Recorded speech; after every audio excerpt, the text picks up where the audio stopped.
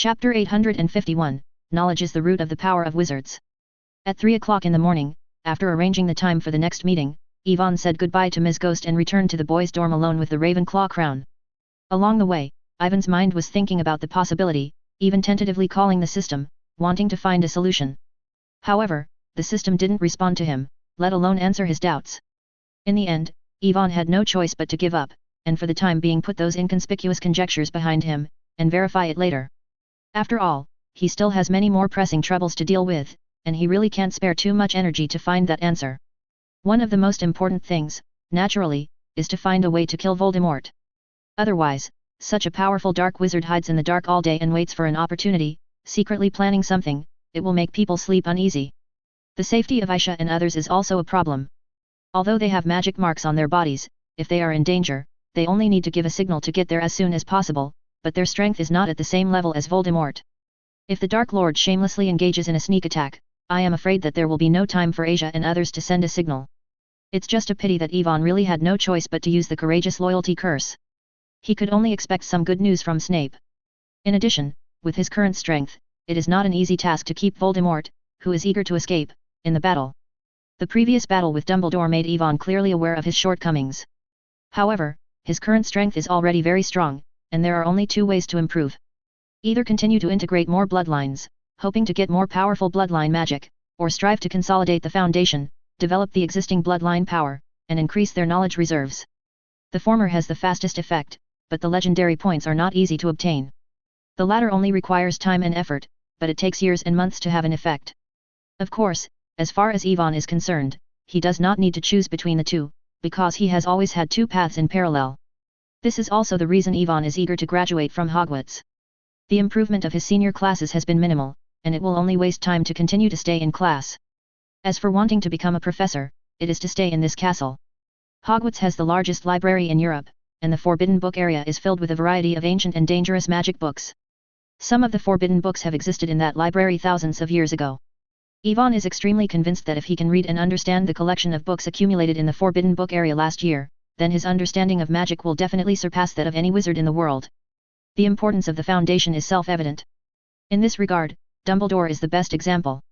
In the last battle, the old professor did not use the weird and changeable blood magic, but the oppression between the gestures let Yvonne remain unforgettable. Perhaps as the other party said, knowledge is the root of the power of wizards.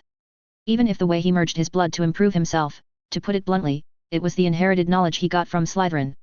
It's just that as a student of his current status, it is necessary to sneak in to get a few books in the restricted area to avoid being discovered by Mrs. Pins. After becoming a professor, you will have the right to enter the Forbidden Book Zone at any time to read books at any time. As long as the course arrangement is lighter, there is still a lot of free time. By the way, Yvonne also wanted to see if he could complete the task of forming an army of house elves. The next day, early in the morning, Yvonne got up from the bed with a yawn. Last night, she had a hangout with the female ghost until midnight. She stayed up until the early hours of the morning and did not go to bed until the early morning. Harry, Seamus, and others on the side were already quite familiar. They had lived together for almost 5 years, and they all knew that Yvonne had the habit of getting up in the middle of the night for a night tour. Usually I get up early in the morning, so I must have slipped out to play at night. We better hurry up, this morning's defense against the dark arts class will be replaced by Snape's classroom. Seamus put on his school uniform in a hurry and shouted at several people. Harry didn't dare to neglect. No one wanted to be late for Snape's class. Yvonne slowly stood up from the bed, gently waved his wand and the robe hung on the hanger floated over, and the quilt and pillows behind him were automatically folded and placed neatly on the bed. The convenience and speed of magic are undoubtedly revealed. If it weren't for the habit, Yvonne could even use a cleansing spell to directly replace washing. Harry, Seamus, and Neville enviously watched Yvonne move their magic wands to get these trivial things done, and they couldn't do such a delicate work with their magic level. What are you staring at me for? I won't be able to make it if I don't leave. Yvonne reminded him, and after thinking about it, he took the Ravenclaw gold crown in the drawer together. A few people hurried out. After eating breakfast, they ran to the classroom of the potions class together. They were able to sit in their seats before the bell rang in class www.mentalnovel.com since the former defense against the dark arts class Professor Wu Aftermrich was forcibly taken away by the aura of the Ministry of Magic for colluding with the mysterious man. The position of the professor remained vacant. The Ministry of Magic will not find a replacement for a while, and can only temporarily lead the class by professors of various subjects. Unfortunately, the 5th graders were taught by Snape and Harry and others complained for several days when they heard the news. But as far as Yvonne is concerned, it's the same for whoever comes to class. Snape is better because he knows the current affairs very well. Even if he slid in his class, Snape would just pretend not to see it. In view of this, after entering the classroom, Yvonne found a corner position and sat down, then buttoned on Ravenclaw's crown, opened a magic book from the restricted area and read it for himself. In fact, just as Yvonne thought, during the defense against the dark arts class in the morning, Snape didn't even look here, as if there was no such person in the classroom. It's just that Ivan's blatant move has attracted the attention of several Slytherin students, who frequently turned their heads to look at the corner, and even quietly gave Snape a short report. Hall solved a Norwegian Ridgeback by himself last year. Are you ready to try it? Snape looked at the Slytherin students with cold eyes, as if as long as the other nodded, he would be true. Get a dragon over to teach them a lesson. The few people who heard this shrank their necks and hurriedly closed their mouths. Snape probably also knew that his behavior of letting Yvonne go on a desertion was a bit strange, and after a pause, he explained. Halls is preparing to apply for graduation this year, so I allow him to read some exam preparation books in my class. Chapter 852, Occlumency. Under Snape's explanation, the little wizards watching the excitement turned their heads back angrily. Yvonne was not affected at all, and finished reading 2 esoteric black magic books in one morning. However, from the point of view of efficiency, the improvement brought by the Ravenclaw crown is not a little bit worse than the Systematic Learning Master Experience card, only about 1/3 of the effect. Fortunately, the most important thing about this thing is that it can be used all the time, so you don't have to work hard to earn grade points. Yvonne is very satisfied with this kind of thinking improvement. As the bell rang for the end of class, Harry and Ron, who had survived the 2 defense against the dark arts classes, were relieved. They were very worried in class just now, for fear of being caught by Snape. By the way, Harry, didn't you want Professor Snape to learn occlumency? Yvonne put away the 2 books on the table, took the Ravenclaw crown off his head, and looked towards Harry asked. I think it's not too late to wait until next week's potions class to mention this. Harry retired and said hesitantly. That won't work. Naturally such an urgent matter could be 1 day earlier. Hermione severely interrupted Harry's words, urging him to find Professor Snape quickly. Harry was very helpless, looking at Snape's leaving back, hesitated for a while, and finally gritted his teeth to catch up. Please wait, Professor Snape. Harry stepped forward and squatted. Hearing the shouts from behind him, Snape's pace suddenly stopped. He frowned and turned his head impatiently. Harry couldn't help but shiver with his hollow eyes. I heard from Yvonne that you are the best occlumency master in England. So I hope you can teach me that magic. Harry summoned his courage and said, then waited nervously for Snape. He did not hold any confidence in his response. Because he knew how much Snape hated him. If Professor Dumbledore was still alive, maybe Snape would still follow his orders to teach himself, but now that's not necessarily the case. But it's not bad to be rejected. Then he doesn't have to endure the torment of being alone with Snape. Just as Harry thought to himself, Snape's cold voice rang. Come to my office at 6 tonight. Harry was visibly stunned and looked at Snape in surprise, almost thinking that he had heard him wrong. I don't want to repeat it a second time. Snape said impatiently, then continued after a pause. Remember, don't tell anyone about this. If someone asks, you just say I plan to detain you for a few days, understand? I believe no one will question this. After a brief mention, Snape walked towards the hall without waiting for Harry to respond. It took a long while for Harry to return to his senses. He had never expected Snape to agree so readily. Returning to the classroom in a daze, Ron and Hermione got together for the first time. How about, Harry? Did Professor Snape agree? Hermione asked. He asked me to go to his office at 6 o'clock tonight. Harry didn't even pay attention to Snape's instructions, and didn't think he could hide from Yvonne. Not to mention, he was expecting that if Snape tried to mislead him, Yvonne, Ron, and Hermione would be able to rush to rescue him as soon as possible. In the evening, at 5:45, after dinner, Harry forced his spirits up and walked towards Snape's office alone. After a polite knock on the door, Snape's somber voice came from the office. Come in. Harry took a deep breath, opened the door gently, and walked in. There was no light in the room, only the faint lighting provided by the burning fire on the wall. Harry turned his head and looked around. The shelves on both sides of the room were filled with hundreds of glass bottles, and slimy specimens of animals and plants floated. Among the colorful potions, there is a faint smell of strong potion. Harry sniffed uncomfortably, and then quickly focused his attention on the conspicuous old clock behind the desk, because it seemed to be broken and the time was pointing at 11 o'clock. It looks like you are not late today, Potter. Snape's cold voice suddenly sounded in the office, and Harry was startled by the distraction. He turned his head hurriedly and saw Snape's figure suddenly emerge from a shadow. How much do you know about occlumency? Snape didn't mean to chat with Harry, and asked directly. It can protect the memory in my brain and prevent mysterious people from using magic to detect my thoughts. Harry tried hard to recall the notebook he had read during the summer vacation, and then continued. The advanced occlumency technique can also create false memories and confuse those who want to peek into the memory. Very well, since you have some understanding of it, then we will skip the novice teaching and go directly to the actual combat. I always think this is the best way to learn. Snape looked at Harry with his eyes gleaming. www.mdlnovel.com said unkindly. But, should I do this? Harry asked nervously.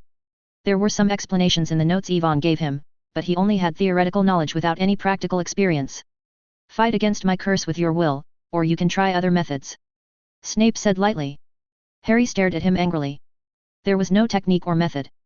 What was the difference between not saying?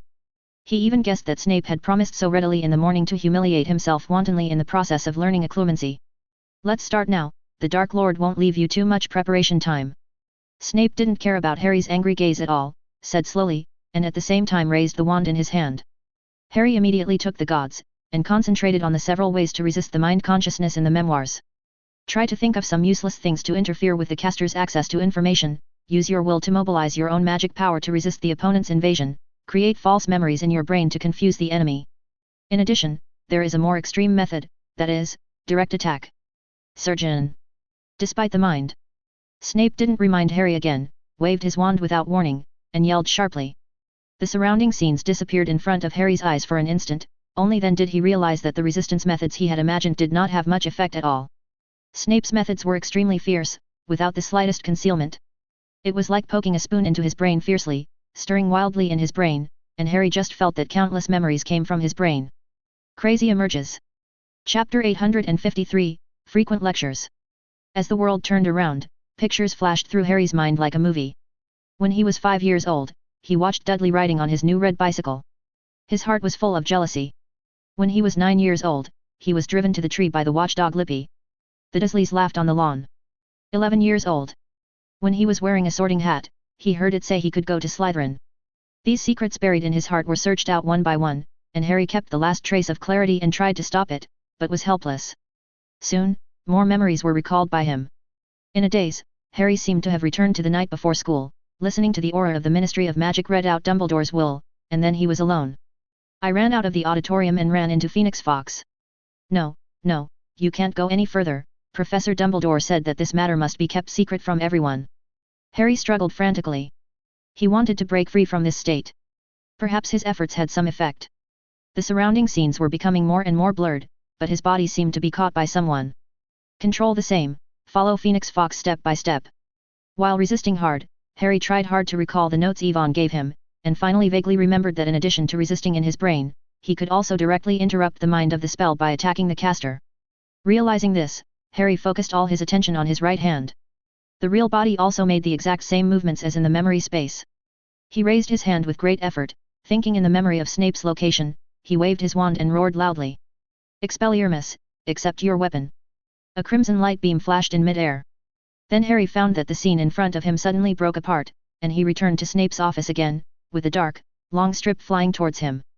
Harry took the thing subconsciously, and after looking down at it, he realized that it was a magic wand.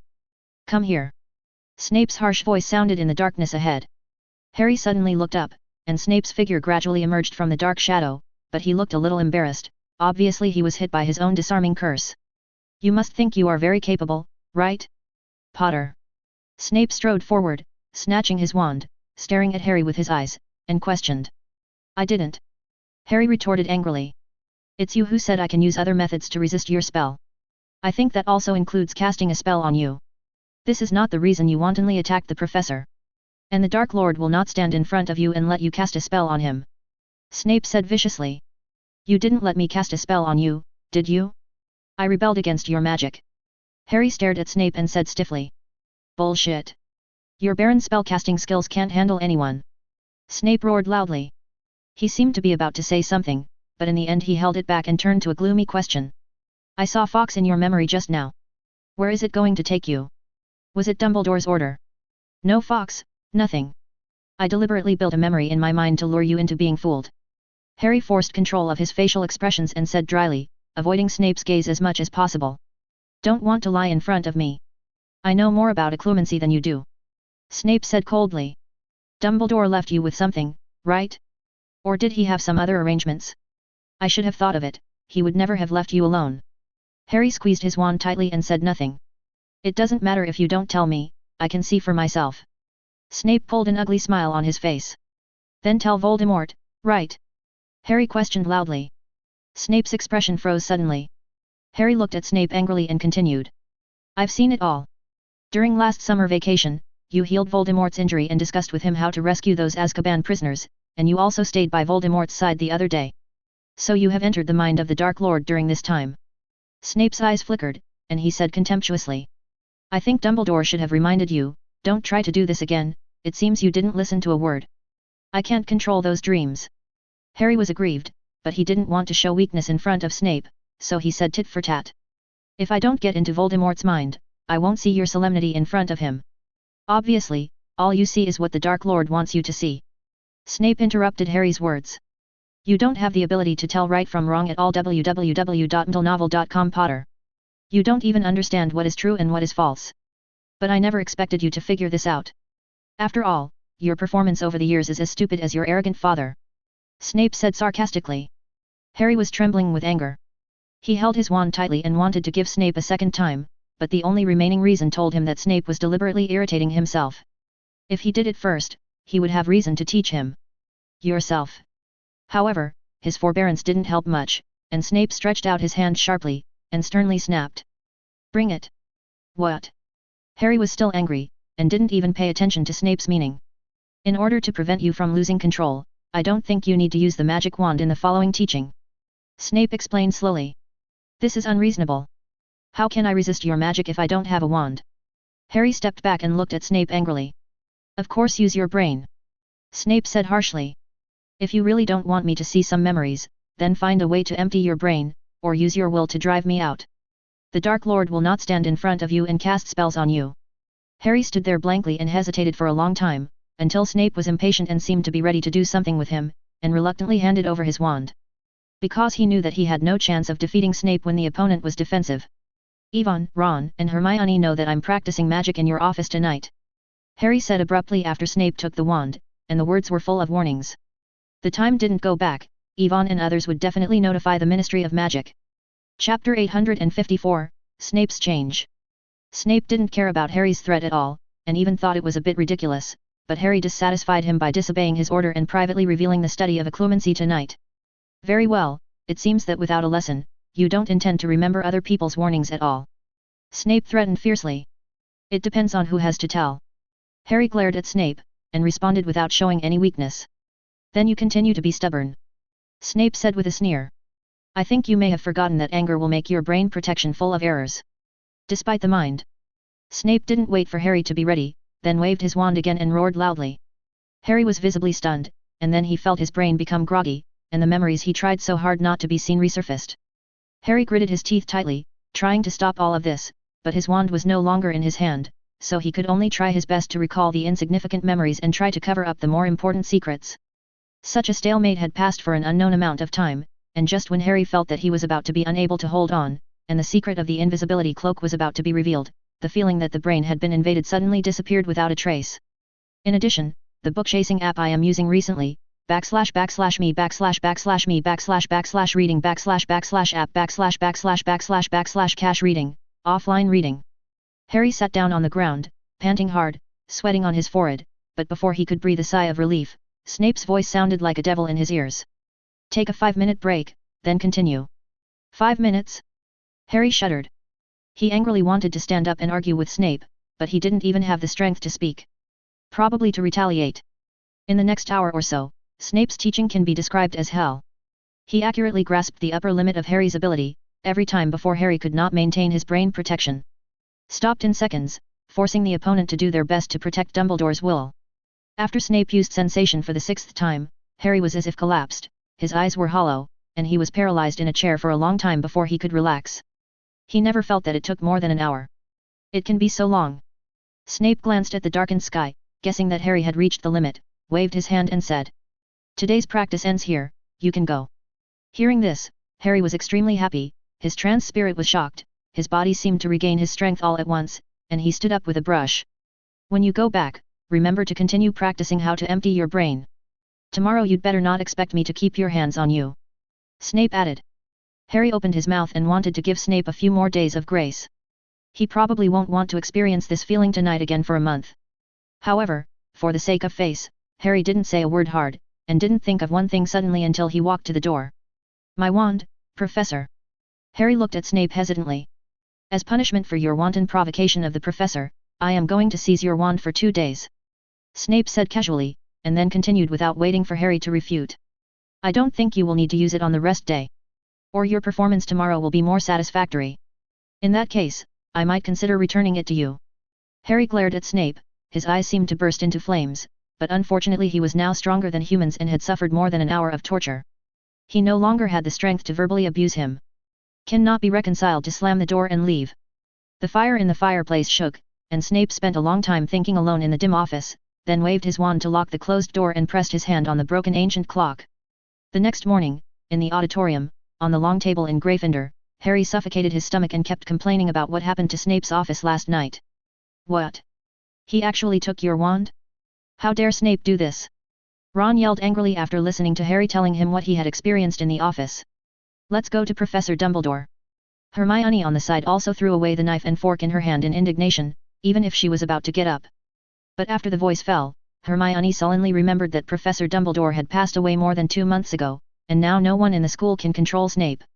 Harry and Ron's mood also became very depressed.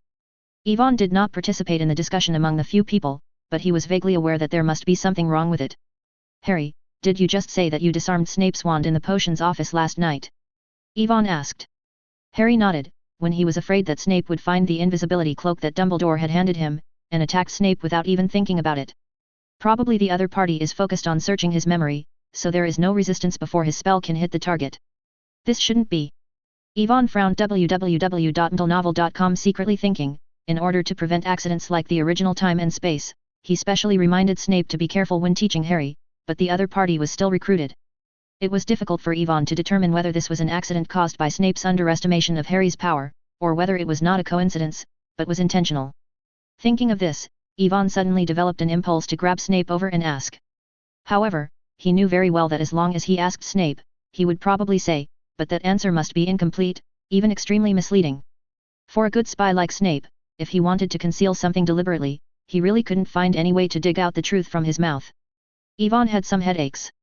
For the first time, he felt that occlumency was a very troublesome spell. Without it, he would be able to detect Snape's thoughts through the use of panic. While Yvonne was thinking about it, Harry talked to Ron and Hermione about the dreams he had seen before. Every time he dreamed of Voldemort, Snape was by his side. So Harry suspected that Snape had failed Dumbledore's trust and chose to take refuge in Voldemort. Don't worry too much, Harry, maybe things are not as bad as you think. Yvonne said comfortingly. In his opinion, the probability of Snape turning to Voldemort was basically zero. Because of Lily, Snape is probably the last person who wants to see Harry in danger. Not to mention that no one in the magical world today knows how miserable Voldemort is. It is not an exaggeration to describe it as a bereavement dog.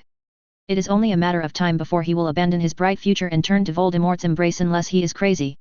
Chapter 855, Numajard.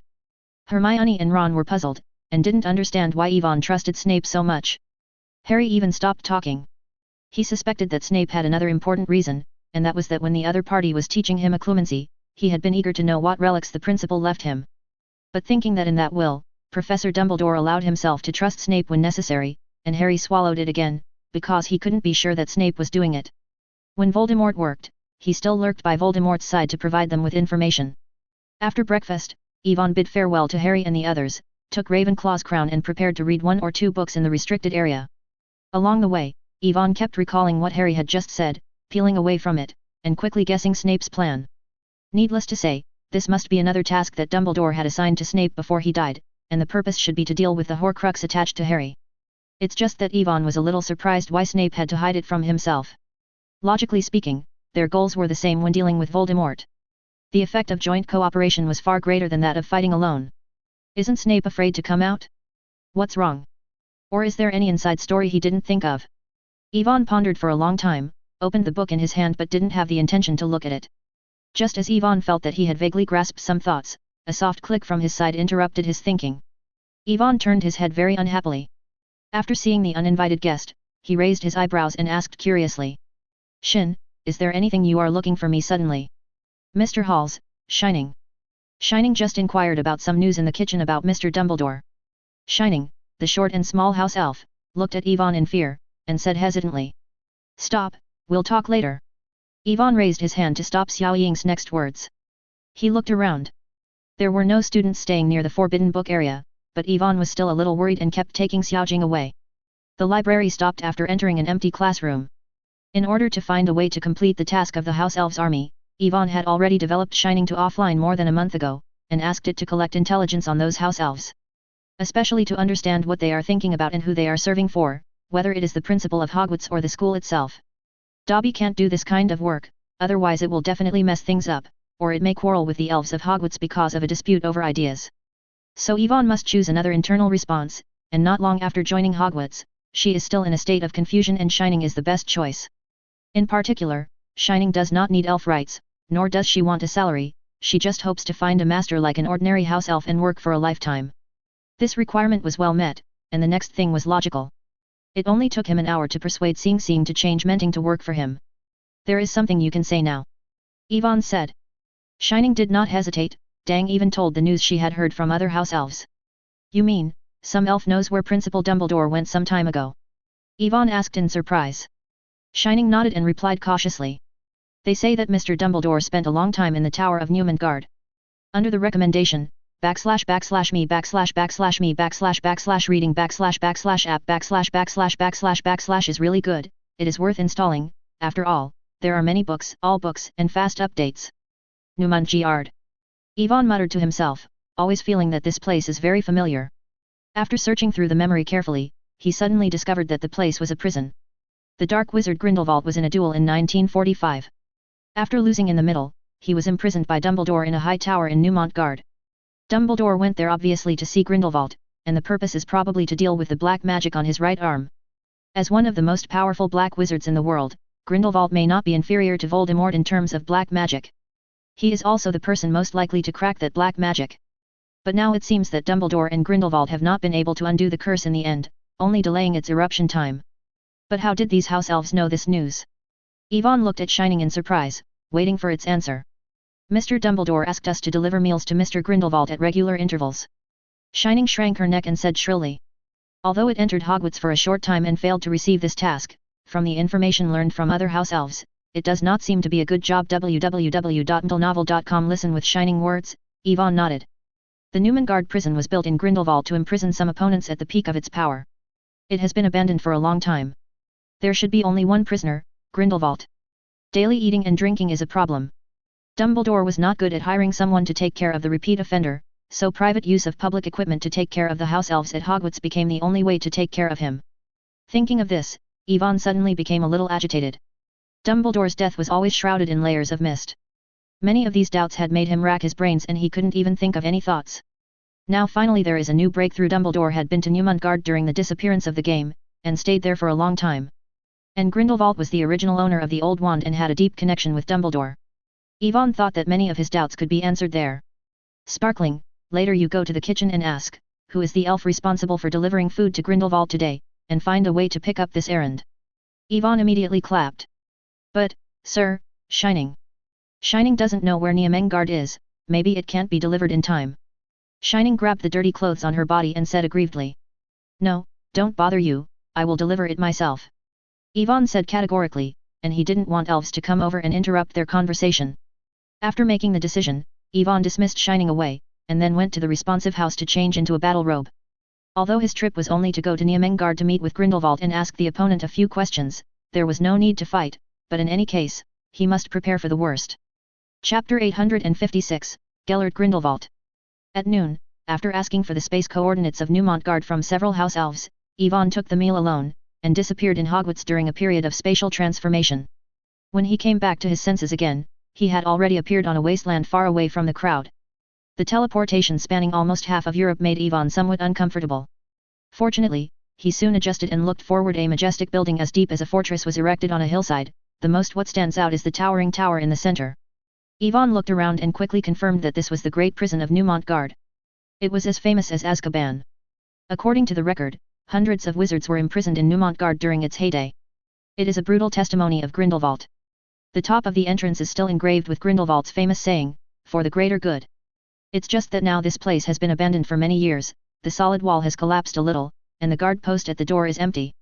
After the fall of Grindelwald, a large number of righteous wizards fell here, and the traces of the original battle can still be seen vaguely. Yvonne stepped into it, looking around like a tourist. To his surprise, more than 50 years later, some of the protective circles in this prison are still in full play. Effect. Especially when I walked into the high tower, Yvonne clearly felt that the surrounding space was tightly locked, and I didn't need to think about it or know that this should be an anti-phantom shifting circle. But not long ago, he had just merged with the Phoenix Blood and mastered another method of spatial displacement. A similar protective circle didn't play any role for him, so after sensing it for a moment, Yvonne followed the stairs all the way up, and after 10 minutes he stepped onto the top of the tower. Compared with the dilapidated scene below, the top floor of the tower looks more breath of life. It has almost been transformed into a small room with all the necessities for life, but it seems a little lacking in care. Thick dust accumulates on the wall stove and a few unusual chairs. The only windows that can peek outside through the tower are also grey, which makes the top of the tower look extremely depressing under the noon sunday. And the owner of this tower, Grindelwald, the only prisoner of New Mong Adri, was leaning on the only rigid bed in the room at this moment. Probably because of his advanced age and long-term imprisonment, Grindelwald's condition looks terrible. His grey hair is tied together, his eyes are sunken, and his face is pale with no trace of blood. He even suspected that the other party might die in this room in the next moment.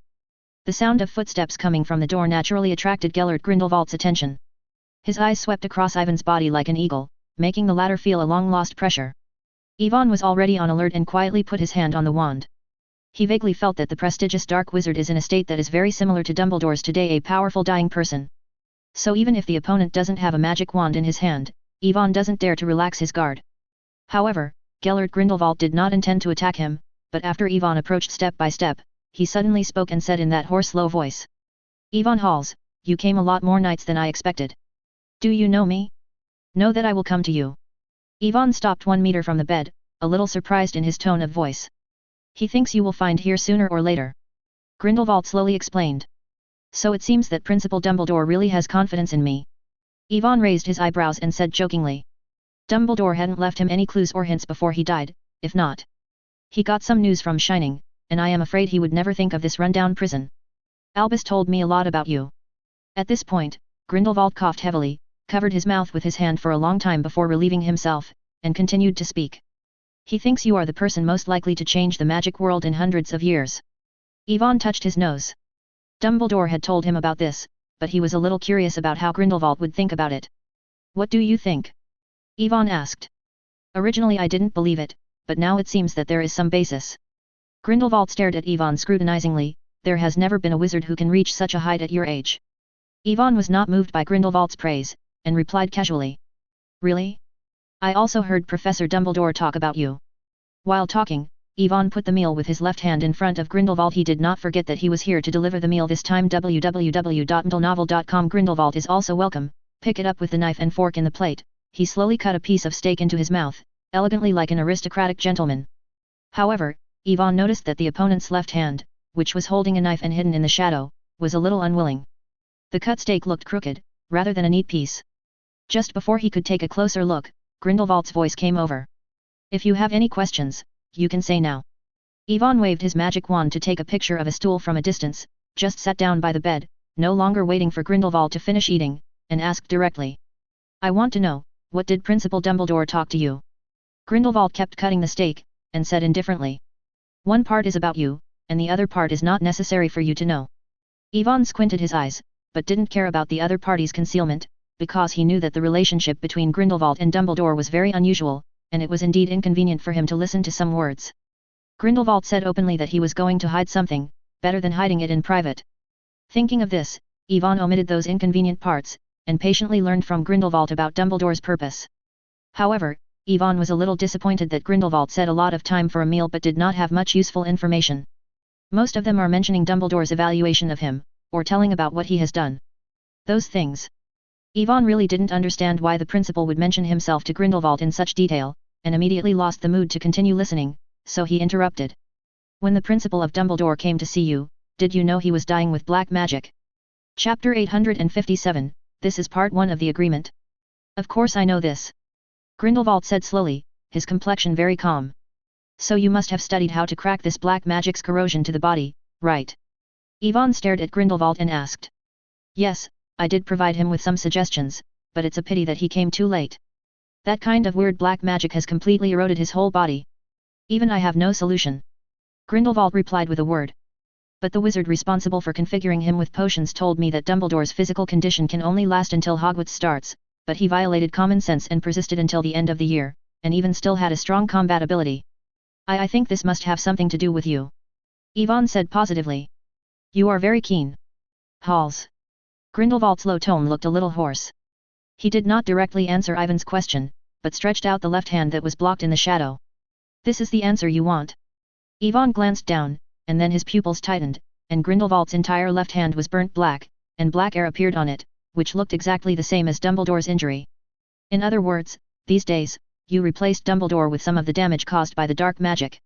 After a brief surprise, Yvonne quickly thought of this. He checked the banned books at Hogwarts. At that time, I have seen several kinds of magic that can achieve similar effects. You can think so. Grindelwald's expression remained unchanged, he put his hand back, and said casually. Yvonne looked at Grindelwald deeply, and then asked suddenly. You don't seem to reject answering my question. Grindelwald slowly put the last steak into his mouth, chewed it carefully, and replied. After all, this is part of the agreement. What agreement? Is it an agreement between you and Dumbledore? Yvonne asked. The content of the agreement is very simple, I am responsible for answering your questions, and he promised to make my life a little more comfortable, before I will die. Grindelwald had a sarcastic smile on his face. It's just that. Yvonne looked a little surprised, because the things that both parties need to pay in this agreement are not equal. In order to get a slightly more comfortable environment, Grindelwald not only has to answer many of his questions, but also needs to pay his own life. After all, Dumbledore has confirmed that once this kind of black magic is hit and cannot be cured in a short time, then, the curse will undoubtedly die. Grindelwald does not have a potion specially made by Snape to suppress the injury, so it is corroded very quickly by the body. Judging from the severity of the left-hand injury, Grindelwald probably has less than 3 months of life left. I have been imprisoned in this tower for about 50 years, and death comes one day earlier or one day later, it makes no difference to me. Grindelwald said calmly. Really? Yvonne looked at Grindelwald, his eyes quickly shifted to several newspapers scattered on the bedside. Judging from the headlines, this should be the latest issue of the Daily Prophet. Do you often flip through the newspaper? It's not like a person who is waiting to die would do. Yvonne raised an eyebrow and asked jokingly. This tower is too boring. You have to cultivate some habits to pass the time, such as, take a look at what interesting things are happening outside. Grindelwald's tone was still calm. He pushed the tableware in front of him aside, picked up a Daily Prophet, and looked at the large headline Mysterious Man Shot Again, Gringotts suffered heavy losses, and asked with interest. It looks like you used the name of the Dark Lord to rectify those fairies. This is something I have always wanted to do but failed to accomplish. Ah, by the way, if I am not mistaken, the current England should be is it under your control? These are just little tricks. Yvonne replied lightly. Although he has done a lot of things over the years, in the final analysis, he is just playing in England. It really has to be counted. The total number of wizards on the British Isles is probably not as large as a Muggle town. More importantly, Yvonne thinks that he has nothing to be proud of in front of Grindelwald. The other party had intended to start a war between wizards and Muggles on his own, and even weaved an amazing plan for this, even if it ultimately failed. It's still awe-inspiring. Principal Dumbledore once told me about your affairs and your many plans. I have to say that this is indeed a practical path and it has also given me a lot of inspiration. Yvonne said. So we have the same philosophy. Grindelwald had a meaningful smile at the corner of his mouth. He believed that Dumbledore's words must be alert www.mdlenovel.com but in front of him. Little wizard seems to have a different idea. However, Yvonne shook his head. No, your idea is too radical.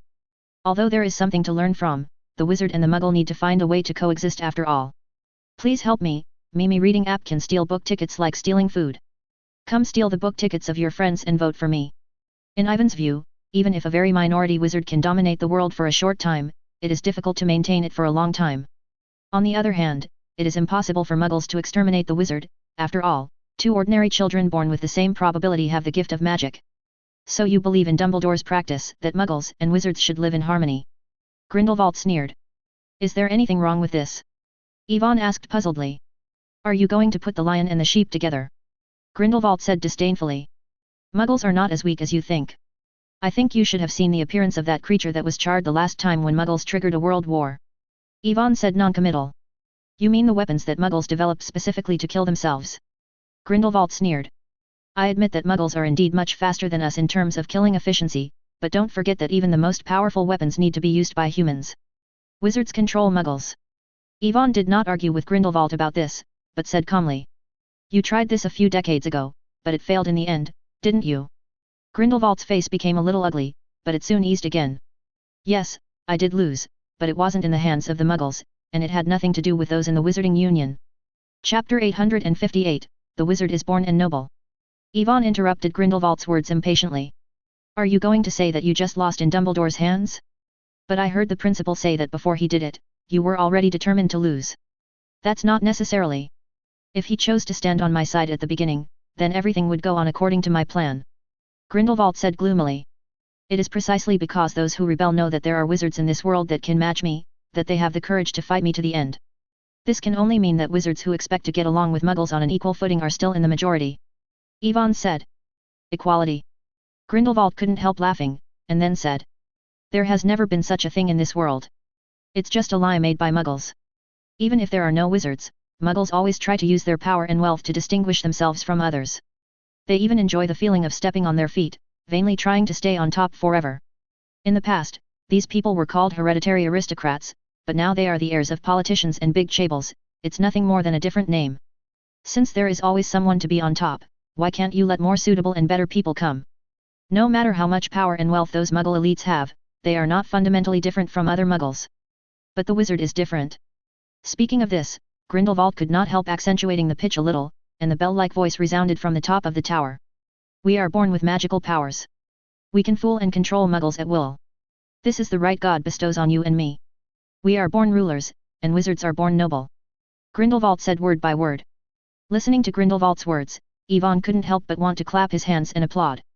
Amazing, I think if you go out now and hold a large gathering in England, you will definitely gain a lot of believers. Yvonne can be regarded as understanding why Grindelwald was able to attract a large number of believers in Europe a few decades ago, setting off a frenzy. Recommend an app, comparable to the old version of the book-chasing artifact, can change the source books for all /me // me // me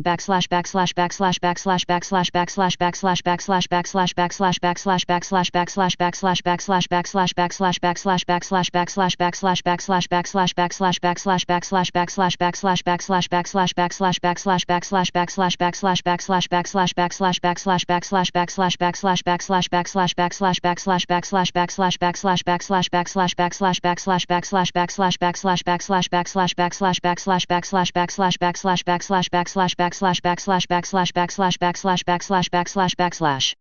Just this sentence of wizards who are students and noble is enough to make those young wizards who have not been involved in the world become enthusiastic.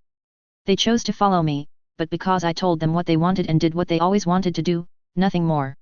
Grindelwald said calmly. So you think that wizards have magical powers and are born superior? Yipping, who inherited magical powers, should continue to rule. Yvonne shook his head. But even two wizards have the possibility of dumb cannons. A dumb cannon that can't cast spells is equivalent to a Muggle. If two Muggles give birth to a wizard, then I gladly accept him as one of us. Grindelwald explained. Regarding the ability to cast spells as the only criterion for level, Grindelwald's cruelty far exceeded Ivan's expectations. He couldn't help but sneered. You have divided the wizards and Muggles into hierarchies, nothing more than your own ambitions, in order to be able to rule the world at a high level. Not only for selfish desire, but also for the future of wizards and magic world. I don't think these two conflict, do they? Grindelwald did not deny, but said generously. The so-called class was not created by me. It has always been there. Whether you want to admit it or not, I only let more suitable people stay where they should be. Perhaps.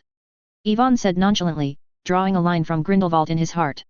He originally felt that the other party's behavior against the entire magical world with his own power in order to change is very tragic.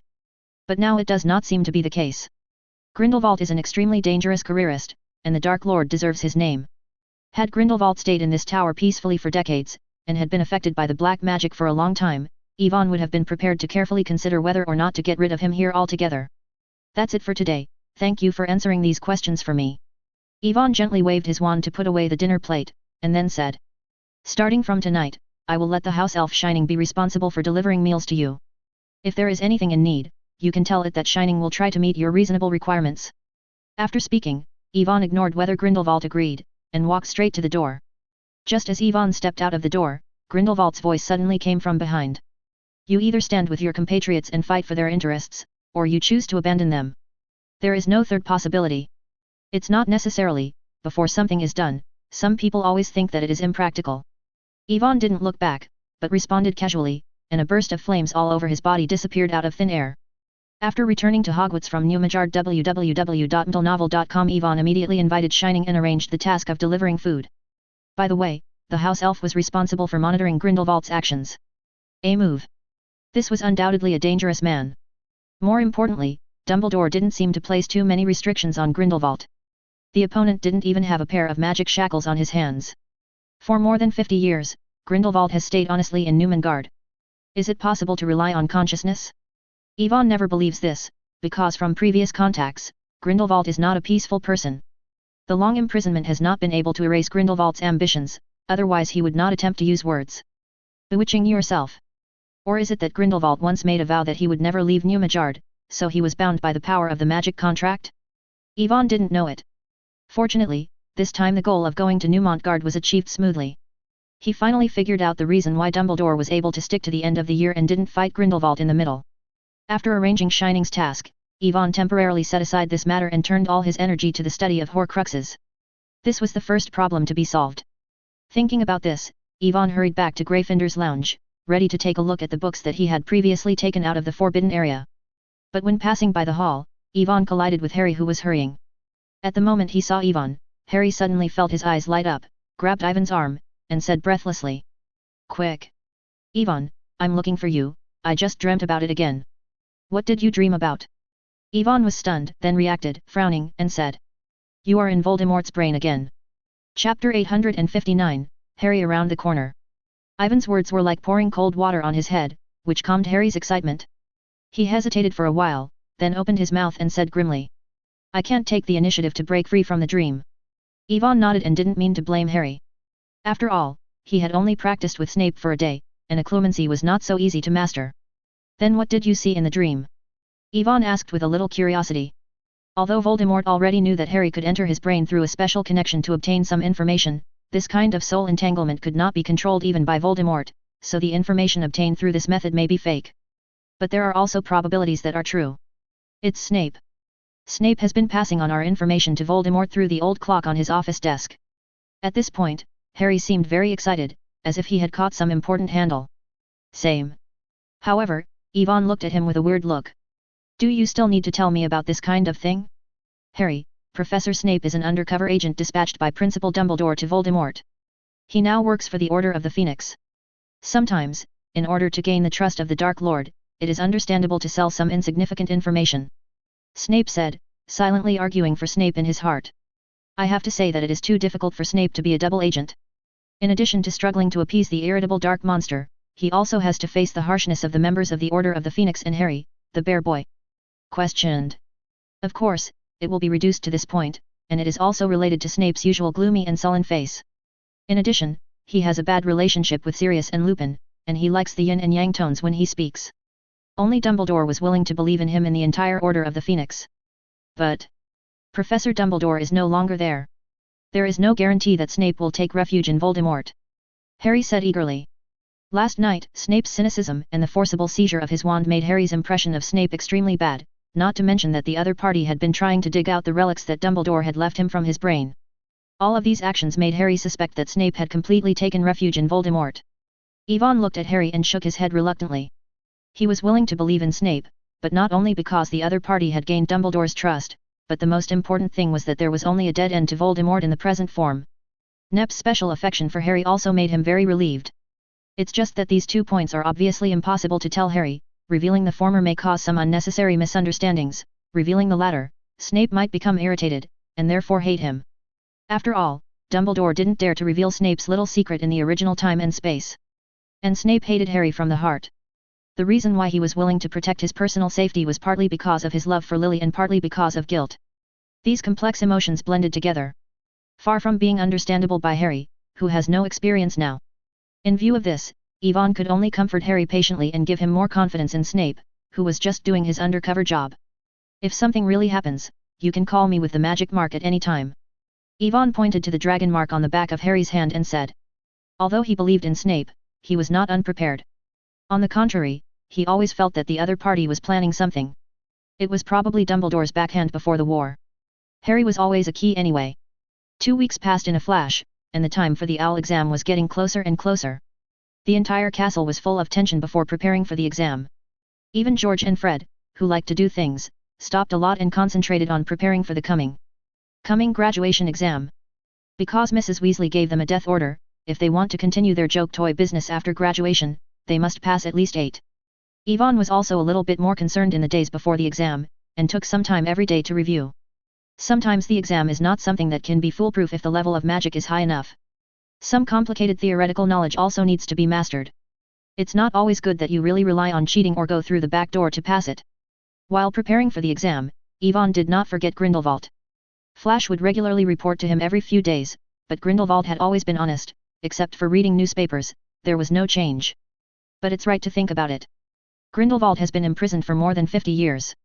With the loose imprisonment conditions of Nymajard, he would have ran away if he wanted to run www.mdlnovel.com. The reason why Yvonne still maintains the daily surveillance was worried about Grindelwald's death in prison early. Since many of them were acquaintances, Yvonne felt that it was necessary for him to collect a dead body for Dumbledore. Compared with the laid-back Yvonne, Harry's recent days can only be described as terrible. In addition to repetitive tasks, he has to go to Snape's office reluctantly and endure more than an hour of suffering. The tired people were a little slumped, and the suspicion of Snape was getting worse. Perhaps due to the recent poor mental state, Harry keenly felt that the connection between himself and Voldemort seemed to be getting deeper and deeper. The most obvious manifestation was that he frequently entered Voldemort's brain and was able to understand more clearly. Knows everything that the other party has experienced. Although the 2 weeks of Occidental cerebral practice had some success, Harry could barely resist this intrusion, but what he saw from Voldemort's perspective made him very reluctant to cut this subtle connection.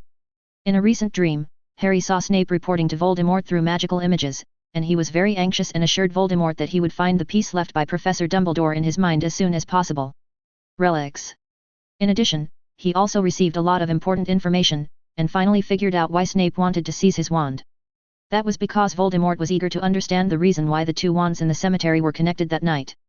In other words, Snape was planning to give his wand to Voldemort. This is something Harry cannot tolerate, but what makes him feel a little frustrated is that Yvonne, who can help him, has always had an inexplicable confidence in Snape, while Ron and Hermione are willing to believe him, but unfortunately, they can't help much.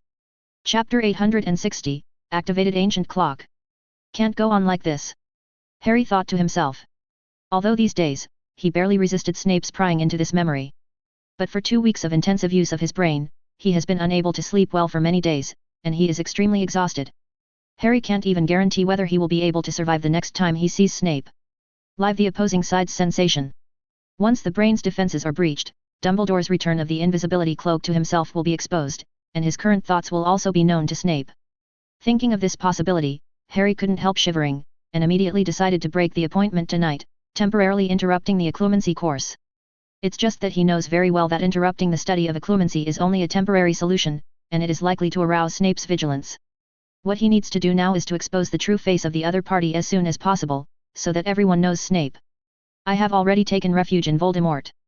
Thinking of Yvonne and others being fooled by Snape's disguise, Harry faintly felt that his responsibility was heavy, so he turned his head to look at Ron and asked. Ron, get me the class schedule. By the way, do you know if Snape has a class today? Ron, who was holding a book of transfiguration and memorizing by rote, froze for a moment, and then responded. It shouldn't be, I heard George and the others say that Professor Snape seems to have taken a leave of absence today. The morning's defense against the dark arts class was assigned to Professor McGonagall. He must have gone to see Voldemort. Harry said with certainty, and there was a faint excitement in his words, which meant that Snape was not in his office now and would not be back in a short time. He could just sneak into that office, retrieve his wand, and even look for evidence that Snape had betrayed them. From the previous dreams, Harry learned that when Snape was busy or it was inconvenient to communicate with Voldemort using magical images, he would write the information he was going to pass to Voldemort on a piece of paper, and then put it in that broken ancient bell. There is a specific magic inside the ancient clock, which can accurately transmit the letter to Voldemort's hands. In the same way, Voldemort was able to pass orders to Snape through similar means, and these communications letters are likely to remain. Harry guessed that these things were probably placed in the locked cabinet next to the wooden table. When practicing Occidental cerebral surgery last night, he had tempted that Snape loved the broken old clock very much and never let him approach the locked cabinet. This is consistent with everything he saw in his dream. So you're going to sneak into Snape's office to find evidence? Ask me to say that Snape will definitely not keep those letters. After listening to Harry's analysis, Ron felt unreliable. Snape is not stupid, normal people have burned these things a long time ago. That's not necessarily. Why else would Snape lock the cabinet? Even if there is no letter from Voldemort in it, there must be some other evidence. Harry vowed, and then added. Besides, there should be some clues in that ancient clock. Ron thought about it as if that was the case, but he didn't persuade him anymore, and he was enthusiastic about discussing the next move with Harry and preparing to embark on a new round of adventures. After a brief discussion, the two finally decided that Harry would carry the invisibility cloak into Snape's office and search, while Ron was responsible for guarding in the hall. If Professor Snape came back early, he would find a way. Procrastinate. After taking the countermeasures, Harry didn't want to delay for a moment, and acted unexpectedly. He immediately returned to the bedroom and pulled out the invisibility cloak hidden in the suitcase, draped it on his body, and walked all the way to Snape's office. The door of the room is locked. Fortunately, this was not a problem for Harry, who had been prepared for a long time. He fumbled for a while in the pocket of the wizard's robe, took out a strange-shaped key, and gently put it on the door. With the obvious click sound, the door of the office opened automatically. Harry slowly breathed a sigh of relief, thinking silently that after going back, he must thank George and Fred a lot. The lock opener they smashed out was just like that. Publicity is equally useful. Just stepping into Snape's office quietly, Harry pointed a heart directly to his throat, but fortunately, as they expected, there was not a single person in it. Harry didn't dare to turn on the light and didn't have the guts to stay here for long. He walked quickly to the locked cabinet, broke the lock with the lock opener, and then yanked it away. In addition, the reading app I am using recently, //me //me //read /app / has a lot of sources, complete books and fast updates. But to his surprise, www.mdlnovel.com there was nothing in that drawer. Harry was dumbfounded, and at a loss for a while. It was possible that he had guessed wrong. No, if there is really nothing in this drawer, why should it be locked? Thinking of this, Harry rallied again, and Snape probably just moved these things elsewhere. While there was still time, Harry rummaged in this office, but he rummaged around and quickly found out that there was nothing but a lot of strange potion materials in Snape's office. None, and finally I have to admit that the evidence I was looking for may not be in this room, or it may have been destroyed by Snape. Just when Harry was disappointed by this, the old clock on the wooden table attracted his attention. Harry was surprised to find that the time marked on it was different from before, and it had become 12 o'clock. Several possibilities suddenly emerged in Harry's mind. The change in time might indicate that Voldemort was summoning Snape. This may be the reason why Snape deliberately applied for leave today.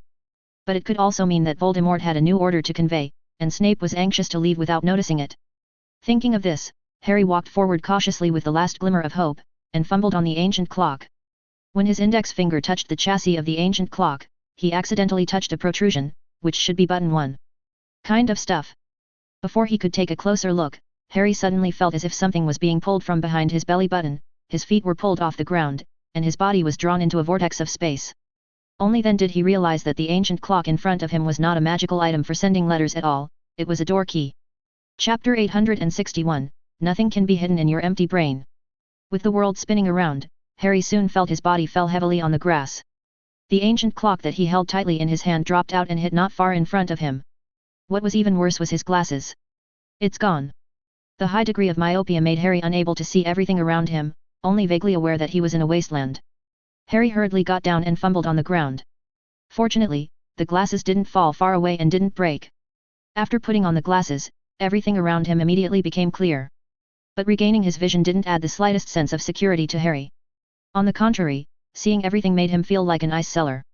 Because this place is so familiar to him, he even came once. The half of the tombstone with the brightly written Tom Riddle is not far in front of him, and the damage caused by the battle a year ago was not complete. Disappear. Only slightly different from the last time I came here is that the dilapidated mansion in front of me has been refurbished. Obviously this is Riddle's mansion, Voldemort's home. Harry immediately understood where he was, and realized that this was a trap against him. Voldemort successfully brought him out of Hogwarts again. Harry felt a chill in his heart. While regretting and annoying that he was too impulsive, he also hesitated whether to use the magic mark to let Yvonne rescue him, because this was obviously a trap carefully designed by Voldemort. Anyone who comes here is likely to kill him. Just as Harry hesitated, Snape's voice suddenly came from behind him. Don't waste your energy, this is a safe house, under the shelter of the Red Faithful curse, even if Yvonne Halls receives your message, he won't be able to get here. Harry slapped his spirits instantly, but before he turned his head, a hand stretched out from the back and grabbed his right arm tightly. I have reminded you long ago, don't disturb anything in my office, and don't sneak into the brain of the Dark Lord at will. It seems that you didn't listen to a word. Snape said coldly, and then followed. He took off the invisibility cloak from Harry. He didn't dare to let Harry stay in the invisibility cloak. Had it not been for Harry to reveal his position when he was teleporting and rummaging through the glasses just now, he might not have caught him so easily. Sure enough, you betrayed us and took refuge in Voldemort. Harry gritted his teeth the moment he saw Snape, his eyes bursting with fire. Harry had already figured it out thoroughly. Over the past 2 weeks, all the flaws that Snape had exposed were deliberate. He was cooperating with Voldemort to make himself believe in everything he saw in his dreams. It's just that he wondered how Snape was sure that he would enter his office today and touch the ancient clock. Unless, thinking of that possibility, Harry felt a chill. You guessed it, didn't you? Snape's mouth made a sarcasm, and he seemed to admire Harry's powerless appearance. Obviously, you can't hide anything in your empty brain.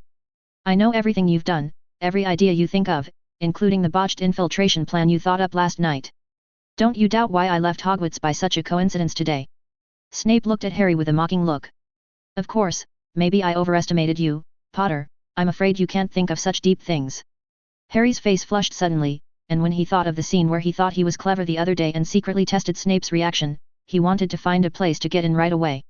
But he didn't want to see Snape's full-hearted look, so even if he was trapped, he didn't say a word, staring at Snape with those eyes that seemed to kill people. After some mockery, Snape was not as happy as Harry had imagined. On the contrary, a slight nervousness appeared on his face. He took a deep breath and forcibly dragged Harry towards the Riddle Mansion. Harry struggled to break free of Snape's control, but the latter's wrists were like iron tongs firmly restraining him, and the wand held in his right hand made Harry feel weak. The open door in front was like the big mouth of the Devil's Open Blood Basin, and he was stepping into it step by step. The feeling of slowly approaching death was extremely tormented, and fear flooded his heart like a tide. Harry tried to input magic power into the magic mark on his right wrist, telling Yvonne all of his experience, but as Snape said, although he received some responses, the other party couldn't locate it at all. Master, I brought both the invisibility cloak and Harry Potter www.mentalnovel.com. After Snape dragged Harry into the hall, he spoke respectfully. Harry could hear Snape's voice trembling, probably not excited, eager to get Voldemort's boast. You did a great job, Severus, I knew you could do it. Voldemort's figure emerged from the shadow on the side. He ignored Harry and didn't eagerly get the invisibility cloak, but spread his arms and hugged Snape, welcoming his most loyal servant. Snape seemed flattered, he whispered a few words to Voldemort, and then handed over the invisibility cloak he was holding. Voldemort reached out and took it over, stroking it carefully on the invisibility cloak. He could feel the magical power contained in this magical item, which was only comparable to that old wand. Almost without thinking, Voldemort put the thing on his body, and his body quickly disappeared in front of the two of them. After a short experiment, Voldemort was somewhat disappointed. This Deathly Hallows was much weaker than the old magic wand, but it could conceal the figure, which he could also cast a phantom spell. Do it. However, Voldemort quickly adjusted his mentality again, and the existence of the invisibility cloak once again verified the authenticity of the legend, and there might be hidden functions of this thing that he hadn't discovered. Harry watched Voldemort fiddle with his invisibility cloak so coldly. His heart was both angry and frightened. It seemed that everything he saw in his dreams was not all false. At least Voldemort really wanted to find one thing: his invisibility cloak. In addition, Harry even noticed that the wand that Voldemort was holding was replaced by a different one, which looked familiar to him, because it was Dumbledore's wand. Chapter 862, Harry, you guys don't want to lie to me again. Voldemort put the invisibility cloak he had received into his robe, then turned to look at Harry, who was standing silly on the side, and said slowly. We meet again, Potter, the boy who survived the catastrophe. You have escaped from my hands time and time again, but it is a pity that you will never be so lucky this time. Watched by Voldemort's red snake eyes, Harry only felt dizzy, his legs were trembling, and the lightning scar on his forehead became more painful, destroying his last reason. But even so, Harry summoned his courage and spoke. It won't be long for you to be proud, Voldemort. Even if you kill me, kill Professor Dumbledore, others will stand up against you. Let me guess, who gave you so much confidence? Is it Yvonne Halls? The so-called British savior? Harry's words made Voldemort's face suddenly gloomy, even a little distorted. He looked down at the Daily Prophet on the table. The cover was a dynamic picture of Yvonne subduing the fire dragon alone during the Goblet of Fire last year. Underneath it was also a large headline that read: the most talented wizard in British history, hope for the future of the magic world Avon halls. Voldemort became more and more annoyed as he watched, and then he vigorously waved his wand and burned the newspaper to ashes, then turned his head to look at Harry, and said viciously. I admit that he is really good, and he dares to tease the great Dark Lord again and again. But he won't be mad for a few days. When I get the last Deathly Hallows and gain the power of surpassing life and death, I will definitely bring him to me. The humiliation of him has returned thousands of times. Shame? Teasing? Harry was confused when he heard it. He didn't understand what Voldemort was talking about.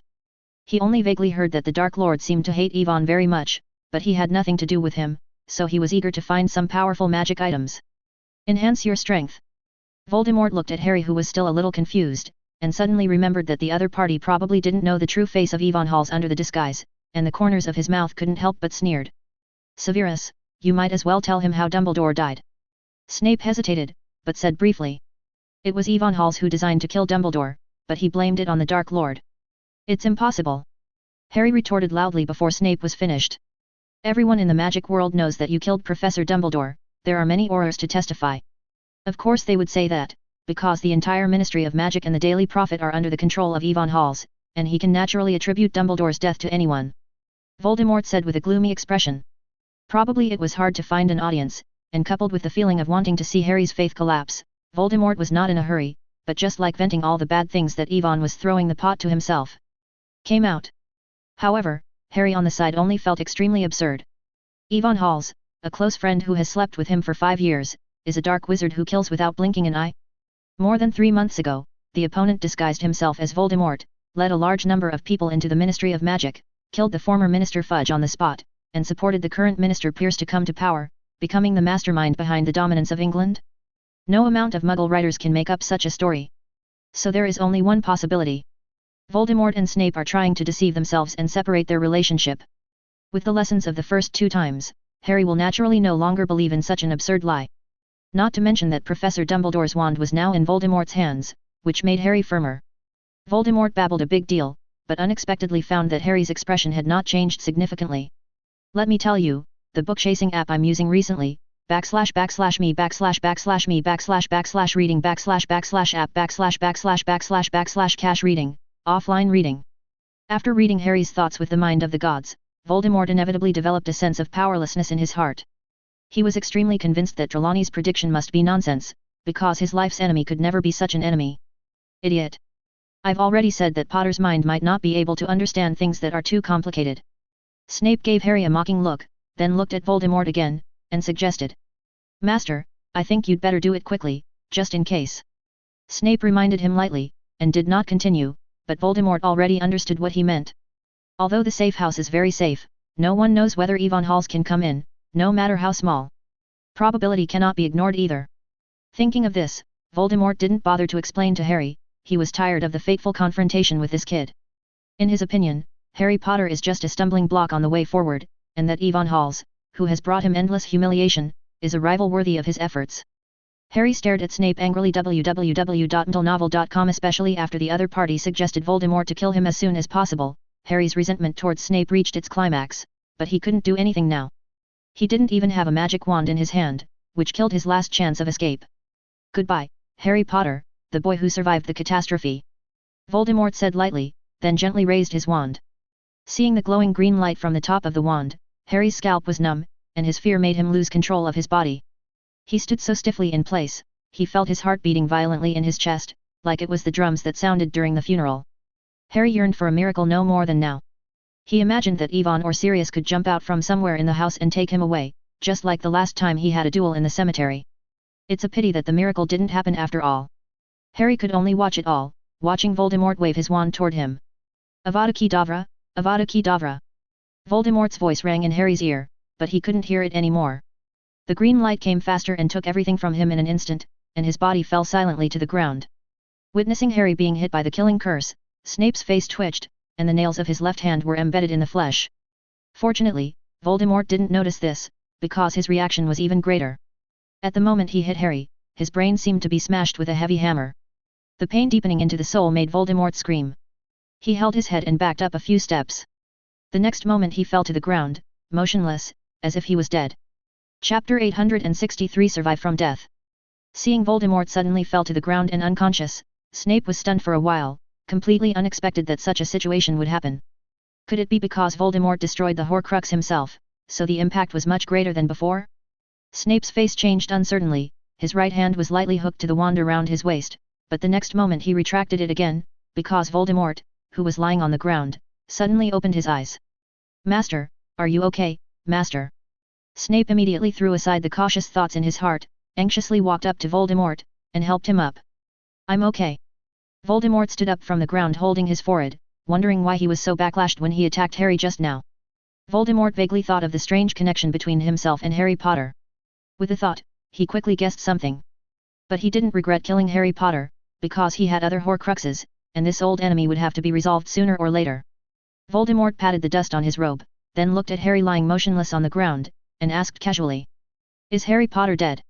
"Dead, there is no vitality," Snape said blankly, but he was very nervous in his heart.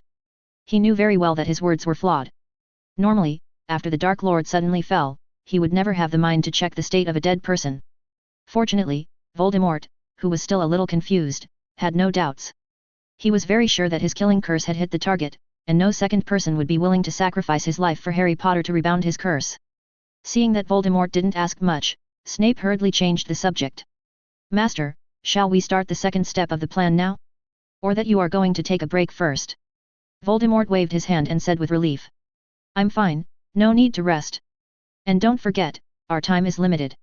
When Potter is brought by you, I must use the magic mark to inform Yvonne Halls. We better find the last one as soon as possible. The whereabouts of the Deathly Hallows. Then we go to Newmundgiard now?" Snape asked hesitantly. "No, this time I'll be enough to go alone." Voldemort shook his head. In addition to asking about the whereabouts of the Resurrection Stone from Grindelwald this time, he also planned to learn more about the Death Saint from the mouth of the other party. The secret of the device. And these secret information, he naturally did not want to be heard by Snape. "Before I come back, you are responsible for taking care of Harry Potter's body and summoning Fenrir and them all to me. I will see how many people make the wrong decision." A fierce color flashed in his eyes. Since the defeat in Knockturn Alley, he has been keenly aware that the Death Eaters who followed him have had some bad thoughts, and because of this, he and Snee have been in the last few rallies. Pu did it secretly in order to prevent anyone from revealing their conspiracy. Thinking of this, Voldemort felt a bit aggrieved. When did his dignified Dark Lord fall to the point where he needed to hide in a meeting? Fortunately, what comforted him a little was that he had found 2 Deathly Hallows. As long as he found the Resurrection Stone, he would be able to completely conquer death. At that time, he can swear an oath to the entire magic world in an open and honest manner, that the Dark Lord, who had made everyone in England fearful, is back. And Harry Potter's body is the best proof. Snape naturally didn't dare to violate Voldemort's order, and immediately stopped mentioning the words to go to Newmundgiard, but instead spoke respectfully. "Master, before you come back, I will arrange everything."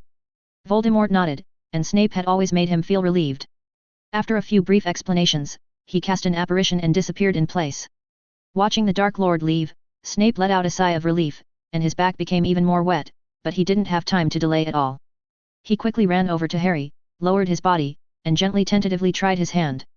Harry's snort. "He didn't lie to me, this method is really useful." After feeling that Harry was still breathing very weakly, Snape finally let go of the last worry, muttering to himself, "The memory is like a tide.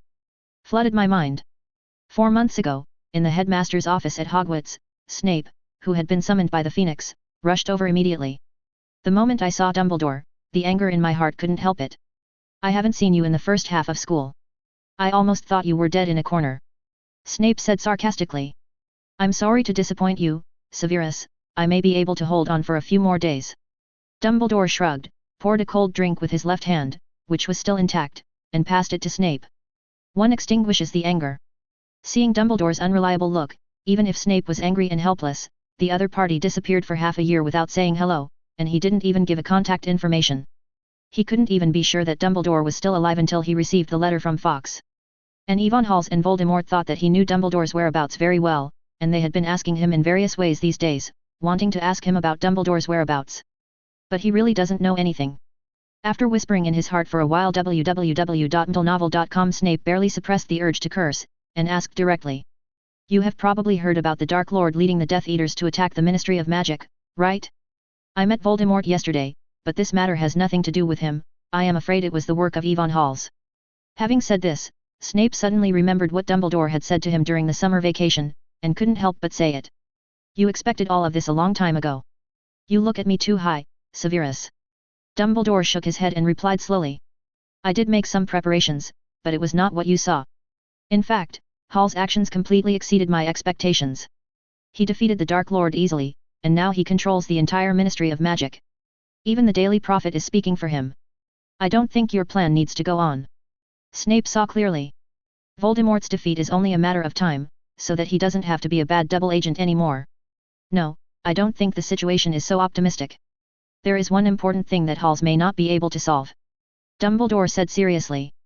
Chapter 864, Dumbledore's Plan. Dumbledore's words made Snape very puzzled. In his opinion, Yvonne, who had already controlled the British magical world, was simply able to deal with the Dark Lord. Even if Voldemort had hid in the safe house now, Snape didn't think the opponent was 100% safe.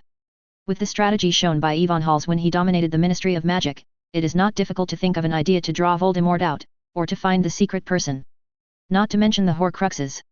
Over the past 5 years, Yvonne Halls has repeatedly proved that no matter how secretly Voldemort hides the Horcruxes, he can always think of ways to find them and destroy them. It's not an exaggeration to say that he is Voldemort's nemesis. Snape once felt that Trelawney's prediction was wrong, and whether it was possible that Yvonne Halls was the enemy of the Dark Lord, the legendary British savior. Dumbledore naturally saw Snape's confusion and said straightforwardly. Unfortunately, if I am not mistaken, Voldemort's 7th Horcrux is, Harry. What? How is this possible? Snape was stunned. 15 years ago, on the night Voldemort tried to kill Harry, Lily took his own life as a cost to resist Voldemort's killing curse on his behalf and bounced it back. Dumbledore did not rush. The words explained. At that moment, a fragment of Voldemort's soul was separated and attached to the only living soul in the collapsed house. That's Potter's body. Snape muttered to himself, then looked at Dumbledore and asked word by word. Tell me, this is just your guess, isn't it? A guess. If I'm not completely sure, I won't mention this specifically. Dumbledore interrupted Snape's last thought very seriously. So, if you want to kill the Dark Lord, it means that Potter must die. Snape trembled uncontrollably, his mind was so dizzy, he couldn't believe that he did everything. The one who wanted to protect turned out to be a person destined to die. You've already thought of this possibility? Snape asked Dumbledore coldly. I'm acting as a spy for you, fabricating lies for you, and passing on information for you at a fatal risk. This is all to ensure the safety of Lily Potter's son. But now you tell me that he is actually a piece of the Dark Lord Horcrux? A man destined to die. If it could, no one would want things to be like this, Severus. Dumbledore said calmly. Also, don't forget, in a sense, you are the one who caused all this. Snape's heart seemed to be squeezed fiercely, and a slight painful expression appeared on his face. It took a long time before he said in a hoarse voice. Is there no other way? Let that child survive. Of course there is. But I'm afraid you will need your cooperation.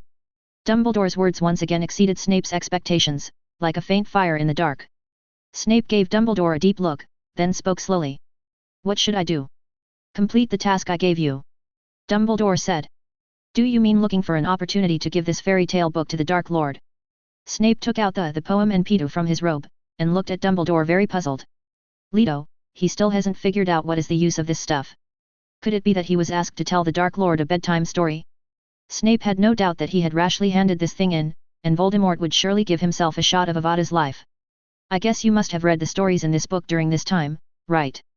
Dumbledore continued to inquire. Snape nodded. Before Dumbledore had stuffed him a storybook, he naturally wanted to figure it out, and even Snape wondered if there were secret words or codes hidden in it. I give it to you because they are more than just a story. Dumbledore's expression was serious, and then in Snape's confused expression, he told all the news about the Deathly Hallows. Come out. Old magic wand, invisibility cloak, resurrection stone. Snape was extremely shocked when he heard about the Deathly Hallows for the first time, especially after learning that the resurrection stone really existed. He couldn't wait to ask. Can the Deathly Hallows resurrection stone really bring the dead back to life? Are you going to resurrect Lily and try to make her fall in love with you again? Dumbledore looked at Snape scrutinizingly. I'm not as nasty as you think. Snape yelled angrily, and after a pause, he continued. I just want to see her again, even if it's just her soul. I want to face her, and confess to her. Pray for forgiveness from a deceased? Does this make your heart feel better? Dumbledore said with a sneer.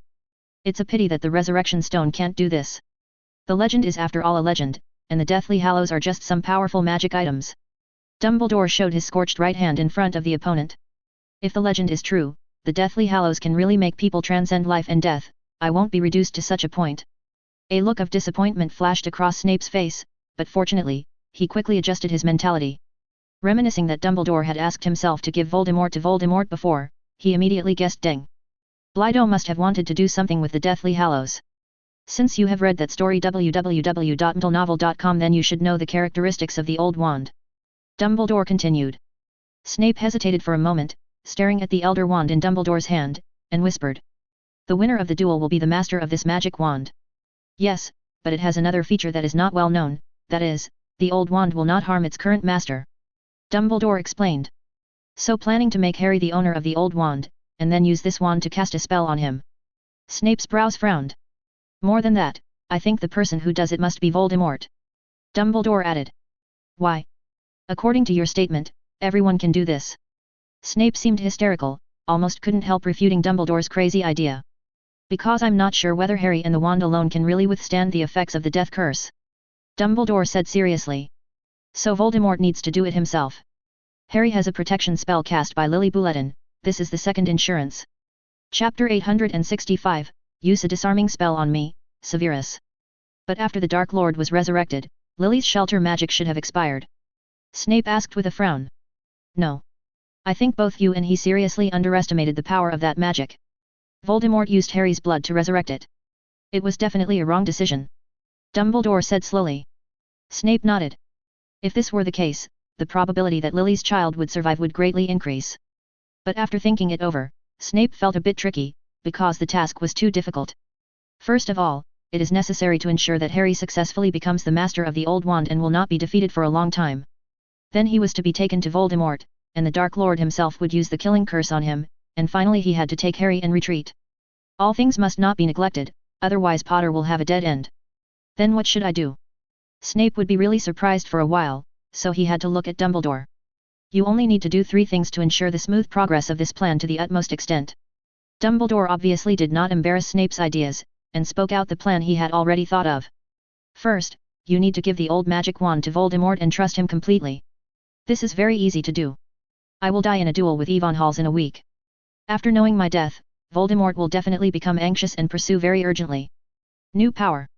Then I can take the opportunity to dedicate the poetry story collection and the old magic wand to Voldemort. Snape immediately understood Dumbledore's meaning. Yes, to provoke the opposition between me and Halls, it happened to be the task that Voldemort entrusted to you, didn't it? This will allow you to gain his trust further. Dumbledore said with a smile. So you are going to tell the Dark Lord along with the news of the Deathly Hallows? Snape asked with some confusion. Will this plan be too risky? Just an old wand is enough to improve Voldemort's strength again. What if Voldemort really gathers 3 Deathly Hallows? A crazy, irrational Voldemort will cause immeasurable damage, so it is better to use the legend of the 3 Hallows to guide him to death on his own. Dumbledore explained. Judging from his understanding of Voldemort, once the opponent confirms that he will never defeat Yvonne Halls, he is likely to do some cruel and crazy things. But with New Hope, it's not the same. Voldemort will probably continue to endure it and devote himself to the search for the 3 sacred artifacts. This is exactly what he hoped. After thinking about it, Snape didn't refute it, and hurriedly then asked Dumbledore how to confirm that during the time he completed the layout, to ensure that Harry was not defeated due to some accidents. This is the second point I am going to say. Dumbledore said. I need someone to ensure that Harry will become the real controller of the old wand at the most suitable time. How to guarantee? Snape asked. Of course.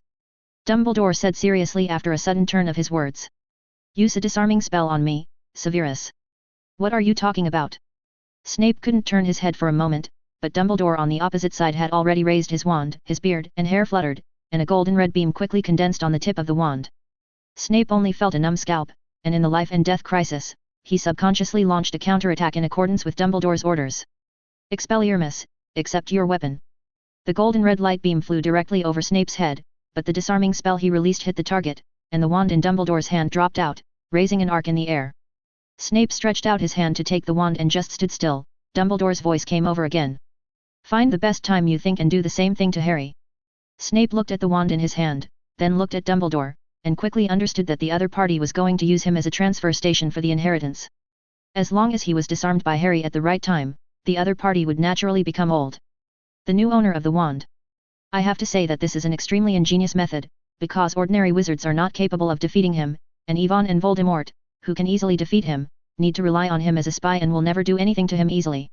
In addition, I will also arrange for you to be responsible for teaching Harry occlumency courses. If it goes well, you should be able to easily master Harry's every move, coupled with Voldemort's trust in you, enough to make you exactly what I ordered. Dumbledore said lightly. Snape smiled bitterly. Dumbledore said it was easy, but he had to calculate Voldemort without deceiving Harry and hiding from Yvonne Halls. It would not be an exaggeration to describe it as difficulty. It's just that Snape also knew that he had no choice. It was almost the best way to save Lily's child. As for why I kept it from Yvonne? Although Dumbledore didn't say it, Snape saw it clearly. After all, the legend of the Deathly Hallows is so amazing that any wizard will be moved by it. If he were Yvonne, he would never allow such a treasure to fall into Voldemort's hands.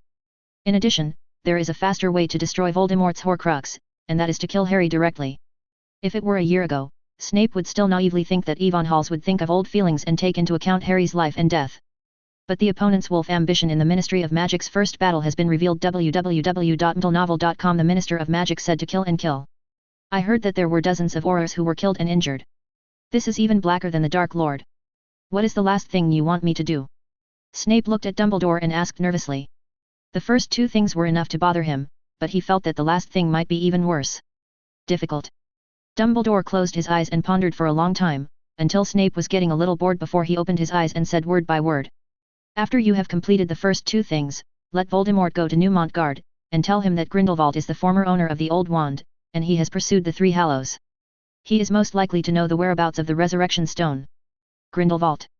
The Dark Lord that you defeated more than 50 years ago. Snape was very confused. You want to lead Voldemort to find him, why? You only need to tell Voldemort these words. Dumbledore did not mean to explain, but continued. It's about the Deathly Hallows. I guess Voldemort will never take you with you when he goes to Neumont Guard, and he won't be able to come back in a short time. So this is a wonderful opportunity. You must take advantage of Voldemort's trust in you in advance. Find the place where the big snake is hiding, take advantage of this gap, and destroy it. Chapter 866, Snake Cave and the World Where Life and Death Meet.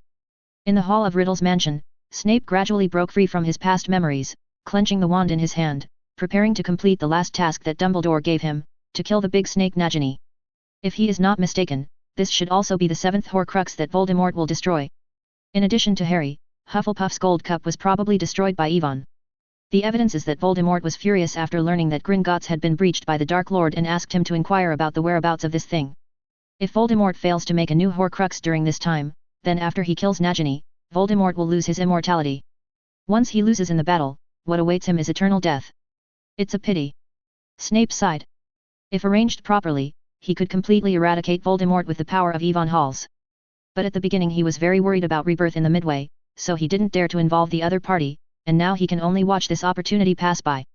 Secretly sighed, Snape quickly adjusted his mentality, and it was a big deal. The core of this plan was to remove Harry's Horcrux status, and secondly, to ensure the safety of the two of them. Too much risky actions would only increase the possibility of his exposure. It's time to act. Snape glanced at Harry, who was lying on the ground without any sensation. After thinking about it, he backhanded a phantom charm on him, took a deep breath, and used it. The magic dragged Harry to the basement of Riddle's house. Since Gringotts was attacked more than a month ago, Voldemort had hidden Nagini. He didn't even know the exact location, but Snape guessed that Nagini should still be in this room. After all, Voldemort doesn't have so many trustworthy people to build a second safe house, and Harry has the ability to sense that big snake. Even if Voldemort puts Nagini in the deep mountains, Yvonne will be caught. Halls got it out. As for why you should bring Harry when you act? Naturally, because Voldemort might come back at any time, he didn't have time to move Harry to a safe place and then return to perform the task. It would be better to bring Harry who was already in a coma, and it would be more convenient to run away. As Voldemort's most loyal subordinate, Snape knew very well that Nagini and Voldemort had a deep connection. Snape estimated that Voldemort would be sensitive to it when he attacked it, so the whole movement must be fast, and Nagini must be killed within a few minutes and successfully retreated. While thinking about the countermeasures in his mind, Snape walked out into the depths of the mansion, and a strange whining sound came from the ground. Snape's spirit was shaken, and he knew that he was right. Nagini is still hiding in this room. However, after getting closer, Snape quickly realized that something was wrong. The low neighing sound was gradually becoming louder and noisy. The stone bricks on the ground were covered with slippery mucus. After seeing the scene ahead, Snape couldn't help trembling even more. Tens of thousands of snakes of different sizes are crowded into a room of 100 square meters. Looking at the past, they are all snakes winding their bodies entangled with each other. Am I dead?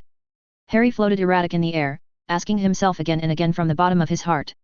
He couldn't feel everything from the outside world, but it was amazing that his consciousness was sober, so he clearly remembered that he was killed by Voldemort.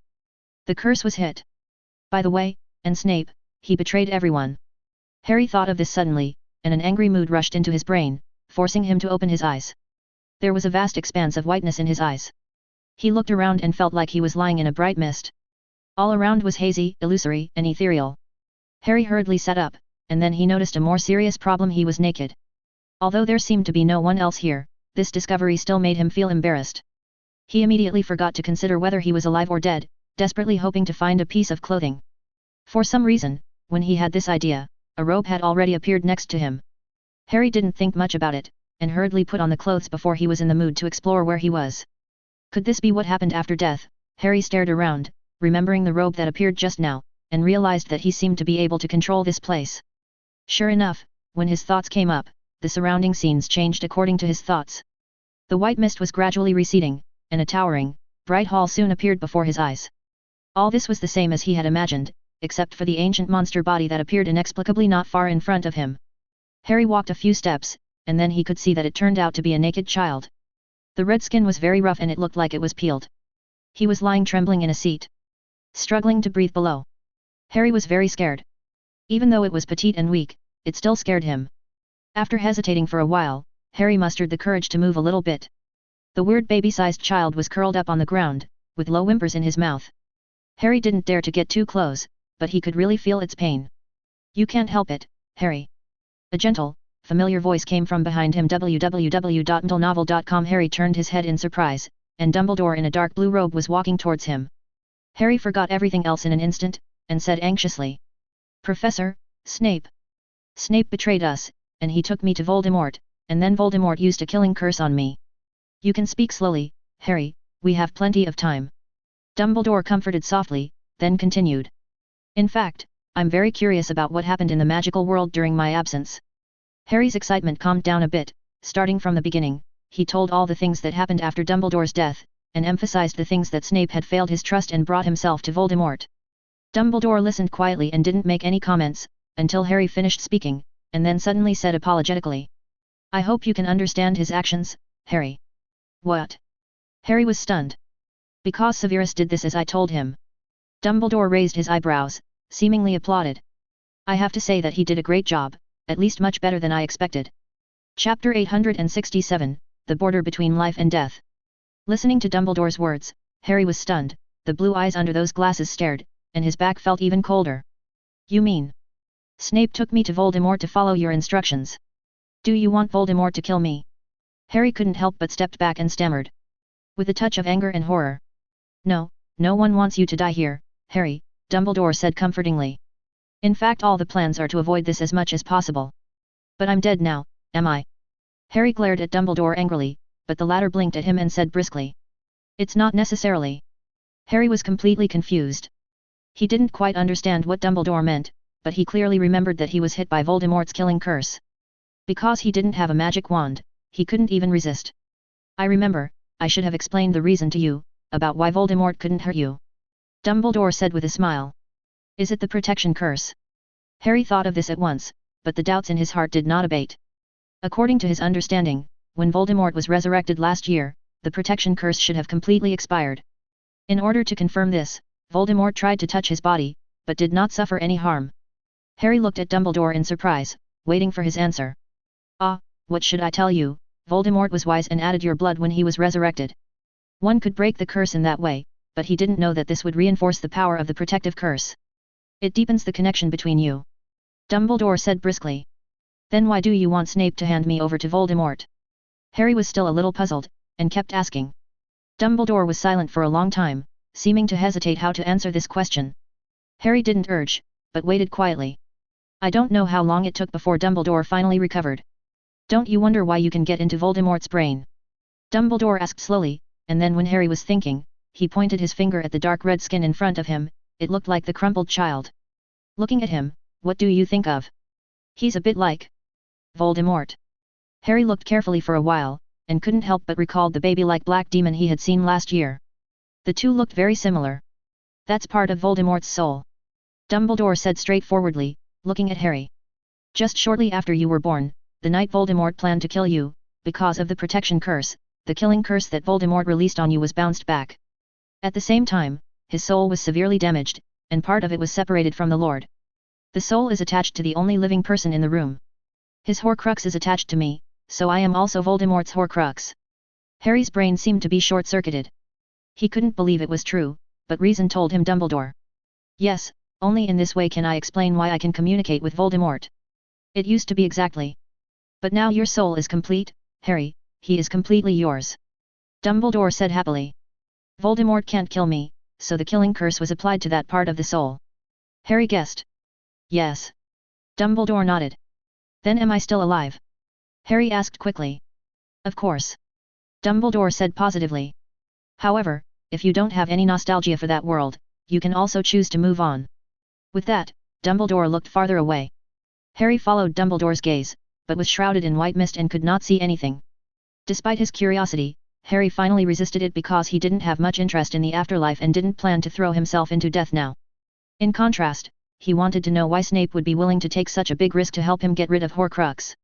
Dumbledore didn't mean to conceal it, and directly explained the cause and effect of the incident, including the grievances between Snape, Lily, and James more than 10 years ago, and Snape eavesdropped on prophecies and told them. The Voldemort thing. The reason why he is willing to shelter you, I think half is out of love for your mother, and the other half is out of guilt. It was Snape who relayed the overheard prophecy to Voldemort that caused the tragedy. And this result was not what he wanted. He killed his favorite person. Dumbledore said with emotion that he could understand Snape's guilty state of mind. After all, he had done some wrong things in his early years and ignored the deaths of too many people. This is why he was willing to trust Snape. 1. Harry was silent for a long time, and his mood was very complicated. It stands to reason that he should hate Snape very much. Without the other party's informant, he might be able to snuggle by his parents and enjoy a good childhood. But considering that Snape had taken great risks lurking by Voldemort's side over the years, and tried his best to keep him alive, even Voldemort dared to calculate, the hatred that surged in Harry's heart faded a lot. And the deaths of James and Lily are not the responsibility of Snape alone. www.mdlenovel.com The age of horror created by Voldemort is the root of everything. As members of the Order of the Phoenix, they are always in danger. There is also Pettigrew Peter. Without his betrayal, Voldemort would not be able to find the location of the safe house. I'm sorry, I can only keep these things from you, Harry, Dumbledore said apologetically. You're right, Professor. Harry shook his head. Since he is Voldemort's Horcrux, it means that the information he knows will be known to Voldemort with a high probability. Once the news leaks, Snape, as a double agent, is in danger. So even though he was very angry that he had been played around during this period of time, Harry finally chose to forgive him. Seeing Harry could understand his good intentions, Dumbledore's face also raised a little smile, but the next moment he seemed to sense something, looked behind Harry, and said. It seems that you must go back soon, Harry, Severus is in some trouble, he may need your help. Chapter 868, Dumbledore, I'm waiting for one person here. What happened? Did Voldemort want to kill Professor Snape? Harry asked. He was inexplicably brought to Voldemort by Snape before, and dead under the Black Lord's killing curse without saying a few words, so he didn't know the current situation of the outside world at all.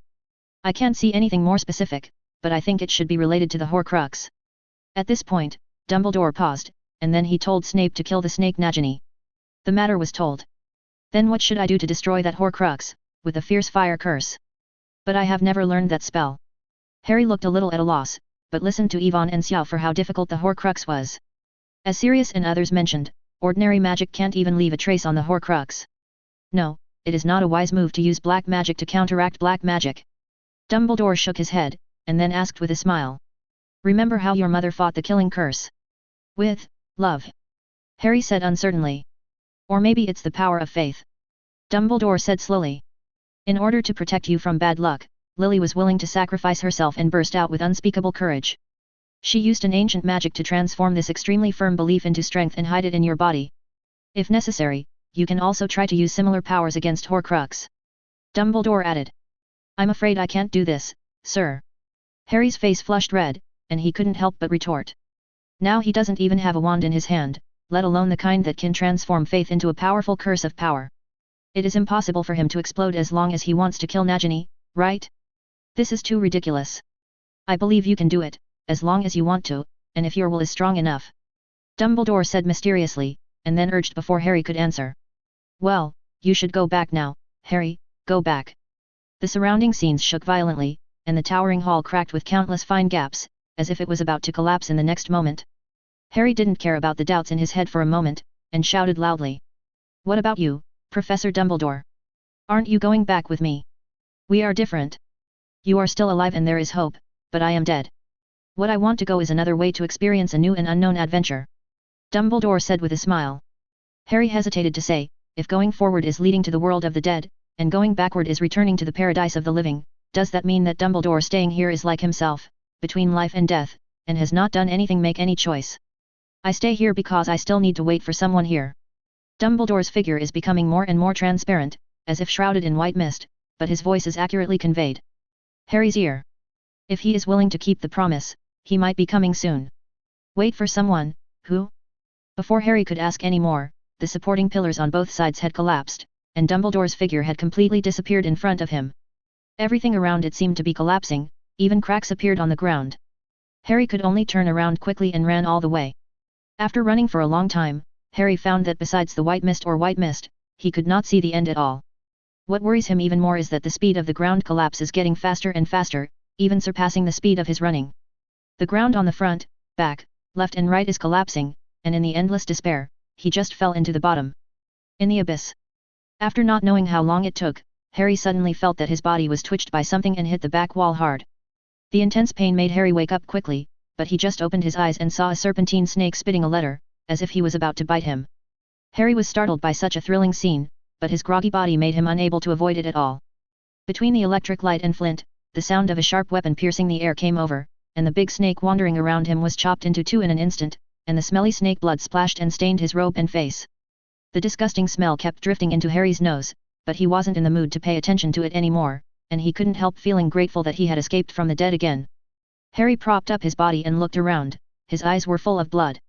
This wide basement was filled with snake corpses of various sizes, scarlet blood and minced meat were all over the floor, and Harry even saw a big snake with only half of its body twisted fiercely. Snape, who had saved his life, was leaning halfway close to him at the moment, his body was next to the wall, his face was ugly and scary, he was bitten by a poisonous snake during a fight, and he was still missing one on his foot. Empty bottle. Although Harry didn't know the cause and effect, he could still guess a little bit after seeing this scene. Voldemort must have hidden Nagini in the basement, mixed with countless snakes. With his familiarity with Nagini, he searched in this spacious, dark basement, and quickly located the opponent's location. Of course, this is not to say that Snape's eyes are bad, but that Nagini can only be found by half-lying like him. This cunning snake hovering on the towering bracket on the right. www.mdlenovel.com. Little by little, he climbed along the beam to the top of Snape's head. There was a chill in Harry's heart. He didn't know where the strength came from. He ignored the pain in his body, jumped up from the ground, and shouted loudly. Professor, watch out for it. Snape reacted instantly, raised his head abruptly, and waved his wand vigorously. The invisible blade of magic power shot out and hit Nagini's body with a crisp sound of iron and stone clashing. Nagini's painful neighing sound followed, and the snake body that was as thick as a child's waist rolled and fell from the air, but due to the particularity of the Horcrux, even if it was forced to eat a divine front without a shadow, that there were no scars on the huge snake body. Be fierce. Harry reminded. Don't you think I don't know? There is no way to use fire here. Snape replied angrily, and then he almost fell to the ground with a soft leg, and the hole-shaped dot on his right leg was constantly leaking out. Black blood. He didn't know this information before, and he was bitten by a sneak attack by Nagini who was mixed in the snake pile. Fortunately, in order to deal with this big snake, he specially prepared a powerful antidote, which neutralized part of the toxicity, and was able to persist until now. Chapter 869, Voldemort, it's impossible. Snape's loyalty to me is like. Although Snape's attack didn't work, it angered Nagini. The 12-foot-long snake roared and curled its body, biting Snape angrily. The terrifying snake venom had been eroding Snape's whole body, making his brain dizzy, and his reaction was slow for a while, and he had to fall to the ground and barely avoid Nagini's bite. Harry on the side looked very anxious. He didn't have a magic wand, so he could only look around to find a handy object to help him, but there was nothing in this closed basement except a few pieces of dusty furniture. On the other hand, Snape's state was continuously declining, and what made him feel weak was that none of the spells he released had any effect on Nagini, at most it could only block the opponent's actions. Seeing that the situation became more and more critical, Harry didn't care too much and wanted to grab a chair and rush up. He wanted to attack Nagini from behind and give Nagini a crit, but the latter seemed to have eyes from behind. Just flicking the snake's tail slightly shattered the chair Harry had smashed over. Maybe he was bored with Harry's little moves, or simply wanted to pick a soft persimmon to bully. In short, Nagini dropped Snape and climbed towards Harry, the long snake tail flicked again. He pulled Harry to the ground with his ankles, and bit him off with his mouth wide open. Harry furiously moved his body backwards, his right hand groping wildly on the ground, trying to find a stool leg or something to block it, and finally accidentally found a heavy iron tool. Nagini's mouth was already near, and Harry subconsciously waved what he had caught in his hand and chopped it over. Ding! There was another sound of iron and stone fighting. Harry only felt his right hand numb, and his mouth hurt for a while, and he could hardly grasp the hilt of the sword in his hand. Fortunately, Nagini was not well, he was blown away by this one. Get out! Harry then took out some space and looked at his right hand. Then he was surprised to find that he was holding a magnificent long sword in his hand. The sword was engraved with an inscription of a fairy. Obviously this was the sword of Gryffindor. Why does it suddenly appear here? Harry was a little puzzled at first, and then he was a little clear after thinking of Ron's original words. Those who truly possess the unique qualities of Gryffindor can summon this sword when they need it. Harry quickly looked at Nagini, but to his disappointment, the sword of Gryffindor didn't seem to have any effect on the serpent. After Nagini was chopped off by him, it didn't take long. Staggered to stand up again. Just when Harry hesitated, Snape's weak voice suddenly came over. You continue to cut it with your sword, and I will create opportunities for you. Harry hesitated while holding the sword, because if the slash didn't work against Nagini, the result would be the same after several attempts. However, before Harry could explain, Snape immediately moved his hand. He quickly shook the wand in his hand. A burst of smoke floated from the tip of the wand and turned into a black iron rope, which tightly bound the snake. Quick! I can't hold on for long! Snape shouted at Harry, who was still stunned. Harry's mind was shocked, and when he put aside the scruples in his heart, he looked at the big snake and rushed up with it holding the sword straight. Nagini also felt the danger coming. It twisted its body vigorously but was unable to break free from Snape's curse, and finally had to stare at Harry with spiteful eyes. With his eyes intertwined with that bizarre pair of eyes, Harry only felt a blast of cold deep into his bones sweeping through his body, as if he was looking at Voldemort himself at this moment, but this did not scare him, but instead made Harry feel a bit rebellious. Agitated with all his strength, shouted and chopped down. Go to hell, monster! A faint fluorescence gradually appeared on the gorgeous sword. It seemed that some inexplicable power was being poured into the sword body along Harry's hands. Nagini's almost invincible protection didn't work this time, it was sharp. The sword was slashed on the snake's body, drawing a scar with deep bones. Nagini screamed in pain, and the constant swinging of his body successfully broke Snape's restraint. Harry didn't know that it was the courage he had brought. Not only did he step on the huge snake, he held the sword with his last strength and stabbed it from the top of the head.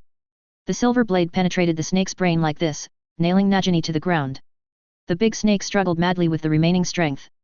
The snake swayed Harry out, but the final flashback did not last long. Nagini soon collapsed on the ground motionless, the snake body slowly it collapsed and turned into a pile of grey dust. It's finally over. Harry got up with difficulty, and slowly sighed in relief. The exhaustion and tingling sensation from his body made him want to lie down on the ground and take a good rest. It's not the time to be happy, Potter, Voldemort should have received the news, we have to return to Hogwarts as soon as possible. Snape warned, holding on to the wall, frowning. The completion of the mission does not mean safety, on the contrary, now is their most dangerous time, and the angry Voldemort may come back and kill them at any time. But what puzzled Snape was that they had been entangled with Nagini for so long, and Voldemort should have sensed it long ago.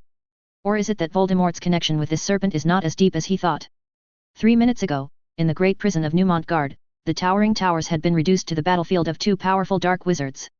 The walls had collapsed, and the ground was full of traces of erosion by magic. The time is over, Grindelwald. I will give you the last chance to survive. Either let me go now or tell me where the resurrection stone is. Voldemort looked impatiently at the faint blue flames. Grindelwald said angrily, feeling even more eager. From the time they talked about the battle, Voldemort faintly felt that his hometown had been stolen. Someone opened the basement of Riddle's mansion www.riddlenovel.com. It should be for Nagini.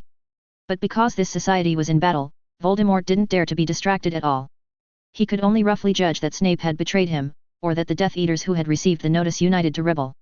In comparison between the two, Voldemort is more willing to believe in the latter. After all, Snape has proved countless times in the past 2 years that his loyalty to himself is as hard as steel. There is no doubt. Of course, no matter what the truth is, he must rush over as soon as possible, even ignoring the news of the resurrection stone. However, Grindelwald didn't know which of the tendons was wrong, but instead restricted him to the limit, and Numengard could not use apparition. For a time Voldemort was in a dilemma. Chapter 870, The Dark Lord actually killed the Dark Lord. Since Voldemort couldn't get rid of this trouble in a short time, Voldemort could only at the same time converge his mind, and began to concentrate on dealing with Grindelwald, preparing to solve the opponent first, and the start was even more fierce.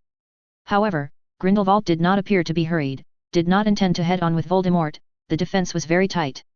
Voldemort couldn't attack for a long time, his face was ugly to the extreme. He couldn't believe that he was in full strength and holding the Deathly Hallows. He could not suppress a black wizard who had been imprisoned for decades and was almost paralyzed in a short period of time. This made Voldemort once again doubted his own strength, and even vaguely remembered the night a year ago, when he was confident enough to crash into Knockoff Alley but was beaten and fled by a kid. The uneasy feeling in his heart made Voldemort more and more angry. He wielded his wand vigorously, trying to blow everything in front of him to pieces. Grindelwald was naturally keenly aware of Voldemort's changes in mind. Even when he turned from defense to offense, the wand held tightly in his hand was shocked, and the large damaged wall bricks quickly rose up and turned into several pieces. The sturdy steed, with faint blue flames burning all over, like a messenger from hell, rushed straight towards Voldemort. Such a superb and rapid transformation surprised Voldemort. He almost mistakenly thought he was fighting Dumbledore, but his rich combat experience made him react. The surprise lasted only for a moment. As the spell was pronounced, a big snake tens of meters long emerged from the thick black fog. The terrifying serpent waved its tail and smashed several horses, but the faint blue fire burned up along the tail of the snake. Grindelwald changed his defensive steps and approached. A blasting curse exploded the snake's head. Various exquisite curses were handed in. The momentum became stronger and stronger. The original rickety body became more and more straight, but it turned back for a while. Suppressed Voldemort. Voldemort was frightened and angry. There was even a trace of fear in his heart. What made him even more disturbed was that Nagini was seriously threatened, and scenes of fragmented pictures gradually appeared in his mind. Get out of here! Voldemort shouted angrily, completely lost the mood of entanglement with Grindelwald, because he saw Harry Potter and his most loyal subordinate in the vaguely transmitted picture. Neb! But how is this possible? Harry Potter is dead, and Voldemort is extremely convinced of this. The opponent died under the killing curse that he personally released. It's impossible. Voldemort murmured to himself. He didn't believe that Snape would betray him. The other party obviously gave him birth and death several times, and gave him such a powerful wand. Conf Ringo. Thunderbolt explosion. Grindelwald took advantage of the momentum and waved his wand, and the dark blue flames scattered around gathered together, turning into a long tongue of flame and rolled up toward Voldemort. Voldemort's reaction was slow for a while, and he had to reluctantly conjure a semicircular barrier to shield himself in the middle. The faint blue tongue of fire quickly collided with the barrier, and the bursting flames instantly tore through the magical barrier with fine cracks. Voldemort didn't care about repairing it at all, he only felt his head ache splitting apart, his brain seemed to be severely chopped with a sword, and the pain that went deep into his soul almost made him faint directly. In just 1 second, the faint blue flame exploded, and the shield that had been constructed in a hurry was broken in an instant, and Voldemort didn't even have time to transform into a black mist, so he was blown up straight. Grindelwald attracted a gust of wind to disperse the flying smoke and dust, walked step by step in front of Voldemort, bent down to pick up the old wand that fell on the ground, looked at Voldemort who was struggling on the ground, and said indifferently. What you just said is right, it is indeed time to end. Grindelwald swung his wand vigorously, spitting out a few inexplicable words, and the blue flame remaining on Voldemort's robe quickly swelled. The terrifying fierce fire constantly eroded Voldemort's body, lighting the opponent into a torch, and a black soul rushed out of the body that was about to turn into ashes, screaming and flying into the distance. As long as the soul still exists, he still has hope. With this idea, Voldemort dropped the 2 Deathly Hallows in his body, like a bereaved dog. But a pair of green eyes suddenly appeared in his mind, and the boy who should have been killed by him was holding a sword and stabbed Nagini's head. No! Voldemort shouted desperately. He could not accept that his last Horcrux was about to be destroyed, but he could only watch Harry swing his sword. With a burst of pain in the heart, everything seemed to leave him, and the soul that had been barely gathered together broke apart like this. Yvonne, who had just received the letter from Shining, arrived in Numengard with a dazed expression. He watched Voldemort's soul rush out of the tower with a scream, and then collapsed in mid-air. For a long time, he couldn't figure out what it was happening. Didn't you say that the report says Mr. Grindelwald may be in danger? Shining. Yvonne turned his head and looked at the burning tower, looked at Grindelwald coming out of the collapsed ruins, and asked with a solemn expression. Shining doesn't know that things will turn out to be like this, sir. The house elf's eyes widened. It couldn't believe that Grindelwald had killed the powerful Dark Lord. Yvonne thought of Snape's change and Harry's message, but he vaguely guessed something. It seemed that Voldemort's Horcrux had been completely destroyed. But even so, Grindelwald should not be able to defeat Voldemort, who is holding an old wand. www.mdlenovel.com unless the other party obtains a handy wand in advance. Thinking of this, Ivan's hand was already on the wand, staring at Grindelwald not far in front of him, and said jokingly, "It seems that our new British savior was born. I think those wizards will be surprised if they know this news: the Dark Lord killed the Dark Lord." British savior? It's a familiar name. But this title is left to the kid. He is the one who really killed Voldemort. Grindelwald slowly moved closer to Yvonne, not knowing why he didn't seem to have done anything. The meaning of, a little mocking color appeared on his face. Obviously he didn't catch a cold with this title. Shining is like a big enemy, it trembling and blocking it in front of Yvonne, but before I can do it, Yvonne presses its head and pulls it behind. Chapter 871, The Magic World is Just Another Prison. Yvonne slowly stepped forward and blocked the gate of Newmajard, stopped for a moment on the old wand in Grindelwald's hand, and asked, "It seems that you are going to escape from prison? Grindelwald? Or are you going to change to a more comfortable cell? Prison escape?" Grindelwald's mouth raised a smile. "It's not wrong to say that, but I am probably far more than me trapped in a cage, and the entire magical world is just another prison. It can be seen that this world is sick and deformed, and I am planning to correct it," Grindelwald said lightly. "Correct?" Yvonne narrowed his eyes. "Lions don't have to fear the flock. Muggles have ruled the world for long enough. They will only bring more wars and injustices, allowing the innocent people to occupy power and wealth. Only wizards can reshape this decadent world," Grindelwald replied in a low, hoarse voice. "Then create new wars and injustices." Yvonne interrupted Grindelwald's words and said mockingly, "Apart from being able to use magic, there is no difference between a wizard and a muggle. I am afraid that the wizard will not miss the same mistakes that muggles put down. Wizards have never been as good as Grindelwald said, nor are they a noble ethnic group. This is what the Ministry of Magic under the leadership of Fudge has shown vividly and vividly. It seems that the failure 50 years ago did not let you understand how impractical it is to rule muggles." Yvonne sneered. Grindelwald didn't care about Ivan's sarcasm, but said straightforwardly, "So I need to do more preparations and help from more people." "Of course you, Halls." Grindelwald looked at Yvonne and said sincerely. Yvonne was stunned for a moment, looking very surprised. He really didn't expect Grindelwald to try to win him before the war. "You and I are both powerful wizards with extraordinary strength. Fighting against each other will only weaken your own strength, not to mention that we all have similar ideas, right? The conflict between wizards and muggles is inevitable, and one day it will explode. Muggles dominate, it's better to let you and I kick off this prelude together," Grindelwald said in a high tone, then stretched out his hand and looked at Yvonne. "Come on, Halls, for the future of the magical world, and for wizards to live in every corner of the world with integrity, all fellow wizards must unite together and contribute their own strength. Some grievances can be temporarily put aside. Don't forget, muggles are our real enemy." Grindelwald's voice reverberated continuously in Numengadri, and after a long period of silence, Yvonne suddenly said playfully, "In that case, how about the other way around? You come to work for me.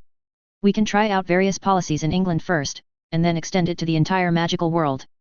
Of course, I use my method." Grindelwald's words are for this, and he can't help but give the other party a chance. "So, you are going to reject my proposal?" Grindelwald's face suddenly became gloomy. "Then there is nothing to talk about between us. I thought you could figure it out from the beginning, we were never the same," Yvonne said casually. The last conversation at the top of the tower had already made him see how dangerous Grindelwald's ideas were, so Yvonne never thought that they could live together peacefully. The unconcealed hostility of the two made the atmosphere that was originally moderated extremely depressing. Without any warning, Yvonne took the lead. One after another, head-sized white fireballs ignited all over his body. Squeezed toward Grindelwald. The latter waved his wand lightly, and a faint blue wall of fire was blocked in front of him, and the two strange flames collided together, and a series of violent explosions soon sounded. The tumbling air wave blew Grindelwald's outer robe, and the house elf Shining had already hid under the solid wall, revealing only half of his head, nervously looking at the two people fighting in the distance. Ivan's figure turned into flames and disappeared in place. When he appeared again, he had reached behind Grindelwald, and the wand was lightly tapped, and a green light beam flew out from the tip of the wand. Grindelwald did not expect Yvonne to be able to apparate in Newmont but fortunately he was keenly aware of the subtle magical fluctuations when the space jumped, and escaped the mortal blow dangerously. Almost killed by an underage kid, Grindelwald also shot some anger, a fierce color flashed in his eyes, and the wand shook hard, and the faint blue flame suddenly turned into a long whip, and it was drawn fiercely. "Yvonne!" Yvonne conjured a buckler backhand, but was easily broken, and had to apparate again to avoid it. The increase of magic by the old wand gave Grindelwald an advantage in both offense and defense, and the power of various spells more than doubled in his hands. But Yvonne is not worried about this. The power of the spell has never been the key to determining the outcome of a battle. After the avatar flame escaped a death curse, the illusory white mist gradually floated out of Ivan's wand, condensing into the appearance of a unicorn. After a long time without being able to show up, Cecilia happily circled Ivan's body twice, and then stepped on the mist, making a series of haughty neighs, and rushed towards Grindelwald. Grindelwald hit several spells in a row, but passed through the body of the unicorn shadow. Realizing that this magic is very difficult, Grindelwald raised his left hand, which was burnt black, almost unconscious, and quickly slashed it in his palm with a staff as a sword. The black blood suddenly scattered down www.mdlnovel.com, but it hasn't landed yet. The dots of black blood are like fine bullets, scattered away under the guidance of magical power. After being hit by the black blood bead, the shadow of the unicorn in the illusory state was not spared, and the whole body was corroded into blood holes one after another. Yvonne picked up his wand, pulled a stone tablet beside him, blocked the remaining blood beads, and then looked at the nearly half remaining shadow of the unicorn, frowning.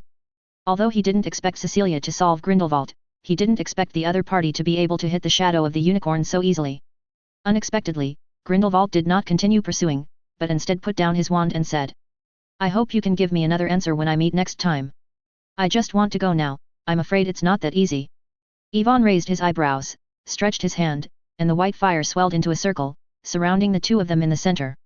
Chapter 872, Tiger out of the cage. Leave it to me. Yvonne doesn't plan to let Grindelwald go. It would be better for such a dangerous figure to stay here forever. That's not necessarily. Grindelwald had a smirk at the corner of his mouth. He waved his old magic wand towards Yvonne, and spoke clearly.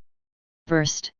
Yvonne subconsciously waved his magic wand to construct several magical barriers, but the next moment a harsh explosion sounded from above his head. The shadow of the sky gradually shrouded the entire square. Yvonne raised his head in surprise, and then his pupil shrank, and the already crumbling tower above tilted down. Amidst Grindelwald's crazy laughter, countless heavy bricks and stones quickly buried the two together. Seeing all the sparkles not far away seemed anxious. After the tower collapsed, he hurried forward to dig out Yvonne. Just before it started work, Ivan's voice came from behind him. "No need to dig, I'm here." Shining turned her head in surprise. A large group of white flames quickly gathered together, and Ivan's figure emerged from the flames in the next moment. "Sir, what should we do now?" Shining immediately asked as if she had found the mainstay, holding on to Ivan's robes, in a shrill voice. Yvonne didn't answer, and looked at the ruins with a solemn expression. Considering that Grindelwald still has the possibility of staying here, Yvonne vigorously waved his wand and burned the pile of rocks into a white ground with fierce fire. The fire burned for an entire hour. Yvonne rummaged through the entire Newman but could not find Grindelwald. In the end, he had to admit that the opponent was likely to run away by some unknown method. Is it the invisibility cloak? Yvonne touched his chin, remembering the letter Harry had sent him before, and he had a suspicion in his heart. But this discovery is undoubtedly bad news. With such a powerful wizard wearing an invisibility cloak, the probability that he wants to find him is almost zero. Let's go back to Hogwarts. Yvonne looked at the burnt and empty Newman, and finally gave up his plan to find Grindelwald and prepared to return to the castle immediately, so as not to be stolen. And he has too many doubts and urgently needs to find someone to answer. At the same time, in the Great Hall of Hogwarts, because it was dinner time, most of the students gathered here to enjoy today's dinner. Ron, sitting in the Gryffindor seat, was a little uneasy, because Harry had been missing for several hours. To confirm the news, he sneaked into Snape's office, but there was no one there. No. Hermione on the side had already seen that Ron was hiding something from herself, and Harry and Yvonne had not come to the auditorium for dinner today, and the doubts in her heart were even worse. Under Hermione's repeated questioning, Ron gritted his teeth, and immediately ignored the secrecy he had promised Harry before, and told them all about their private actions. "How dare you do this?" Hermione glared at Ron, very annoyed. "You just let Harry do such dangerous things alone? What if he gets caught by Snape?" "Yes, isn't it?" Ron said, whispered, but he was a little worried. He wanted to contact Yvonne, but the other party was not in Hogwarts at all, and there was no reply when he sent the message with the magic mark. With a pop, Hermione patted her right hand on the table and stood up. "What are you going to do, Hermione?" Ron was taken aback by Hermione's aggressive appearance, and hurriedly asked. "I'm going to tell Professor McGonagall about this." Hermione said word by word. "Wait. I'll go with you too." Ron thought for a while, and stood up. Although he was sure to get scolded when he told the professor about it, he didn't care about it because of Harry's safety. Too much. Just when the two were about to act, Pepe Ghost suddenly flew in from outside and yelled.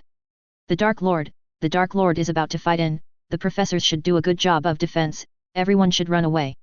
Pippi's screams plunged the noisy auditorium into a strange silence. Then it was like restarting the play button. The little wizards screamed. Everyone tried to escape from here at the fastest speed in their lives. Several junior students were knocked to the ground while running. I had to drill under the table one by one. Quiet. Give me back to my seat. Professor McGonagall walked from the teacher's bench with a straight face, waved his wand to clean up the overturned meal, and then looked at the instigator. Rebuked angrily. Pippi, what are you yelling nonsense? Pepe Ghost's eyes grumbled, trying to make the situation worse, but before he could speak, Harry staggered and helped Snape in from outside the hall. Oh my god, Severus, Potter, what's the matter with you? Professor McGonagall looked at the two people's disgraced appearance, with some bad premonitions in his heart, hurriedly stepped forward and asked. Flitwick and the others also gathered around, asking about what happened, whether it was really what Pippi said to him, and the Dark Lord brought someone in. Get out, all out, what they need most now is treatment. Madame Pomfrey squeezed in laboriously, and gave Harry and Snape a preliminary check in the first place. Harry's condition is not bad. Although he is sluggish and has a lot of bruises on his body, these are minor problems, which can be solved by drinking a bowl of soothing potion and sleeping. In contrast, Snape's situation was worse, his face pale and scary, and his entire right leg turned bruise. Madame Pomfrey immediately suggested that McGonagall and others move Snape to the school hospital, where he receives further treatment. I have already done some treatment www.mdlnovel.com. This snake venom will not kill me for a while. I now have more important things to report. Snape directly refused Madame Pomfrey's help. Scanning the surroundings, asked anxiously.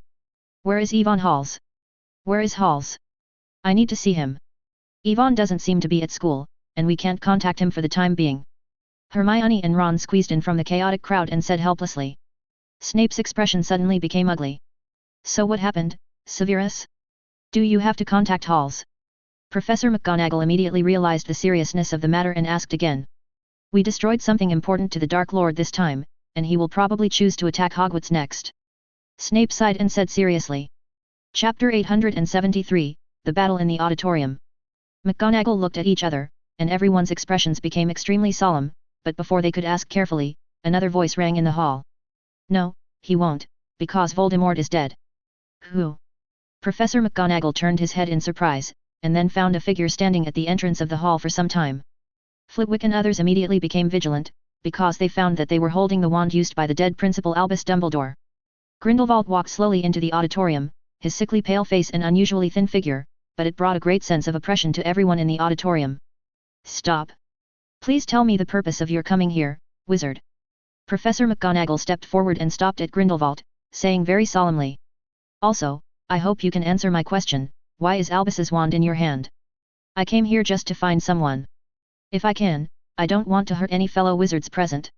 Grindelwald replied indifferently, his eyes swept across everyone, and finally it condensed on Harry, who was wearing glasses and a grey face. He is targeting Potter, take Potter away. Snape keenly noticed Grindelwald's gaze and hurriedly reminded him. Mrs. Pomfrey, the closest to Harry, immediately reacted, dragged Harry behind her, and greeted the other students to take refuge, while McGonagall and Flitwick were the first to attack Grindelwald. Attacked. Expelliarmus, accept your weapon. Petrificus, all petrochemicals. Stupefy, fainted. The spell beams of various colors flashed in mid-air. Since it is temporarily impossible to confirm the true identity of the other party, the several professors are all holding the idea of subduing the uninvited guest and interrogating. However, they obviously far underestimated Grindelwald's strength. He casually moved a little, and an invisible magical barrier lay across in front of him, and the magic of McGonagall and others hit it, only a slight wave was swept up. Seeing that Madame Pomfrey was about to take Harry away, Grindelwald was a little serious, and the wand in his hand shook hard, and a huge explosion sounded in the auditorium. The scorching firelight and shock wave immediately blasted the professors who were in front of them. Many of the little wizards who had not had time to evacuate screamed involuntarily, but after Grindelwald's sight swept over, one by one shrank in the corner shivering as if they had been hit by the sound curse. Harry was also stunned by Grindelwald's blasting curse. When he got up from the ground, the original magnificent auditorium had become dilapidated. In order to protect him, Madame Pomfrey took a step slower when evading him. Was directly stunned by the aftermath of the explosion. Remembering that the powerful wizard in front of him was directed at him, Harry gritted his teeth, picked up Madame Pomfrey's wand, and shouted at him. Come on, here I am. Sure enough, Grindelwald turned his head as he thought, and no longer looked at the shivering junior wizards. After attracting Grindelwald's attention, Harry ran towards the back door without looking back, trying to lead Grindelwald out of the auditorium so as not to cause more casualties. But before he ran a few steps, he saw that the door in front of him suddenly closed automatically, locked tightly, and his opening spell had no effect. Harry had no choice but to turn around and face Grindel, who was approaching gradually. Woe waved his wand. Expelliarmus, accept your weapons. A crimson beam shot from the tip of the rod, and the target was directed at Grindelwald. But it was a pity that this was obviously in vain. The latter waved his wand lightly, and Harry's disarming spell was bounced back and hit himself. Harry rolled and fell to the ground, not knowing where the wand in his hand fell. Grindelwald clearly felt that the old magic wand in his hand no longer resisted his will, and a little smile suddenly appeared on his face.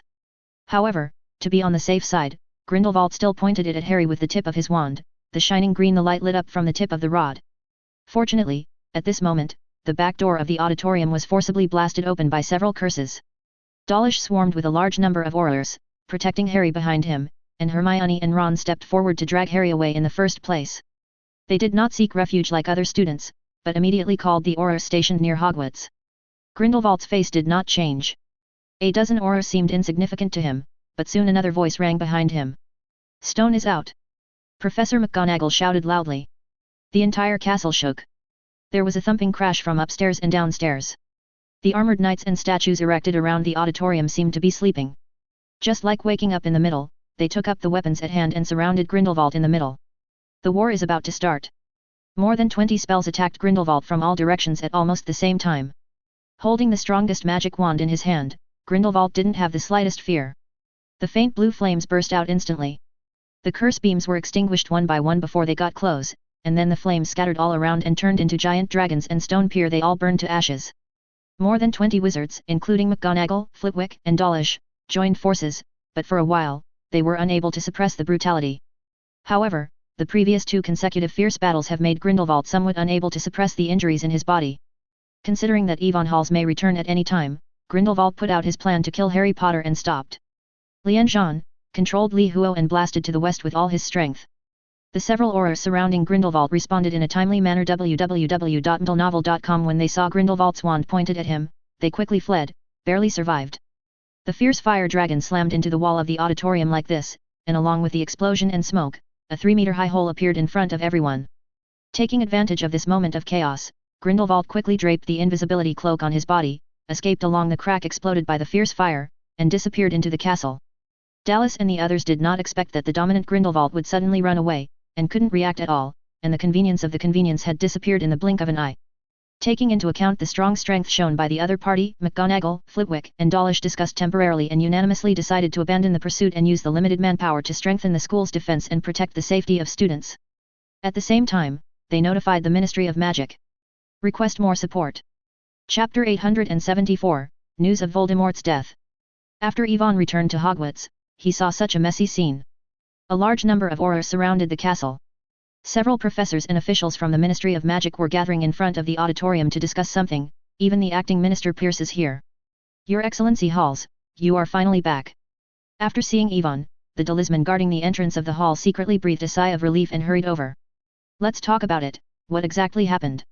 Although Yvonne had already guessed in his heart, he still asked. Dawlish did not dare to conceal the slightest bit of concealment. He told the whole story of the attack as much as possible, but tempered a little at the end, and told Grindelwald to retreat actively, saying that he was beaten by them together, so as to be proud of it. Lueman saved some face. Yvonne has personally experienced the strength of Grindelwald.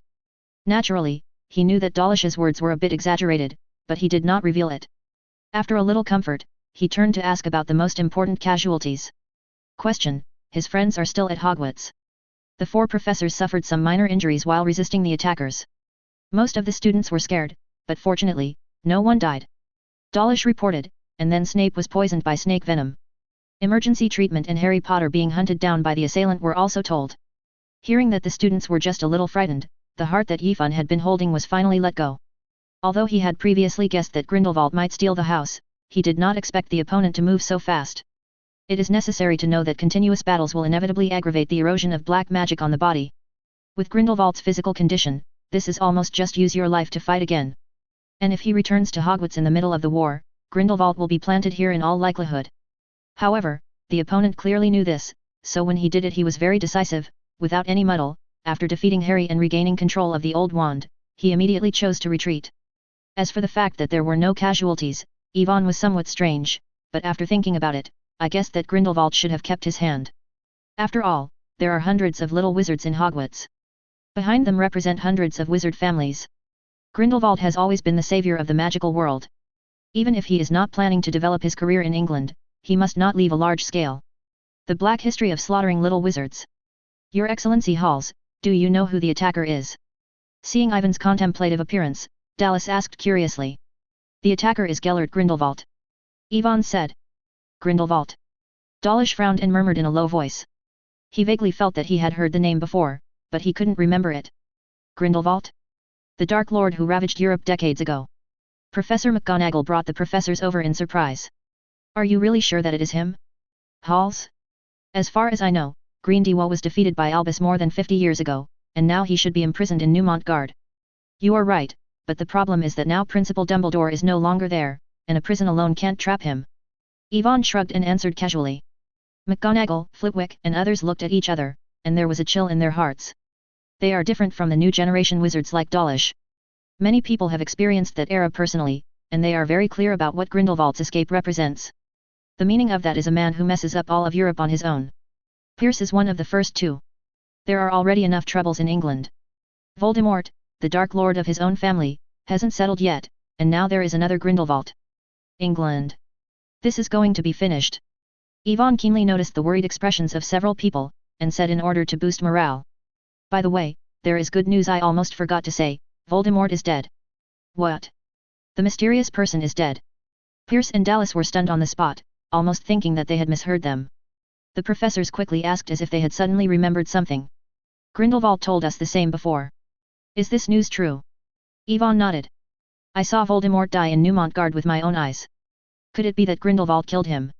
Hearing that Voldemort had died in Neumont Guard, McGonagall immediately realized that it might be Grindelwald's hand, and the opponent also possessed this strength. But none of the people present were happy, because Voldemort was already a monster that was too powerful to contend with in their eyes, and Grindelwald was able to kill the opponent. Wouldn't it be stronger and more difficult to deal with? Relax, Grindelwald may not be better than Voldemort. He was able to win so smoothly this time, mainly because of the help of Harry and Snape. Yvonne said half-truth with relief, and then put Voldemort as a soul. The destruction of the weapon is said to have been greatly reduced. McGonagall and the others had received reports from the two before, so they were not surprised by the news, and they were convinced by mutual confirmation. Then we are going to report this matter? Besides, what should we do about the death of the mysterious man? It's hard to say that Grindelwald did it. Pierce asked worriedly. Grindelwald has caused such a big mess in the castle, and he can't help it. He even predicted that tomorrow his desk will be full of roaring letters from parents. The only good news is that no student died as a result, otherwise his situation would definitely be more difficult. Killing Voldemort is the credit of Harry, Professor Snape and the Ministry of Magic. Without everyone working together to drive Voldemort to a dead end, Grindelwald would not be able to do this.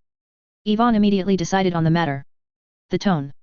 Since Grindelwald said he didn't want to grab credit, Yvonne didn't mean to be polite, and directly applied the credit for killing Voldemort to his own body. www.mdlenovel.com as for his attack on Hogwarts. Yvonne pondered for a while, and then said. Let Gleason publish it in the newspaper truthfully, and by the way inform the people of the International Wizards Federation that Grindelwald's escape is not only a matter of England, but also Neumont Guard. Let's take care of it, let these people have a headache first.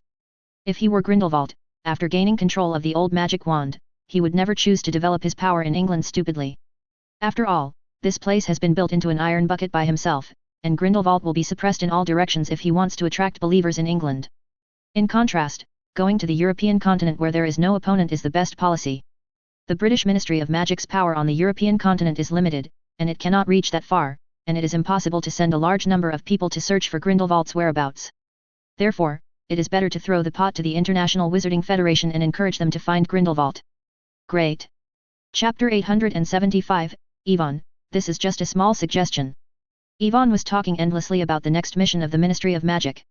When he was talking about Pierce should send more people to arrest the remaining Death Eaters according to the list given by Snape, he suddenly noticed the surrounding wheat. GE and others are looking at themselves with a weird look. Did I say something wrong? Yvonne was still a little confused at first, but soon reacted and quickly changed his words. Of course, these are just small suggestions. How to do it depends on Secretary Pierce's meaning. Pierce nodded quickly, agreeing that the Ministry of Magic would never act arbitrarily like the former Fudge government, and would seriously consider every useful suggestion. However, these blunt cover-ups by the two of them didn't help. Several professors couldn't help feeling that the acting minister was a little too kind to Yvonne. No. It should be said that he was almost obedient to his words. However, even if they were brainstorming, they couldn't think of the 16 or 17-year-old wizard in front of them, actually controlling the entire England behind the scenes. McGonagall only attributed it to Ivan's mother Isaiah, who helped Pierce in the previous battle against Voldemort's offensive, and now he holds an important position in the Ministry of Magic, so even if he became the acting minister, Pierce Ivan's opinions must also be carefully considered. By the way, how about Harry and Professor Snape? How are their injuries? I have some important information to check with them. Yvonne was unwilling to explain more about the Ministry of Magic, and his voice changed.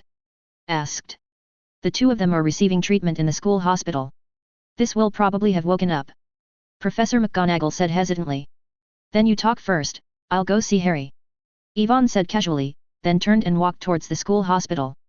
Pushing open the closed door, a strong smell of potion quickly drifted into Ivan's nose, and his eyes scanned away. The sickbeds were full of injured students, but this was not because the blasting curse that Grindelwald released in the auditorium. Many little wizards were accidentally trampled on by the crowd in the process of escaping. Madame Pomfrey was standing in front of Harry's ward, holding a bowl of dark potion in her hand as if she was about to let him drink it. Harry looked sad, but he obediently took the bitter potion, and got bored. Madame Pomfrey had suffered serious injuries in order to save him, and now she is taking care of them with her injuries. Naturally, Harry will not be awkward at this point and increase her workload for Madame Pomfrey. Probably because of being sent together, Snape's hospital bed was next to Harry, but he was obviously not satisfied with this. He bluntly asked Pomfrey to change him a bed, but he was caught the author's stern rejection. I need to remind you, Severus, there are people in every bed here. And if your leg is injured and you don't want to become lame in the future, just lie down on this bed for me these days. Pomfrey was stern, rebuked with a stern voice, and directly said that Snape didn't dare to reply. It was not until Yvonne opened the door and walked in that Pomfrey turned his head and asked concerned. Why are you here? Halls? Are you injured too? No, I'm fine, madam. Yvonne shook his head, walked a few steps, looked at the two people on the bed, and asked. Can I talk to Harry and Professor Snape alone? This can't be done. When it comes to the recovery of the wounded, Pomfrey's attitude is very firm. If you have anything you want to ask, you'd better save it until tomorrow. They are now when they need the most rest. I only waited for a while, and I will leave when I finish asking. Secretary Pierce asked me to come for this very important thing, and it may be related to the safety of Hogwarts and the entire magical world. Yvonne said very seriously, without the slightest intention of joking. Even if Yvonne was so serious, Madame Pomfrey still reluctantly agreed. I'll give you 5 minutes at most. Madame Pomfrey looked at her watch, and seeing Yvonne nodded in agreement, she took the empty bowl to take care of the other patients. Harry looked at Yvonne very nervously, Snape also looked solemn, and both of them were very worried that they would hear some bad news from Yvonne. However, after Madame Pomfrey left, Ivan's solemn expression suddenly relaxed. He stretched out his hand and patted Harry on the shoulder, and said with a smile. Congratulations, you killed Voldemort, Harry. What? I killed Voldemort. Harry was taken aback by the news. He remembered that he just destroyed the big snake. Snape wasn't surprised, he had guessed when he saw Grindelwald holding the old wand, but he didn't dare to confirm it. Can you be sure of this? Halls? Snape asked. Yvonne nodded. Voldemort was beaten up by Grindelwald, and his soul was scattered in mid-air. Even Merlin would not be able to save him back. www.mdlnovel.com got Ivans. Confirmed, Snape was like letting go of some heavy load, and a bit of relief flashed in his eyes, and the whole person leaned on the bedside in a posture of a hopeless sage. Wait, what the is going on? Harry was still confused, unable to figure out why he killed Voldemort. You and Professor Snape's action to kill Nagini caused Voldemort to be hit hard, and thus lost the duel with Grindelwald. Yvonne briefly explained the whole story to Harry before asking. Beginning with the experience of the two in Riddle House. Although he learned something from Professor McGonagall, he still had a lot of doubts. Harry didn't mean to conceal it either, and immediately told what happened. Snape added a sentence or two from time to time while carefully paying attention to Ivan's expression. In order to ensure Harry's safety, he had never revealed Dumbledore's plan to Yvonne. Now he can't help but worry about him. After the fall, the accounts will be settled. With the cooperation of the two, Yvonne gradually clarified the context of the whole matter, and it can be said that Dumbledore calculated the death from Voldemort. And this introduction is the legend of the old magic wand and the 3 holy artifacts. Even Yvonne had to admire Dumbledore's exquisite layout, which allowed Voldemort to die step by step. In a sense, Trelawney's prediction was right again. If he was not mistaken, Harry should have given Voldemort the last blow, using a force that Voldemort did not understand: courage and belief. Chapter 876, Yvonne, impossible, am I a fake Gryffindor? Yvonne reached out his hand and picked up the Gryffindor sword on the head of the bed, and looked at it carefully. This gorgeous sword looked no different from the past, but Yvonne clearly felt that the magic inside it seemed to have been strengthened to a certain extent. The original Gryffindor sword did not have the ability to destroy the Horcrux, as can be seen from Harry's failure to break the defense when he first attacked Nagini. However, the biggest advantage of this thing is that it can absorb all favorable factors and use it to strengthen itself. Now it seems that the scope of this favorable factor is extremely wide. In addition to basic substances, it also includes the power of spirit and will. As a master alchemist, Yvonne is no stranger to this kind of emotional energy. For example, he used it when he repaired the crescent moon pendant last school year. It's just that his current level is very limited, and his use of emotional energy is relatively superficial, just storing it, and then using it to bless some kind of magic when needed. Unlike the Gryffindor sword, it seems to be able to recycle this power and strengthen itself permanently. I really don't know how those fairies made this sword. Yvonne stroked the body of the sword and exclaimed, very greedy for the craftsmanship of the fairies. Thinking of Harry's description, Yvonne squeezed the hilt of the sword to try to see if he could pour his will into the sword, but after tossing for a while, there was no faint glow of the sword as Harry said. Even the test of summoning the sword of Gryffindor failed. Is it possible that he is a fake Gryffindor? Yvonne was a little embarrassed. No, it is absolutely impossible, it must be because my will to summon this sword is not firm enough. After all, he was a serious wizard, and he didn't have the desire to attack people with a sword. Do you remember how you injected power into this sword, Harry? Yvonne asked, turning his head to look at Harry. Harry hesitated for a moment. He remembered that he didn't seem to have done anything at the time, but his brain rushed up, thinking about Nagini. After listening to Harry's statement, Yvonne was a little bit dumbfounded, and really didn't know what to say. But this also made him understand that probably only the incomparably pure will can evoke the resonance of the Gryffindor sword. Perhaps Dumbledore realized that Harry was a zealous rash, the young man was so sure that he would be able to kill Nagini smoothly. Thinking of this, Yvonne put the Gryffindor sword aside, because this sword didn't seem to be very suitable for people like him who fight with his brain. In comparison, he also believed in the power of the magic wand more. By the way, there is one more thing I forgot to tell you just now. Harry said suddenly as if he had remembered something. When I saw the professor in another world, he told me that he was waiting for someone. If that person is willing to keep the contract, he should be coming soon. Waiting for someone. Yvonne was taken aback for a moment, and his brows frowned soon.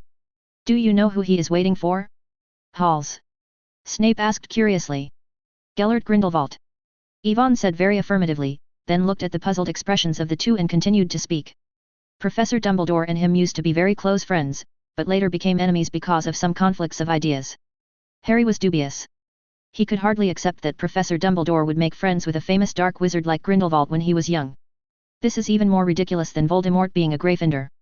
Snape also felt unbelievable. Everyone in the magic world knew how much Dumbledore hated black magic and had been fighting against it all his life. But when he thought of Dumbledore deliberately arranging for himself to lure Voldemort to see Grindelwald, Snape swallowed the rebuttal again. Yvonne didn't explain much about this matter.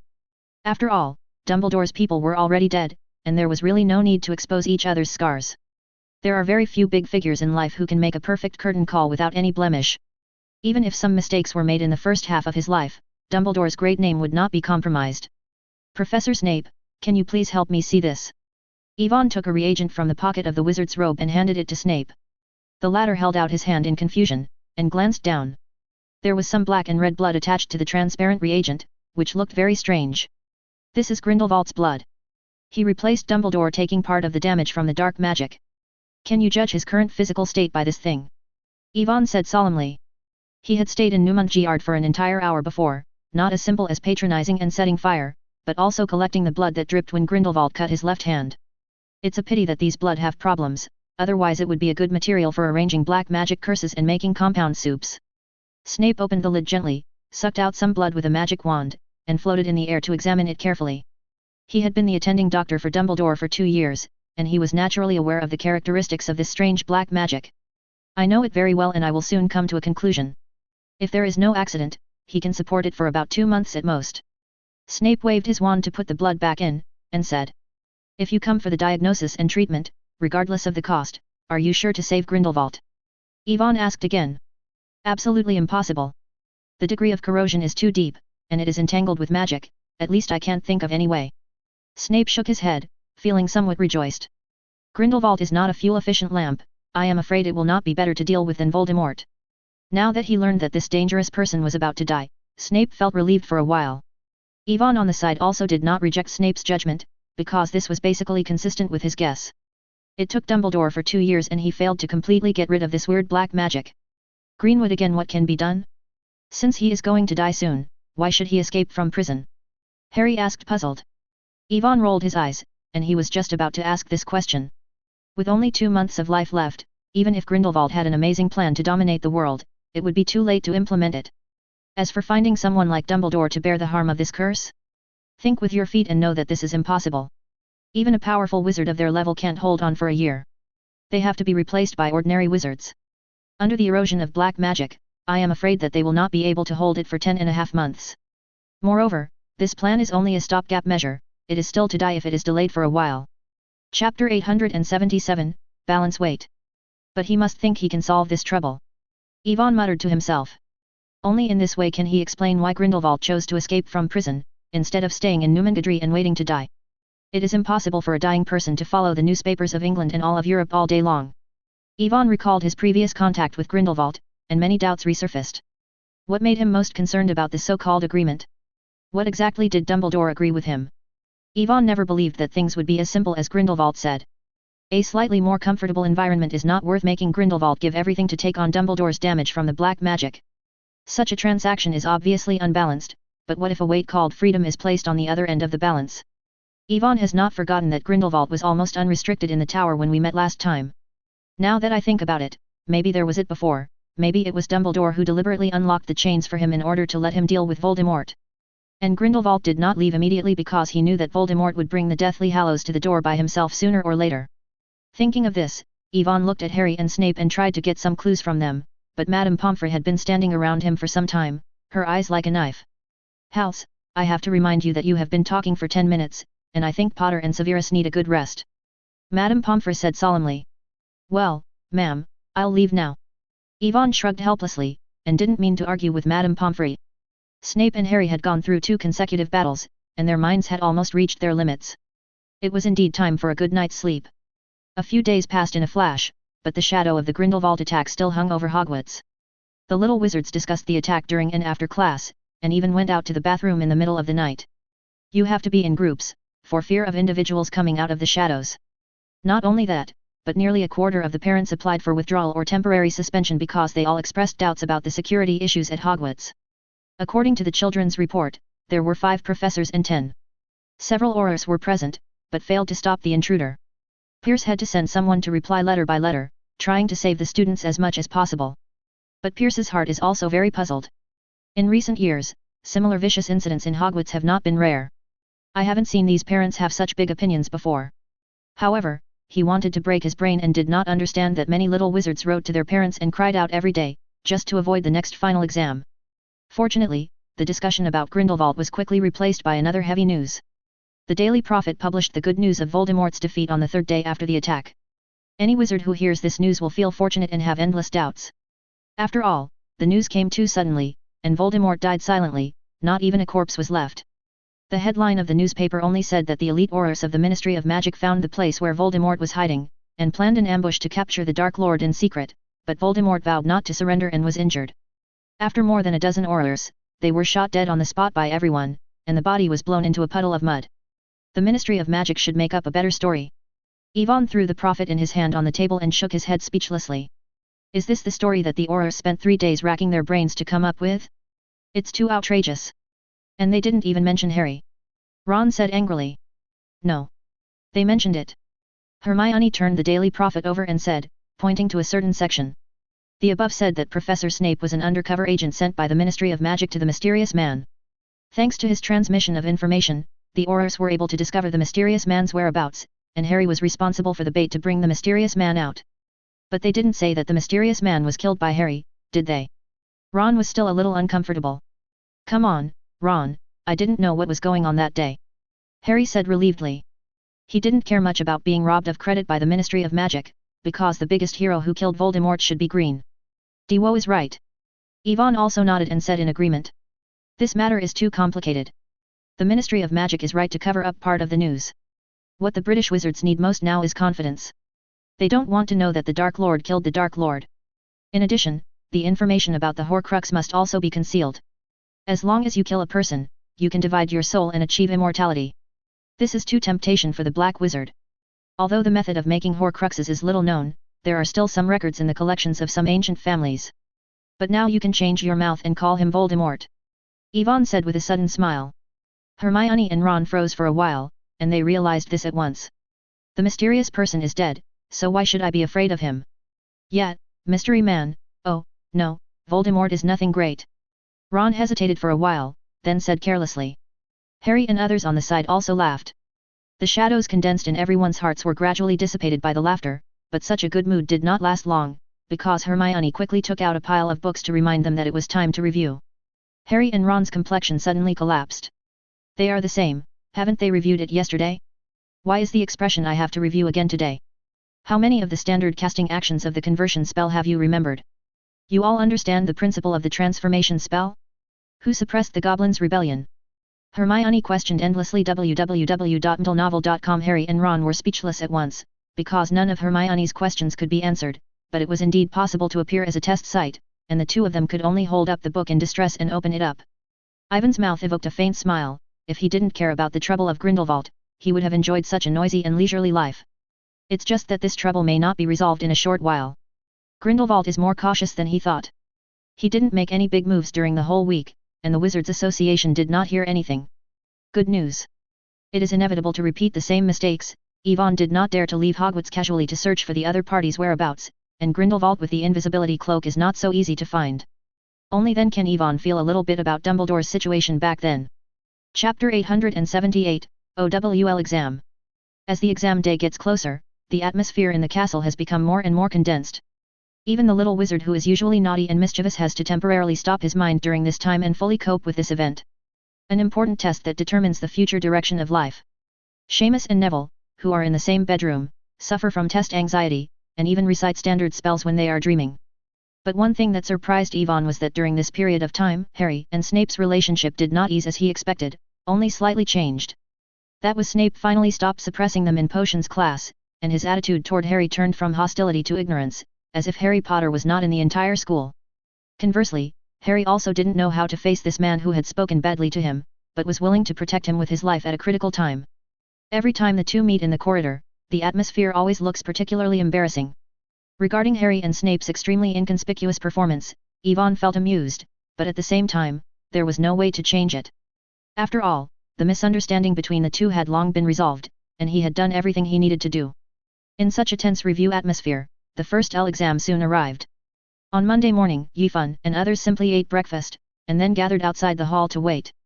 Each L exam was divided into two parts, theoretical and practical subjects, usually in the morning and afternoon. The exam location is in the White Auditorium. Candidates of each grade were called into the auditorium from class to class, and under the heavy supervision of the professor and the commissioner of the Ministry of Magic, they completed 50 questions within the specified time. Yvonne was probably the most calm one among all the students. After finding his seat, he slowly opened the examination paper and checked it. Please write the spell that makes the object fly, and describe the standard action of waving the wand. What are the commonly used cracking spells of the imprisonment spell? How to deal effectively if your companion is hit by a petrification spell? It seems quite simple. Yvonne looked through the papers and found that the difficulty of the L exam was much lower than he expected. Basically, they were all not too advanced basic theoretical questions. In the past 5 years corresponding answers can be found in the course textbooks. This kind of rote memorization, for Yvonne, who has the Ravenclaw crown, is a sub-question, and it's done. Yvonne fought so hard to write and fill up the entire answer sheet in less than half an hour after the test started. As for the remaining time, Yvonne is thinking about what can be improved in the Hogwarts examination system. The first is that the content of the exam is too monotonous or not in-depth enough. This is probably related to the usual course study.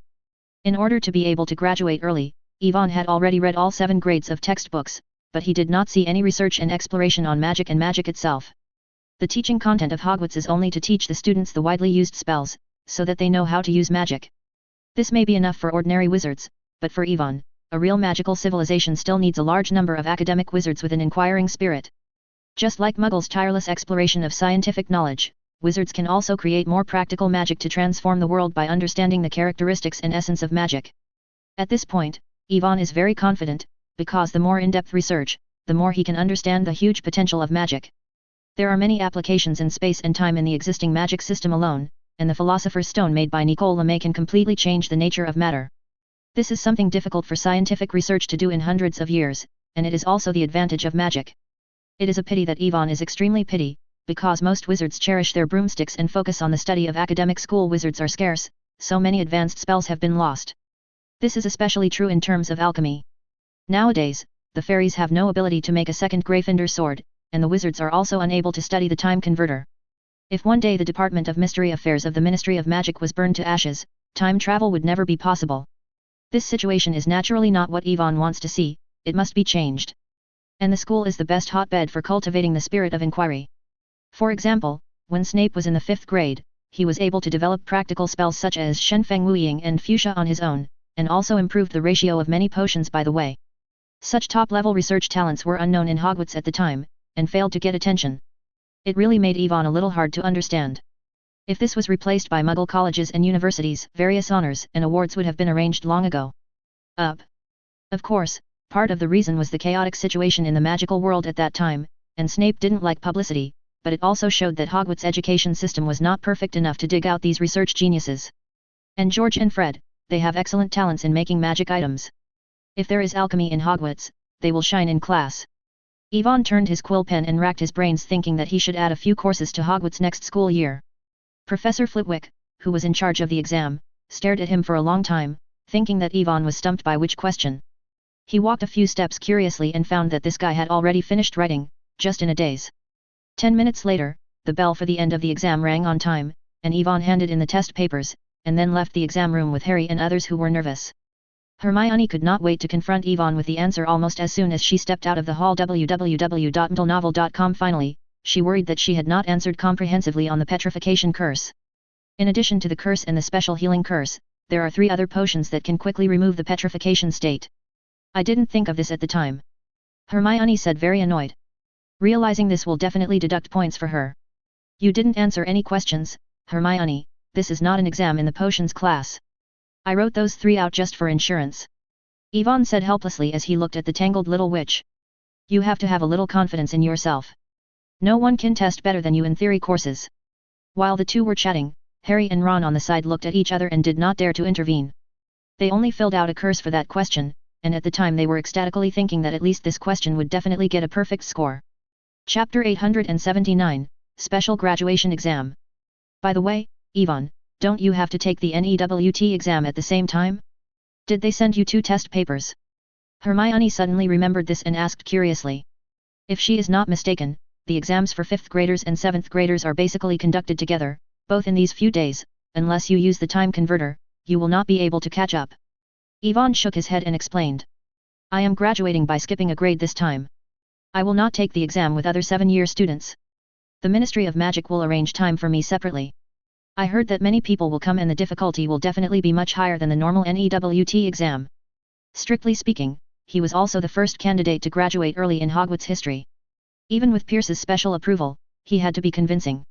Listening to Ivan's words, Harry and the others became interested in this special exam immediately, but thought that they had to take another OWL exam in the afternoon, and they got a headache again. For 2 weeks, the little wizards at Hogwarts spent intense exams and preparations. When the exam for the last magical history course was over, the students who walked out of the exam room all breathed a sigh of relief. Because the distribution of the results usually has to wait until the school leaves, they still have about a week before that they can relax. As for the special exam prepared by the Ministry of Magic, the time has also been set, on the last day of June. Ivan got up early as usual, and when he walked to the auditorium, he discovered that it had been decorated. The long table of the 4 college staff had long been removed and replaced by a temporary examination table. Probably for the sake of propaganda, the Ministry of Magic did not stop people from entering and exiting. The little wizards who came to watch the exam filled the entire auditorium, and it was like a festival. Oh my god, even the Minister of Magic Pierce and Merlin Knight's Chief Goshawk are here. Ron looked at the invigilators on the stage and couldn't help but stunned. This is the first time for him in such a big scene. See. Go, Ivan, I believe you will be fine.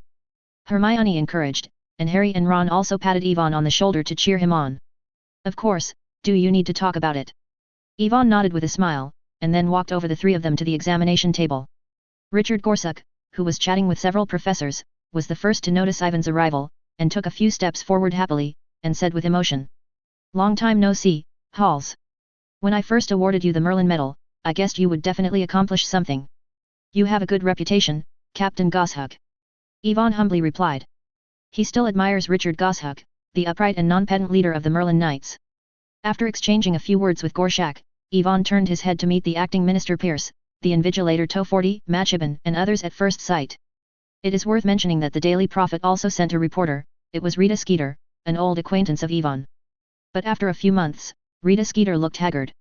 When facing Yvonne, although there was still a formulaic smirk on her face, there was a deep fear in her heart. As a senior gossip reporter, Rita Skeeter can naturally figure out what happened in the newspaper 6 months ago, and vaguely understand how her immediate boss was retired. If she had been angry that Yvonne threatened herself with a handle before, then now she didn't even dare to think of revenge. Yvonne chatted with Rita Skeeter as usual. Although he doesn't like this gossip reporter very much, he still has to admit that the other party is very talented in fooling the people and changing public opinion, and that he has good control. It may not be a sharp blade to the enemy. "It's almost time, Halls, now I ask you to stand on the exam field quickly." McGonagall glanced at the clock, and interrupted the greetings of Yvonne and the others. Yvonne nodded, walked all the way to the center of the examination room, and stood facing everyone like this. Since today is the 4 practical courses of Transfiguration, Curse, Divination, and Defense against the Dark Arts, there is no desk or chair in front of him, only a small table about 1 person high. After Yvonne stood still, Professor McGonagall looked at Pierce and obtained the consent of the acting minister, then cleared his throat and spoke. "Then the exam starts now. The first one is Transfiguration. The target of transformation is the wooden table in front of you. You can turn it into any animal. We will base on the completeness of your transformation and the time it takes to judge the results." "I see, Professor." Yvonne gestured to the invigilators on the stage one by one, and then slightly shook his wrist, and the wooden table in front of him quickly deformed as if it had melted. Under everyone's attention, in the blink of an eye, a strong fire suddenly ignited and wrapped the wooden table in. Hermione, who was watching, was taken aback, thinking that something went wrong with Ivan's spell. Harry and Luo, and was equally worried. The eyes of McGonagall and others who were in charge of the examination were filled with surprise. The next second a sweet fairy rang sounded in the auditorium. A golden-red phoenix emerged from the fire, waving its wings and hovering above the auditorium. Crimson flames surrounded its body, and its tail flames continued to shed from the air like a gorgeous firework. www.novel.com. The little wizards onlookers exclaimed, and even the commissioners of the Ministry of Magic opened their eyes. "Amazing, this is a phoenix." Professor Matchibin looked up at the phoenix flying above the auditorium in surprise, muttering to himself. Peel and the others were also stunned by Ivan's exquisite transformation skills. If they hadn't seen the spell-casting process with their own eyes, they would have thought it was a real phoenix. "Those fires, how did you do it, Halls?" Professor McGonagall asked eagerly. She could also do it after deforming a creature similar to a phoenix, but it would never be possible to give this kind of creature control. The ability to fire. "This, please allow me to keep it secret for the time being, Professor McGonagall." Yvonne shrugged helplessly. This situation also exceeded his expectations. In the process of transforming, he felt that the blood of the phoenix in his body was suddenly drawn, and then the phoenix that was deformed automatically possessed a certain ability to control fire. Although this ability is very weak and incomparable to the original phoenix, it aroused Ivan's curiosity. If he further develops the phoenix's blood, will he be able to be like Dumbledore's members one day, summon a phoenix that truly belongs to him? Chapter 880, Mr. Halls can handle such a small scene. The humming phoenix hovered a few times in mid-air, and then slowly landed on the table in front of several invigilators. Pierce, McGonagall, Flitwick, and others all leaned closer to watch this magical creature up close. Matchibin couldn't help but want to reach out and touch it, but was accidentally burnt by the flames surrounding the phoenix. For a moment, everyone was 100% sure that this was the real fire, not a false illusion. "It's incredible," Professor McGonagall murmured to herself. As a master of transfiguration, she was even more surprised than everyone present. But since Yvonne didn't want to say more, she was too embarrassed to ask more, so she could only hold her curiosity in her heart. Seeing several invigilators spinning around the phoenix he had turned into, and touching them in silence for a long time without announcing the final result, Yvonne could only remind him. "Excuse me, did I pass?" "Professor." "Of course. This is the best transfiguration I have ever seen," Matchibin said excitedly. She has been in charge of the examinations administration for more than a century, and the genius she has seen is too powerful. The one that impressed her most was the NEWT test taken by Albus Dumbledore at the end of the last century. At that time, she was ashamed of her as an examiner by the exquisite transfiguration skills of the other party. Maccaben thought that after that experience, he would never be surprised by the outstanding performance of a certain candidate in his lifetime, but he didn't want genius to have no limits. Professor McGonagall on the side also said with appreciation, "Halls, I am afraid that you have already surpassed me in terms of transfiguration skills. I don't think even Principal Albus can do better than you." McGonagall's evaluation is undoubtedly high and astonishing. Dumbledore was recognized as the strongest wizard in the British magic world before his death. Even after his death, the wizards in the British magic world still have great respect for him. And as everyone knows, Dumbledore is best at transfiguration. After the two had expressed their opinions, Pierce quickly took over, praising Yvonne for his outstanding performance, and even said that the existing examination evaluation system could not reflect Ivan's transfiguration level far beyond his peers. Hogwarts should be on the top of outstanding, excellent, and then add a higher evaluation. Richard Gorsuch also smiled jokingly. If other students have achieved outstanding results in transfiguration because the other party possesses this ability, then Yvonne got this evaluation entirely because outstanding is the highest evaluation they can give. Since everyone has no doubts, let's proceed to the next test, and then it's the turn of the defense against the dark arts class. Flitwick softly reminded them that they are going to do a full 4 this morning. There is not much time for the exam. Pierce nodded, looked away from Phoenix, and turned to Yvonne. For the second exam, we will directly take actual combat drills, okay? Halls. Mr. Of course, Minister. Yvonne said indifferently. Pierce immediately winked at the Aurors who were in charge of maintaining order in the auditorium. 3 of them quickly walked out of the crowd and stood opposite Yvonne in a semicircle. They are all elite strikers of the Ministry of Magic. Next, they will use black magic to attack you. What you need to do is to defend or crack the spells they use. Pierce explained. Wait, Secretary Pierce, is this too much? Professor McGonagall frowned as he looked at the 3 batters. Although Halls has a very good level of spells, he is still a child. We can't ask a little wizard who has not graduated to deal with 3 battle-tested hitters. Listening to McGonagall's words, Pierce's expression suddenly became very weird. He couldn't help wondering if McGonagall had any misunderstanding of the word children. A person who has the courage to enter the Ministry of Magic and kill the Minister, and beat the Dark Lord in Knockdown Alley, is definitely not suitable for a child. He usually calls this a monster. But in front of everyone, Pierce naturally didn't have the guts to say that, so he had to explain it again. I think Mr. Halls is able to deal with such a small scene. Last year, when he confronted the fire dragon and the mermaid, it was much more dangerous than this. Professor McGonagall's words suddenly stagnated. Of course, she knew that Ivan's strength should not be underestimated. She once rescued Harry from Voldemort with Sirius, but Ivan's age always made her subconscious. Ignore this. What do you think, Halls? Professor McGonagall hesitated, and finally handed over the choice to Yvonne. I believe Minister Pierce's arrangement. Yvonne shrugged and replied casually. Without Professor McGonagall's restraint, Pierce immediately waved his hand and looked at the hitters. Thompson, you can start. It is inevitable that some people made mistakes because of fear, and he personally selected the 3 hitters responsible for this exam. These people didn't know that the little wizard in front of him was the behind-the-scenes controller of the Ministry of Magic, so they wouldn't show any signs of timidity before the battle. As Pierce expected, Thompson and others, after hearing the instruction, held their wands and stared at Yvonne intently. They witnessed Ivan's magical transfiguration skills with their own eyes. Naturally, they won't have the slightest feeling of contempt. What's more important is that so many people are staring at them. All my face is lost. Compared with the prudence of the 3 hitters, Yvonne seemed relaxed and free, and even put the wand in his hand directly into his pocket. Such an almost contemptuous move. www.mdlnovel.com saw Thompson's heart burst into flames, and immediately took the lead in attacking regardless of the amount of bullying. Langlock, lock tongue to seal throat. Apuno, 10,000 bullets. Expelliarmus, accept your weapon. 3 consecutive spell beams flashed in mid-air. As an elite striker, even if they hadn't discussed it in advance, Thompson's team still cooperated very well. The tongue and throat curse prevents the opponent from casting spells.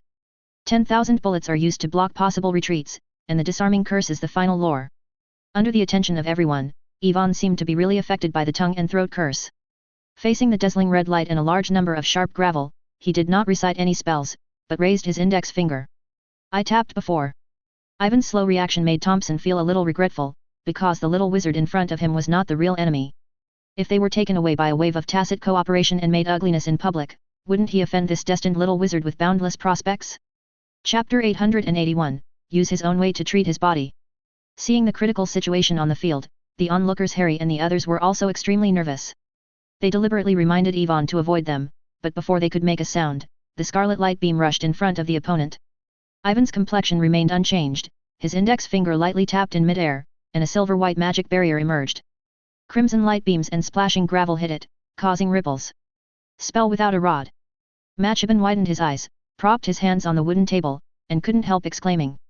Flitwick on the side was equally surprised, but he corrected it. Should be cast without a rod or curse. In the gap between the two of them, Yvonne made another move. He slightly bent his right hand and snapped his fingers. In the crisp sound, the sharp rocks that had not yet landed quickly deformed and turned into one. A sharp short spear scattered towards the three people in front of him. From passive defense to launching an attack, a series of actions were completed in just 2 seconds. Thompson, who was still annoyed that he should keep his hands 1 second before, raised a warning sign in his heart the next second.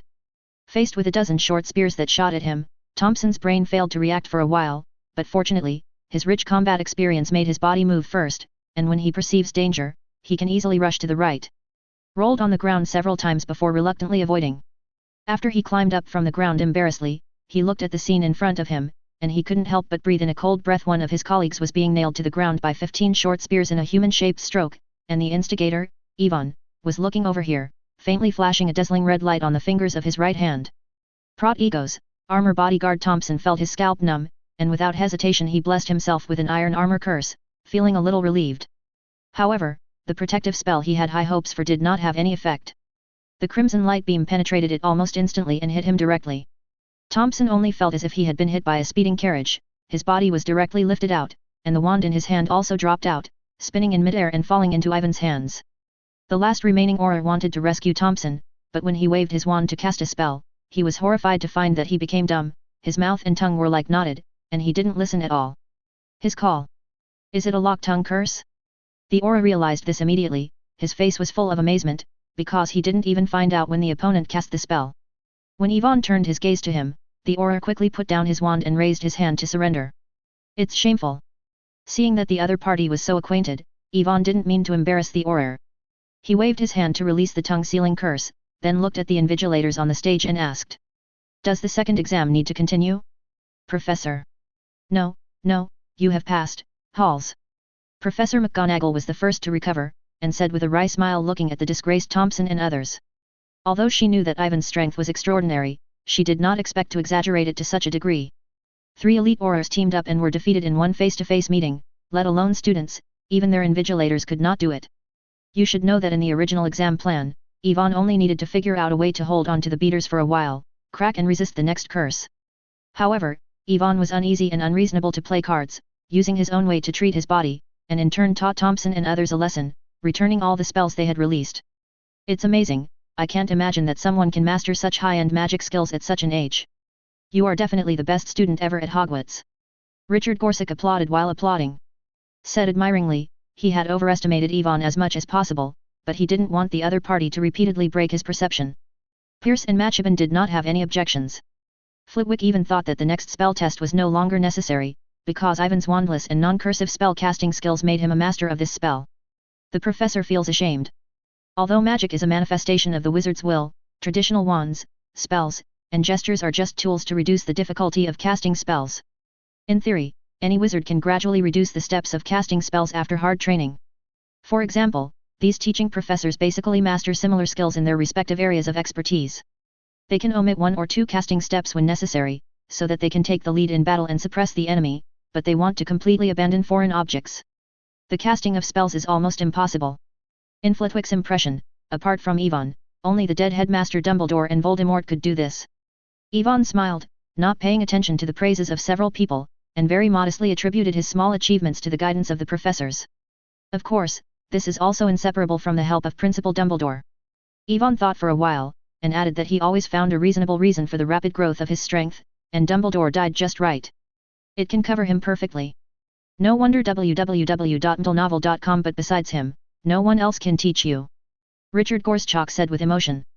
The second exam ended smoothly, and Yvonne was naturally unavoidable in the next spell test.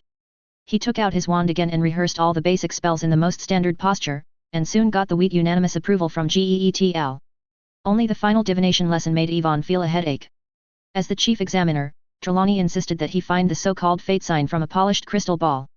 Yvonne stubbornly stared at the crystal ball pretendingly, and meditated for 5 minutes. He could not see anything but his own reflection. In annoyance, he simply cheated by using desperate mind to cheat what Trelawney wanted most. After the answer was given, I kept my all outstanding grade. Congratulations, Mr. Halls, you passed the NEWT exam with excellent results. No, it should be said to be perfect. After several tests were completed, Marchibin announced the results in public with a smile. There was a burst of cheers in the auditorium. Everyone present witnessed Ivan's superb magic spell skills. The appearance of the 3 blowers and their gestures made them admire. Chapter 882, Completed Tasks and Secretaries. You are amazing, Yvonne, I know you can do it. Hermione stepped forward excitedly and gave Yvonne a big hug, excited as if she passed the exam. As the first student ever to graduate from Hogwarts by skipping a grade, you must be included in the annals of history. I didn't expect that we would graduate together this year. George and Fred also said with a smile. Yvonne hugged Hermione first, then looked at the Weasley brothers and asked. Have you thought about what to do after graduation? Of course we will continue to run the joke toy store. We even rented the shop. We can officially open it in the most lively area of Knockoff Alley in a few days. George said happily. After several years of hard work, they finally got Mrs. Weasley's approval to conduct research or sell joke toys. However, the premise is that this time the NEWT exam does not fail, otherwise they will definitely be scolded. Then I will congratulate you in advance. Yvonne said with a smile, throwing away the thoughts in his heart. Considering that George and Fred are talented in developing alchemy items, he also planned to let them participate in the research on the magicalization of Muggle technology items. Now it seems to be forgotten. There should be a large number of wizards in the Department of Mysteries who are proficient in alchemy. There is really no need for George and Fred to leave their favorite careers. What about you, Yvonne? Are you planning to enter the Ministry of Magic after graduation? Fred asked curiously. Although he has no interest in politics, he can see many big figures in the magic world from this graduation exam. They are very optimistic about Yvonne, and even the Daily Prophet praises him every day. If he is willing to enter politics, Fred even thinks that Yvonne can break the record again and become Minister of Magic before the age of 25. No, the position of the Ministry of Magic is not suitable for me. I should go back to teach at Hogwarts. Yvonne shook his head and said.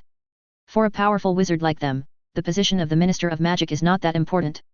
Heavy government affairs and complex political struggles will consume a lot of precious time. It is the best choice to stay behind the scenes and remotely control the Minister of Magic, so even in the original time and space, it is not rare to control the position of Voldemort of England. After all, wizards are different from muggles, and they don't need to rely on a group to gain power to stabilize their position. If you really need him to stand in front of the stage one day, it will be no trouble.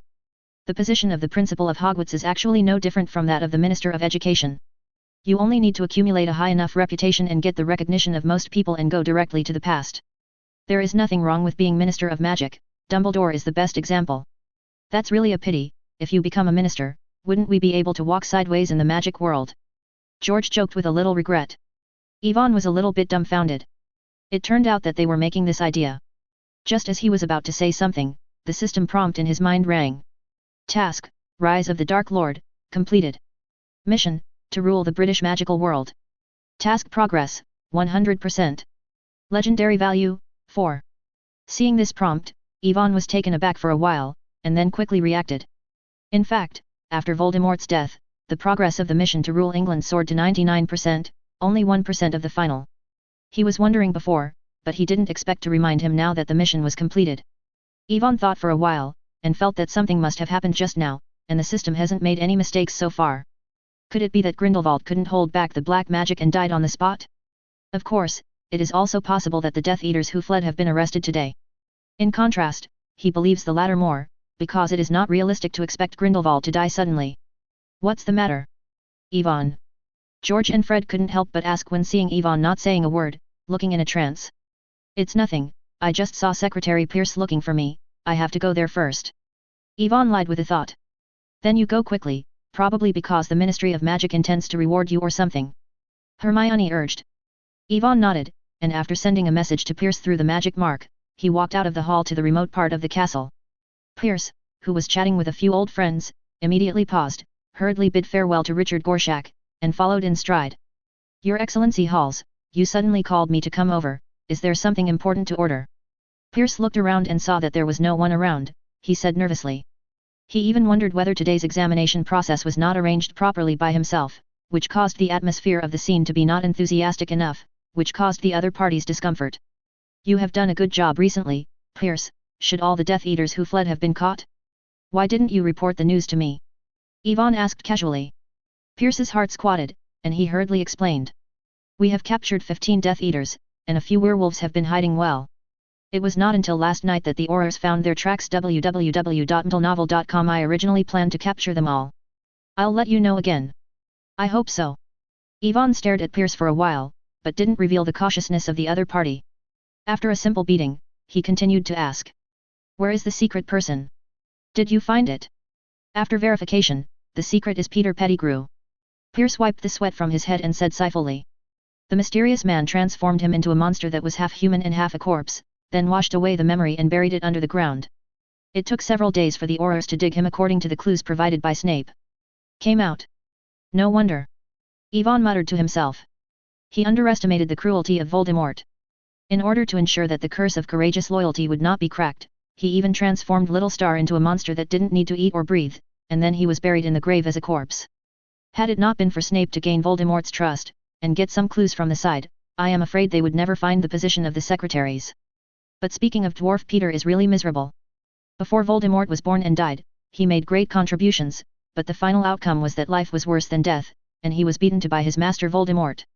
Chapter 883, International Federation of Wizards. This is what happens when you follow the wrong person. Yvonne said with a sneer. Dwarf Peter was afraid of Voldemort's power and willingly betrayed his friend and became a running dog of the other side, but he forgot that Death Eaters are not so good. Voldemort was not only cruel to his enemies, but also merciless to his own people.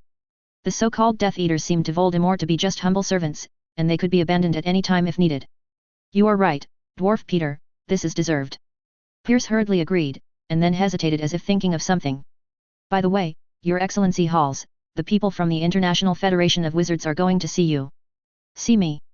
Yvonne raised his eyebrows, somewhat puzzled in his heart. What did the people from the International Wizarding Federation suddenly ask for himself? Is it related to Grindelwald? But even so, the other party should talk directly to Pierce, the Ministry of Magic. In order to avoid some unnecessary troubles, when he asked Pierce to report to the International Wizarding Federation, he didn't mention anything about himself at all. I suspect they may have found some evidence against you. Pierce explained cautiously. Really? Yvonne glanced at Pierce, and he couldn't help but wonder if the acting minister was so tired and crooked, he secretly stumbled himself. Otherwise, how could the other party find out that he was a little wizard who has not graduated yet? But after thinking about it, Yvonne still ruled out this possibility. Pierce was not stupid enough to come into contact with the Wizarding Federation to plan against himself in order to fight for power, and the feedback from Sensational Thought also confirmed this. Do you know what they probably found? Yvonne pondered for a while and asked. They suspect that Grindelwald's escape is related to you. Pierce said succinctly. Why do these people think that? Yvonne was a little bit dumbfounded, thinking that the people of the International Wizarding Federation were simply inexplicable. What good would it be for him to let Grindelwald go? I don't know about this. Pierce said with a wry expression. In fact, like the people in the International Wizarding Federation, he also doubted that Grindelwald's escape was related to Yvonne. After all, the Dark Lord spent more than 50 years in prison, but after Yvonne went to Numajard to contact him for a few days, Grindelwald suddenly ran away. There was nothing in it. Contact him is not believed. Maybe Yvonne was planning some earth-shattering conspiracy secretly before letting the opponent out. Of course, Pierce's thoughts can't be hidden from Ivan's fascination. While speechless, Yvonne also felt a little angry inexplicably. Could it be that in everyone's mind, he is such a person? Yvonne stared at Pierce for a long time, but in the end he swallowed the questioning words. If possible, he didn't want to expose his identity as a master of the gods, because no one would want his thoughts to be transparent in front of others. With this in mind, Yvonne let Pierce go and asked about the details of the International Wizarding Federation. He had limited knowledge of this so-called international organization, and he didn't quite understand why the other party could control England. Under Ivan's question, Pierce naturally didn't dare to conceal a little bit, and immediately gave Yvonne the popular science. Because the vigorous witch-hunting movement in the Middle Ages caused great troubles to the lives of wizards, the wizarding governments, which were hostile to each other and rarely communicated, had to unite and discuss ways to deal with it. The International Federation of Wizards is born on this background. Its purpose is to provide a platform for wizards from various countries to communicate and cooperate to counter the threat posed by Muggles. For example, the famous International Wizarding Joint Secrecy Act is signed in the course of quarrels and debates. It looks a bit like the United Nations of Muggles. Ivan touched his chin, thinking to himself, and the international situation in the wizarding world was somewhat similar to that of Muggles. The war initiated by Grindelwald 50 years ago was equivalent to World War I and World War II. It severely damaged the entire European magic world and enabled the rise of emerging North American wizards. Because it is far away from the European continent, the situation in England was better than that in other countries, but not long after Grindelwald was defeated, another native Voldemort came, entangled with a group of Death Eaters who persecuted non-pure-blooded wizards in England. Compatriots. If it were conspiracy theories a little bit, Ivan would have to wonder if Voldemort was specially trained by the North American Magic Congress. On the basis that the European magical world is broken, the International Wizarding Federation is of course faintly controlled by the North American side. Your Excellency Halls, do you need me to rebuff them? Pierce noticed that Ivan was not too cold with this Wizarding International organization, so he proactively proposed. No. Since they want to see me so desperately, then see me. Ivan said with a sneer. England is his turf, and Ivan wants to see what waves these people can make. Understood, I'll send someone to inform the Wizarding Union to make an appointment. Pierce nodded and said. Saying goodbye to Pierce, Ivan returned to Gryffindor's lounge alone. After a round-trip effort, Ivan was surprised to find that the restroom had changed its appearance. The surrounding walls were hung with colorful lights, red lion flags were floating in the air, and a big banner was drawn in the middle. The name of every graduate is written on it. Maybe it is a graduation party? You are the only one left, Ivan. George and Fred happily pulled Ivan into the lounge, and the little wizards of Gryffindor also asked Minister Pierce all in a hurry to come up. What kind of reward was given to him? They must have given you a lot of gingia along www.mdlnovel.com, right? You are the first wizard in Hogwarts history to graduate early. Ron said expectantly. This is too vulgar. Seamus said with a grudge. I guess the Ministry of Magic is going to write you in Chronicles of British Events. Ivan was overwhelmed by the enthusiasm of the people, and he couldn't tell the truth. In the end, he could only evade the fact that the Ministry of Magic planned to make a pure gold medal for him as a reward, but it would only be sent over a while. The hustle and bustle of the graduation party lasted all night. George and Fred specially prepared a lot of fireworks and all kinds of weird magic toys, which messed up the lounge, and finally even persuaded the elves to move the little wizard's dinner to the lounge. In such a cheerful atmosphere, Ivan temporarily put aside the worries of the Wizarding Federation and spent the whole night with them. It's a pity that the good mood didn't last long, because the people from the International Wizarding Federation came faster than Ivan expected. In the evening of the next day, Pierce walked into Hogwarts with 4 strange wizards. Chapter 884, Aggressive Wizarding Union.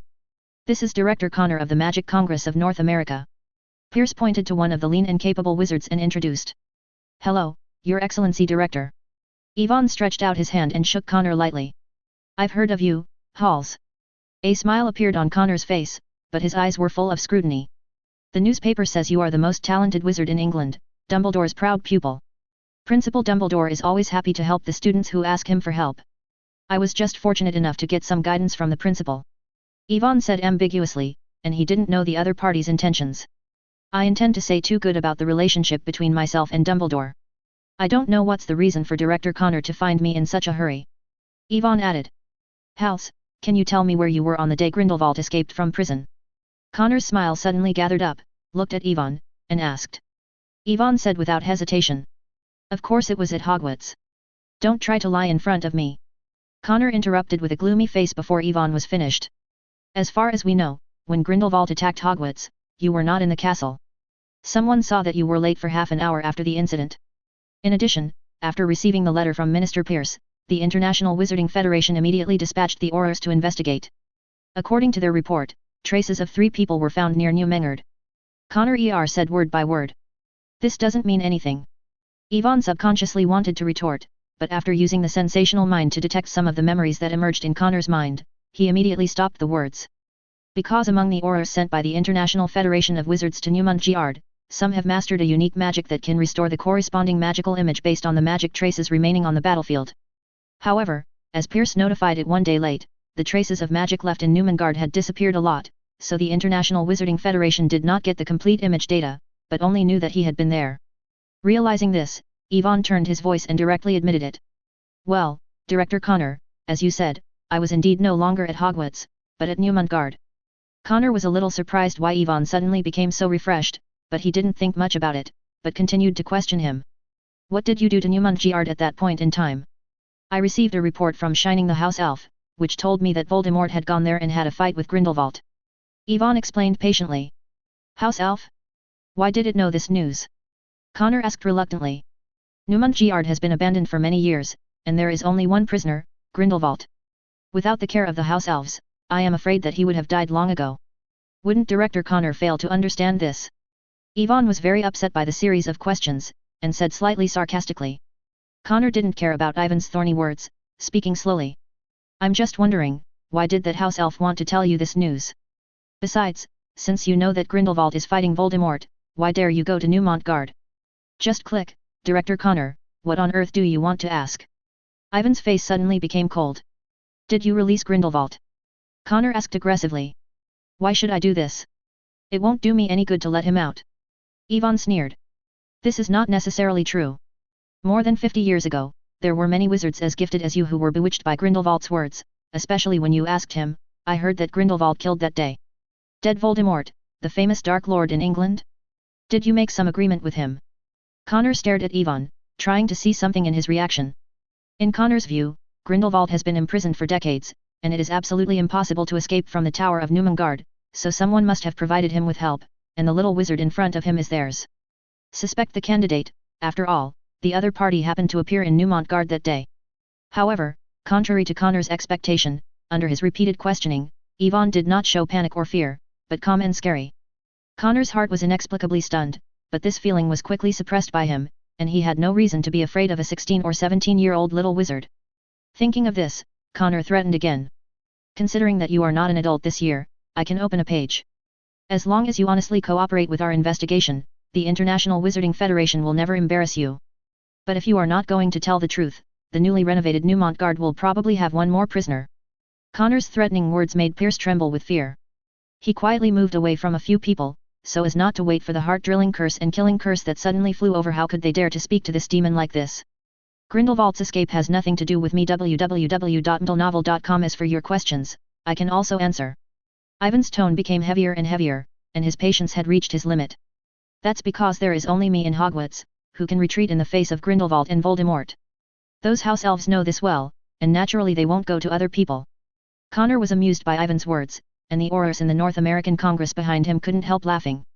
I have read the newspaper yesterday and admitted that you are very talented, Halls, but the power of Grindelwald is far from what you can imagine. After Connor laughed, his face quickly became serious. He was able to become the director of the North American Magical Investigation Bureau at the age of 30, and he was naturally an out-and-out genius. Although he did not get the appreciation of big people like Yvonne, he graduated early, and he threw himself in the exam and defeated him. Several Aurors who released the water, but also achieved the due honor with all outstanding results.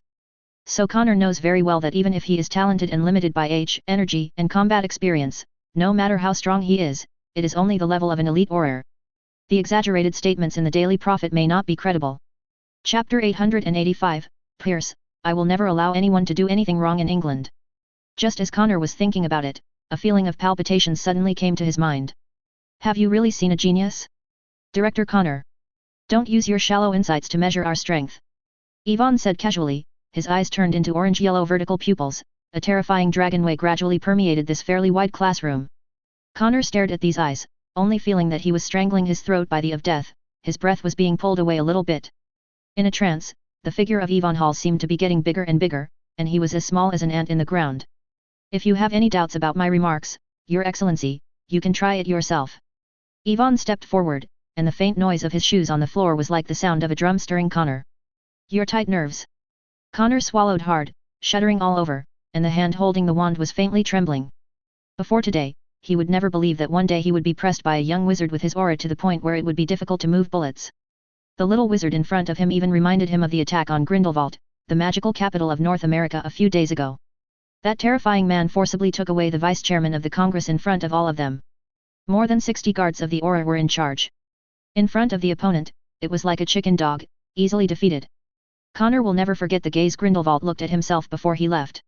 It was indifference, like looking at the sight of a wild dog on the side of the road. In addition to Connor, the 3 Aurors who followed in were similarly facing enemies, but they were not the target Yvonne deliberately targeted, so they still retained a certain amount of action ability under the pressure of aura. But this was obviously not a good thing. Just after Yvonne stepped forward again, one of the Aurors could no longer stand it, and pulled out the wand, and his movement quickly aroused. In a chain reaction, the other two Aurors also subconsciously drew the wands from their waists. Don't do it! Connor subconsciously wanted to shout, but it was still a step too late. When the pressure reached its extreme, the string called sanity broke almost instantly. Expelliarmus, accept your weapon. The Auror who stood in the front row took the lead, shouting like a vent. Almost at the same time, the two colleagues in the rear also attacked tacitly, and two light beams of various colors flew toward Yvonne. It's over. Connor's mind suddenly flashed this thought, and then a bright light occupied his vision, and the violent explosion sounded in his ears in the next second. The entire classroom shook violently, the tables and chairs around it exploded, and the turbulent air wave rolled over Connor to the ground. The only thing to be thankful for is that the pressure of the aura that originally locked him firmly disappeared at this moment, and Connor climbed up from the ground, stiff hands and feet, and quickly looked around. Yvonne Halls was still standing not far in front of him, looking calm and relaxed, while the three law enforcement Aurors of the International Wizarding Federation had fallen to the ground, looking more miserable than one. The wizard who initiated the disarming curse had his wand in his hand beaten into two pieces. The other two Aurors were petrified all over, and the other was fainted by the aftermath of the blasting curse, covered in blood. How dare you, dare to attack the Auror openly? Connor gritted his teeth, his anger was extreme, but under Ivan's indifferent gaze, the extremely loud voice at first became weaker, and finally nearly inaudible. Don't be slanderous, Director Connor, it's clear that these Aurors blatantly attacked an innocent student at Hogwarts. Yvonne raised his eyebrows and corrected dissatisfiedly. Then he shook his wand and continued. In addition, my wand is here. If the International Federation of Wizards has any doubts, it can be tested. At best, I have released a few defensive spells. Blasting spells, petrifying spells, and disarming spells are just a few of them. Mr. Auror's handwriting. He just bounced back the curse of these people. Connor was almost fainted by Ivan's shameless beating, but he was afraid of the opponent's understatement and defeated the strength of the three Aurors. Connor had to turn to Pierce, who had been forgotten by him before, and looked forward to it. The Minister of Magic can help him put pressure on the other side together. However, Pierce seemed to be blind suddenly, and didn't say a word during the conflict, and didn't even look at him. Seeing that Connor didn't give up, Yvonne sneered, looked at Pierce and spoke. Minister Pierce, does the International Wizarding Federation have the right to attack the people in England? Of course not. The sculptural Pierce came alive in an instant, assuming a righteous gesture. I will never allow anyone to do anything wrong in the British magic world. Even if he is the executive director of the International Wizarding Federation. Director Connor, please also invite you and several of your men to the Ministry of Magic for review, wantonly attacking an underage wizard, and used a deadly blasting curse in the battle. This is a felony. Pierce said very seriously. He clapped his hands, and a few seconds later, Dawlish rushed in from the door with more than a dozen strikers, and surrounded the group of people from the Wizarding Association. Shouldn't we be in the same group? Connor's face was dumbfounded. Before he could figure out the situation, the striker who rushed in took his wand and fell to the ground. Connor almost doubted whether the little wizard in front of him was Pierce's illegitimate child. www.novel.com so that the Minister of Magic, at the expense of North America and the Wizarding Federation, had to reverse black and white. He tried hard to resist, but he couldn't escape the restraint of Dawlish and others. Thinking of Pierce's indifference and ruthlessness, Connor's heart suddenly sank. If he were taken away like this, his fate would never be better. Even if the North American side can fish him out, the delay these few days will be enough to make myself suffer. Thinking of this, Connor hurriedly said.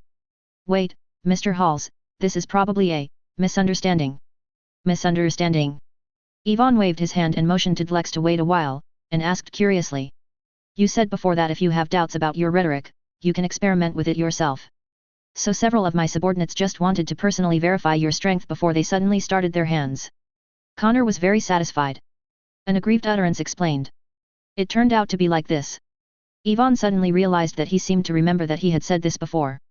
He looked at Connor and reminded him earnestly. But next time you must remember that you need to show dual etiquette before conducting friendly discussions. Not everyone is as reasonable as I am. Chapter 886, Before long, they will come back and beg us. Reasonable? Talk about the truth. Connor cursed secretly in his heart, but he didn't dare to offend the slightest, so he had to be patient and reluctantly said. I will faithfully relay Mr. Halls's reminder to them. That's good. Yvonne stared at Connor for a while, and after a long time he motioned to Dlex to lift the curse for the Aurors of the International Wizarding Federation. After regaining consciousness, these Aurors were much more honest than before, and they yelled before they came together, and their faces were even more embarrassed. The three of them teamed up to deal with an underage kid head, and they were defeated in a single encounter. They immediately wanted to find a place to sew in, how they could be tough. Fortunately, remembering the record in the Daily Prophet yesterday, several people quickly readjusted their mentality. Those British strikers also had the same experience as them. This fully shows that it is not they are too bad, but the other party's spell casting. The ability is really amazing. But they really didn't expect that the Daily Prophet would not even brag and report truthfully.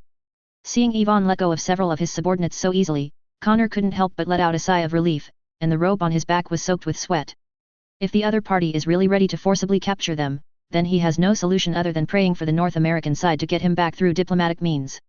Mr. Halls, please forgive us for our previous offense. After Connor calmed the emotions of several orators, he looked at Yvonne and said nervously. If there are no other orders, then we will leave first. So, all the questions you want to ask are finished? Yvonne said. Connor's mouth twitched. Of course, he hadn't finished asking the question, but he had to dare to ask. The beginning and the end of this matter couldn't be more clear. After I return, I will report to your excellency, that Grindelwald's escape has nothing to do with you. Connor said respectfully. He didn't have any pressure to say this, because Ivan's strength completely exceeded their expectations, which also meant that the possibility of the other party being deceived was minimal. If Yvonne and Grindelwald were in the same group, then Grindelwald wouldn't be the only one who attacked the parliament a few days ago. In the case of serious lack of preparation, facing the attack of two powerful wizards and a large number of British orators, Connor had no doubt that the North American Magic Congress could not support the arrival, and they would all be destroyed if he were Grindelwald. We'll never give up this opportunity to cut off the strong enemy. Yvonne nodded, did not ask any more, just waved his hand to indicate that they could leave. Pierce on the side looked at the batters and ordered. Delilah bother you to send Director Connor a ride? No, we can go back by ourselves. Connor opened his mouth and tried to refute, but in the end he held it back because he was worried that he would not be able to leave again after a few more words. Please, Sir Director. Delish stretched out his hand very graciously and guided, completely different from the appearance of rushing in fiercely before, as if he had changed himself. Connor straightened his torn robe and walked out with Delish. Soon there were only two people left in the wide classroom. Pierce and the others walked away before turning to look at Yvonne, and said worriedly. We just let them go like this. Otherwise? Yvonne asked strangely.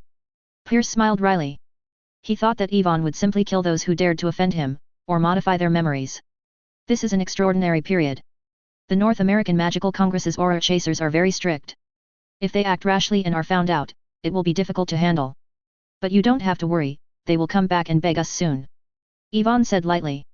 Although the forgetting curse is useful, it is not without flaws. Once discovered, it will greatly deteriorate the relationship between the two parties. The executive director of the dignified executive will be revised and remembered. This kind of thing that violates the principle, North America will never let it go. But the battle just now was different. Although it slapped the opponent's face, but at the same time demonstrated his own strength, the target of the demonstration was only 3 orators. In the face of Grindelwald's archenemy, the North American Magic Congress can no longer fight against a talented wizard and the entire British Ministry of Magic for this little matter. In order to redeem his dignity, those orators would definitely tout his spell-casting skills and promote himself well. Pierce pondered for a while, and soon wanted to understand this. His original worried expression disappeared, and he was even faintly excited. The former North American wizards relied on their great power, and thought that after Dumbledore's death, England had lost a terrifyingly powerful wizard. They were all arrogant and didn't take him seriously as the Minister of Magic. Even a small executive director thinks that he can sit on an equal footing with the British Minister of Magic, and he can't hear the slightest respect in his words. Pierce is naturally upset with them. This time, it was able to frustrate these people's prestige severely, and let them eat this dark loss, and it really made Pierce breathe out a sigh. Then what should we do next? If someone from North America comes to cooperate with us in a few days, www.mdlnovel.com, do you want to consider agreeing? Pierce asked. Grindelwald's existence is not small. The problem is that it is not easy for the British wizards to find the trace of the other party. Of course it was procrastinated. Grindelwald should not come to England again in a short time. It is not us that should be anxious. Yvonne said with a sneer. He just saw something very interesting from Connor's memory. In order to deal with Grindelwald, they do need to cooperate with the Wizarding Federation, but the primary and secondary relationship must be clarified. The arrogant attitude of Connor and the others when they first arrived made Yvonne very upset. Just by ignoring Pierce, who is the Minister of Magic, and asking himself severely, it can be seen that the other party is not holding equality at all. The mentality of cooperation came, just wanting the British wizards to cooperate with them. Yvonne didn't want to be led by a group of idiots. He was not Dumbledore, he didn't care so much, and he would never be at the mercy of these people. The most important thing is that delaying time is good for him. Even if Grindelwald has a way to solve physical problems, he is already over 100 years old, and his strength has reached the peak, but he has a lot of room for improvement, the later he fights. the greater the winning percentage. Chapter 887, Yvonne, is this the bastard's brain made up again? Just as Yvonne was thinking about it, a system notification sound suddenly rang in his mind. Ding, a new mission has been generated. Yvonne was stunned for a moment, then opened the task list to check it out. Task objective, dominate the magical world. Task progress, 2%. Task reward, legendary value *5. Mission description, after initially stabilizing the power of England, you eagerly cast your gaze further away. In order to extend your power to every corner of the world, you insidiously let go of the old Grindelwald and indulge him in his recklessness in the magic world. The smoke of gunpowder gradually spreading over the European continent will become your best promotion capital. Note, you think the International Wizarding Federation cannot handle this problem. It won't be long before they will come back to pray for your help. Seeing the new mission, Ivan's mouth twitched. Is this the bastard's brain made up again? Connor? And those orders from the International Federation of Wizards? Not too possible. Yvonne thought for a while, and finally focused his gaze on Pierce, showing an unkind look on his face. Pierce was stunned by Ivan's scrutiny gaze, wondering if he had done something wrong, but he didn't have any clues after thinking hard. In the end, it could only be secretly attributed to Yvonne Hall's moody and tyrannical temperament. Yvonne resisted the urge to change to a Minister of Magic, and said angrily. Farrell, the Vice Chairman of the Magic Congress of North America, was arrested. Grindelwald did it. Pierce was taken aback by the sudden news, and asked uncertainly. When did this happen? Just 2 days ago. At this point, Yvonne paused, looking at Pierce and said with dissatisfaction. Hasn't the Ministry of Magic received news of such a big event? Pierce smiled wryly. He took over the Ministry of Magic in England only a few months ago, and he snatched it in a near coup d'état. There are a lot of messes under his hands, and even the entire intelligence agency needs to be cleaned up. At this moment, he is not in the mood to manage the riots in North America. No wonder they rushed to England in such a hurry. Pierce muttered to himself. However, Pierce was very surprised that Yvonne was able to get the news so quickly. Could it be that the other party has also placed some manpower on the North American side? Yvonne didn't mean to explain, he couldn't say that this information was obtained from Connor's mind. In view of this, Yvonne changed the subject. How much do you know about that guy named Farrell? Grindelwald will never do meaningless things. Since he chose to risk attacking the Parliament building when he is not in good condition, just to take him away, then this guy it must be very important. Farrell. Pierce pondered for a while, his name was a bit familiar. If I am not mistaken, this vice president should be one of the heroes of the Wizarding War more than 50 years ago. Is that so? Yvonne touched his chin, then said with a thought, in other words, he is the enemy of Grindelwald. Of course. Pierce nodded, not sure why Yvonne asked, isn't it obvious? After getting Pierce's confirmation, Ivan's face suddenly became very ugly, and it took a long time before he said solemnly. I think we probably need to face Gellert Grindelwald in his heyday. At the same time, somewhere in central northern Europe, Farrell, who had been in a coma for a long time, was gradually awakened by a strange sound. He opened his eyes in confusion and looked around, and then found himself in an old-fashioned residence. It looks like it has been abandoned for a long time. The stone bricks on the surrounding walls look pitted, the white wallpaper is peeled off, and there is a big hole in the roof. The afternoon sun is falling down the break. But Farrell couldn't feel the slightest warmth, because at this moment he was being tied to a circular pillar, his hands and feet were limp, and he even struggled to move. It is no exaggeration to describe his current fate as a prisoner waiting to be slaughtered. What made Farrell even more chilled was that there was a huge crucible in the wide living room in front of him, big enough to accommodate an adult sitting in it. And now the pot was filled with some kind of turbid liquid, and bubbles were gurgling outward, and from time to time there were faint blue sparks coming out, making bursts of crackling noises. Farrell swallowed hard. He was 100 years old and did not fear the coming of death, but as a wizard who was committed to the cause of anti-dark magic in his early years, Farrell was very aware of the methods of some dark wizards. Even more terrifying than death itself. Click. Suddenly, a sound of pushing the door came from behind. Farrell hurriedly lowered his head and closed his eyes, pretending to be in a coma.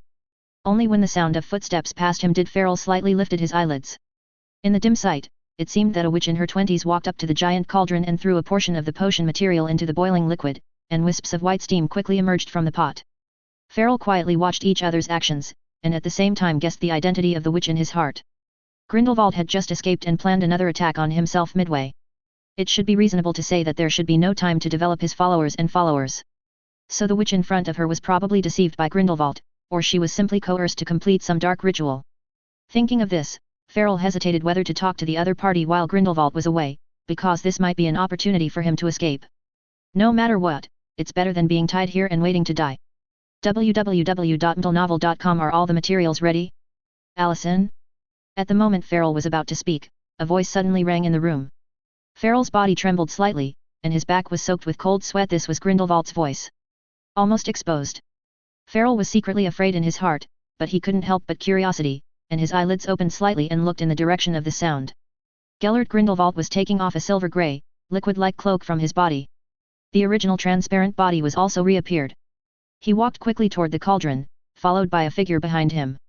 A middle-aged man about 50 years old. What makes Farrell a little concerned is that the man's eyes are apathetic, and the whole person seems to be demented, probably because of some controlling magic. And judging from his experience, this shouldn't be a wizard, but a machi. Chapter 888, Black Magic Ritual. What does Grindelwald bring a machi here? Could it be the sacrifice of some dark magic ritual? Farrell couldn't help but feel curious, and his eyes opened slightly. The witch named Allison was also taken aback by the sudden appearance of Grindelwald and stammered. I have put all the potion materials in according to your instructions, but I'm not sure if I can do this job, sir. Grindelwald walked to the cauldron and noticed the potions brewing situation, and said. Don't be too nervous, Allison, I believe your potion level, you have always done well when you were in Durmstrang, haven't you? Potions are your strength. Allison nodded in fear, and the whole person looked a little worried. Although she felt that her level of potions was pretty good, the things that Grindelwald asked her to cook were beyond her knowledge. The medicine materials and the things that need to be done next made her feel terrified. Don't forget our common ideal. In order to achieve the goal, we always have to give up something. You just need to remember that these are the necessary sacrifices. Grindelwald said comfortingly. While being in the giant wand, the cauldron was stirred gently, and when the boiling liquid in the cauldron subsided again, he turned his head to look at Allison and continued speaking. Now that the preparations have been completed, we can start the next step. Allison looked a little hesitant, and couldn't help looking at the middle-aged man following Grindelwald. Are you thinking about your machi father? Allison? Or do you have forgotten how he used to treat you? Grindelwald said coldly. Of course I won't forget all this. Allison said very excitedly. He is a rogue drunkard, a complete villain. He is not worthy of being my father at all. There was a smile at the corner of Grindelwald's mouth. That's right, Allison. Although he is your biological father, he has not done anything for you. He has only brought you pain. Only the wizarding world is your real home. We are your family. Grindelwald put his hand on the witch's shoulder and said very gently. Allison sobbed low, tears running down her cheeks. Seeing that Allison hadn't made a decision for a long time, Grindelwald couldn't help but flash in his eyes, but the words were still gentle. If you are very resistant, I can also change another person. This ceremony is not mandatory, it is the same for anyone to change. No. Allison wiped his tears, suddenly interrupted Grindelwald's words, looked at the middle-aged man resentfully, and said. I wanted to kill him a long time ago, if his death is of any use to you, that would be great. Very good. Grindelwald's gaze flickered. After confirming Allison's determination with the mind of sedentary mind, he nodded in satisfaction, and then took down a pendant hanging on his neck and set it on. On the right hand. Farrell stared intently, and Grindelwald slightly raised his finger to the hemp chicken, a faint green light quickly condensed on the fingertips. Avada Kedavra, Grindelwald said the spell indifferently. A dark green light beam flashed in midair, and the machi who was standing in the room stiffly stiffened, and then his gaze was so distracted and fell to the ground softly. Farrell's pupils shrank slightly, and he saw a life passing in front of him but couldn't stop it. This kind of powerlessness made Farrell feel uncomfortable. However, he still did not reveal his meaning, and said nothing during the whole process, because at this time, his fate would only be the same as that of machi. After killing people, Grindelwald closed his eyes very rarely and stood motionless. A faint blue mist gradually poured into the pendant from his body, and he could still see a hideous man faintly. Human form. Is this, making a Horcrux?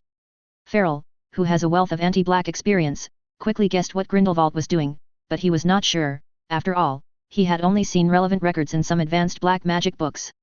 In just a few seconds, Grindelwald opened his eyes again, and the otherwise ordinary pendant hung on his right hand suddenly became mysterious, shining bright blue light, with an irresistible charm. Grindelwald strode to the cauldron and threw the pendant in.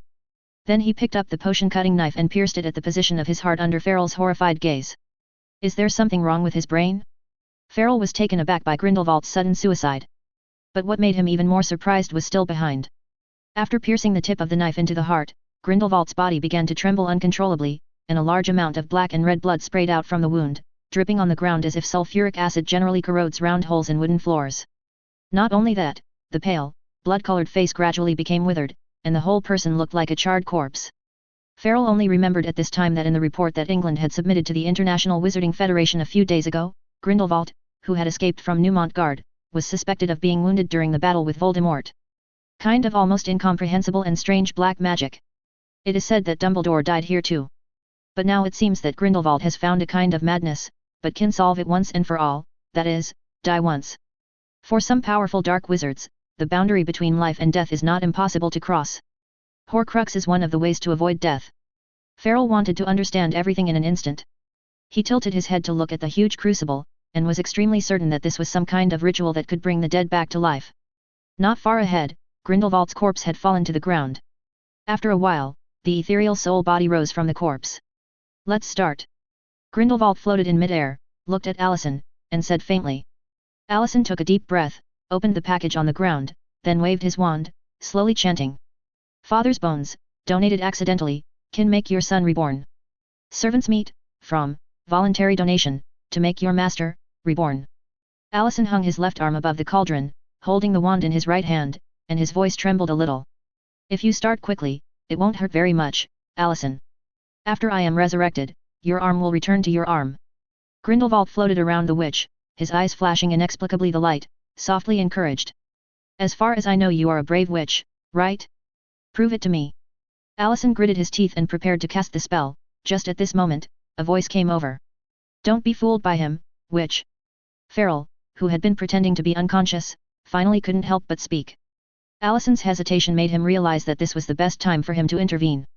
Farrell almost shouted with all his strength. The man in front of you is a murderous lunatic.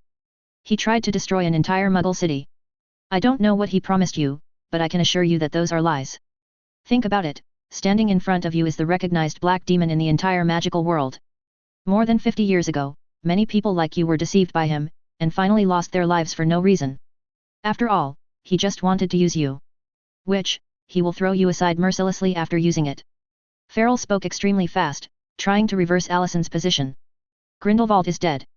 Although the soul body is still there, according to his understanding of those ghosts, the opponent should not have the ability to cast spells.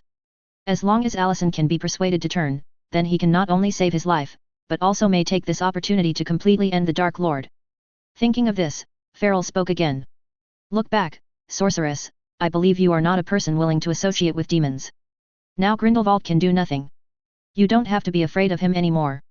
In addition, I am the vice chairman of the North American Magic Congress. I can prove that everything you do is under the coercion of Grindelwald. As long as this matter can be resolved smoothly, I assure you that you will never be due to any previous actions. Take any punishment. Farrell bitterly persuaded that he could see that Allison was not the kind of evil black wizard. From what he had just learned, it seemed that the opponent hated Muggles because of his childhood experience. Grindelwald used it. When he was Auror, he had come into contact with similar cases. Not every Muggle parent could understand the weird behavior of their children. In some countries and regions with relatively backward thinking, the magical power broke out for the first time. Wizards have even been killed as possessed by demons. In order to avoid similar tragedies, www.mdlnovel.com almost every country's Ministry of Magic will set up a special department to handle similar cases to ensure the safety of little wizards, but this kind of housework has always been difficult to handle. Farrell's words shook Allison, and the hand holding the wand shook more severely, and a clear hesitation appeared on his face. Grindelwald frowned and glanced at Farrell with an unkind expression. He was anxious to complete the resurrection ritual, but failed to notice the other party's change. However, he is not so worried about Allison's defection. If he does not have full control of the other party, Grindelwald will not pin his life and death on a witch who has just known each other for a short time. Don't you remember how your mother died? Allison. Grindelwald stared into the witch's eyes and said coldly. Would you like me to help you remember? Chapter 889, He returned from the fire. Grindelwald's questioning words made Allison panicked. She took a few steps back in pain, shaking her head frantically, looking a little crazy. It's not me, it was just an accident. Accident? Do you believe in the memories that the Aurors have woven for you? Grindelwald's mouth was filled with a smile, but the words became more cruel, as if he were reading the death penalty in public. You have always known the truth, right? You killed her with your own hands. No, it's not right, it's not like that. Allison's body suddenly froze, and she screamed absent-mindedly. Grindelwald continued to expose his scars unrelentingly. When you were 8 years old, you began to gradually show your talent as a wizard, with all kinds of magical performances, but your parents are devout believers. They believe that all miracles can only be attributed to the Lord, otherwise it is the power of the devil. Allison's complexion gradually became distorted, and the painful memories that had been suppressed deep in the brain resurfaced. Because of the peculiarities she showed from time to time after awakening, her parents, who were devout believers, quickly brought her to the church, trying to figure out whether her weirdness was the blessing of the Lord or was possessed by demons. In order to earn money, the priest in that small church naturally chose the latter without any hesitation, and told her parents that they must be baptized every week in order to be eradicated. It's just a pity that this kind of deceit can't suppress her magical talent at all, and this uncontrolled power will still disrupt her life from time to time. But her father obviously believed in the so-called demonic possession and regarded her as a total freak. Her mother cared and loved her as usual, but Allison could never forget the complex expression mixed with fear when the other person looked at him. To make matters worse, the once-a-week baptism quickly drained the family's little savings, and the originally irritable father became more irritable under the pressure of debt, and also contracted alcoholism and gambling. In the end, she even attributed all her dissatisfaction in life to her. When she was in a bad mood, she hit and scolded. Although her mother had the intention to stop it, she couldn't do anything. Such days continued until Allison was 10 years old. In a sparse and ordinary domestic violence, she witnessed her mother being protected from being kicked to the ground by her father. Under such stimulation, her magic suddenly it broke out, all the anger accumulated in the heart was vented at that moment, and finally triggered an astonishing explosion. Her mother died in the explosion, and her father was seriously injured. Then, the two Aurors who arrived in a hurry characterized it as a magic accident, rewriting the memories of everyone nearby, including her father who thought it was just a tragedy caused by a leaking gas pipe. Allison, who was still young at the time, was no exception, forgetting the truth of the matter.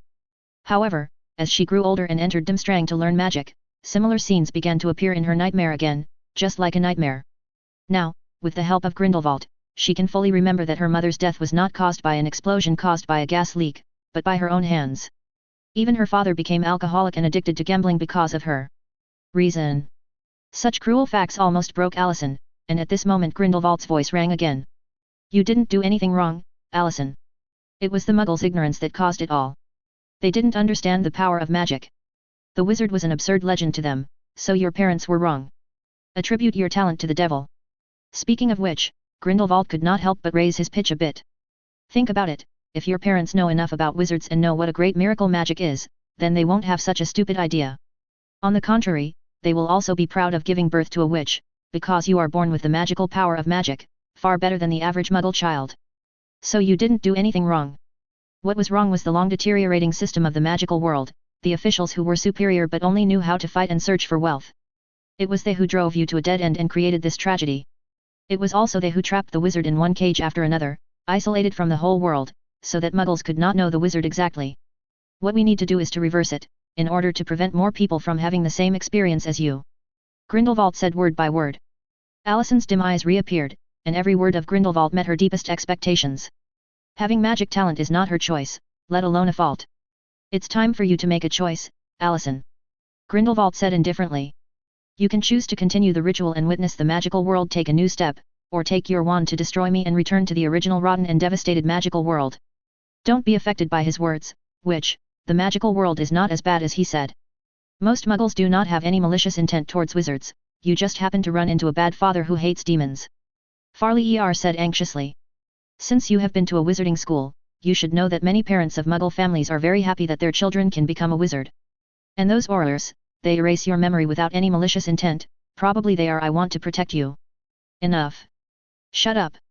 Allison interrupted without waiting for Farrell to finish, looking at him angrily.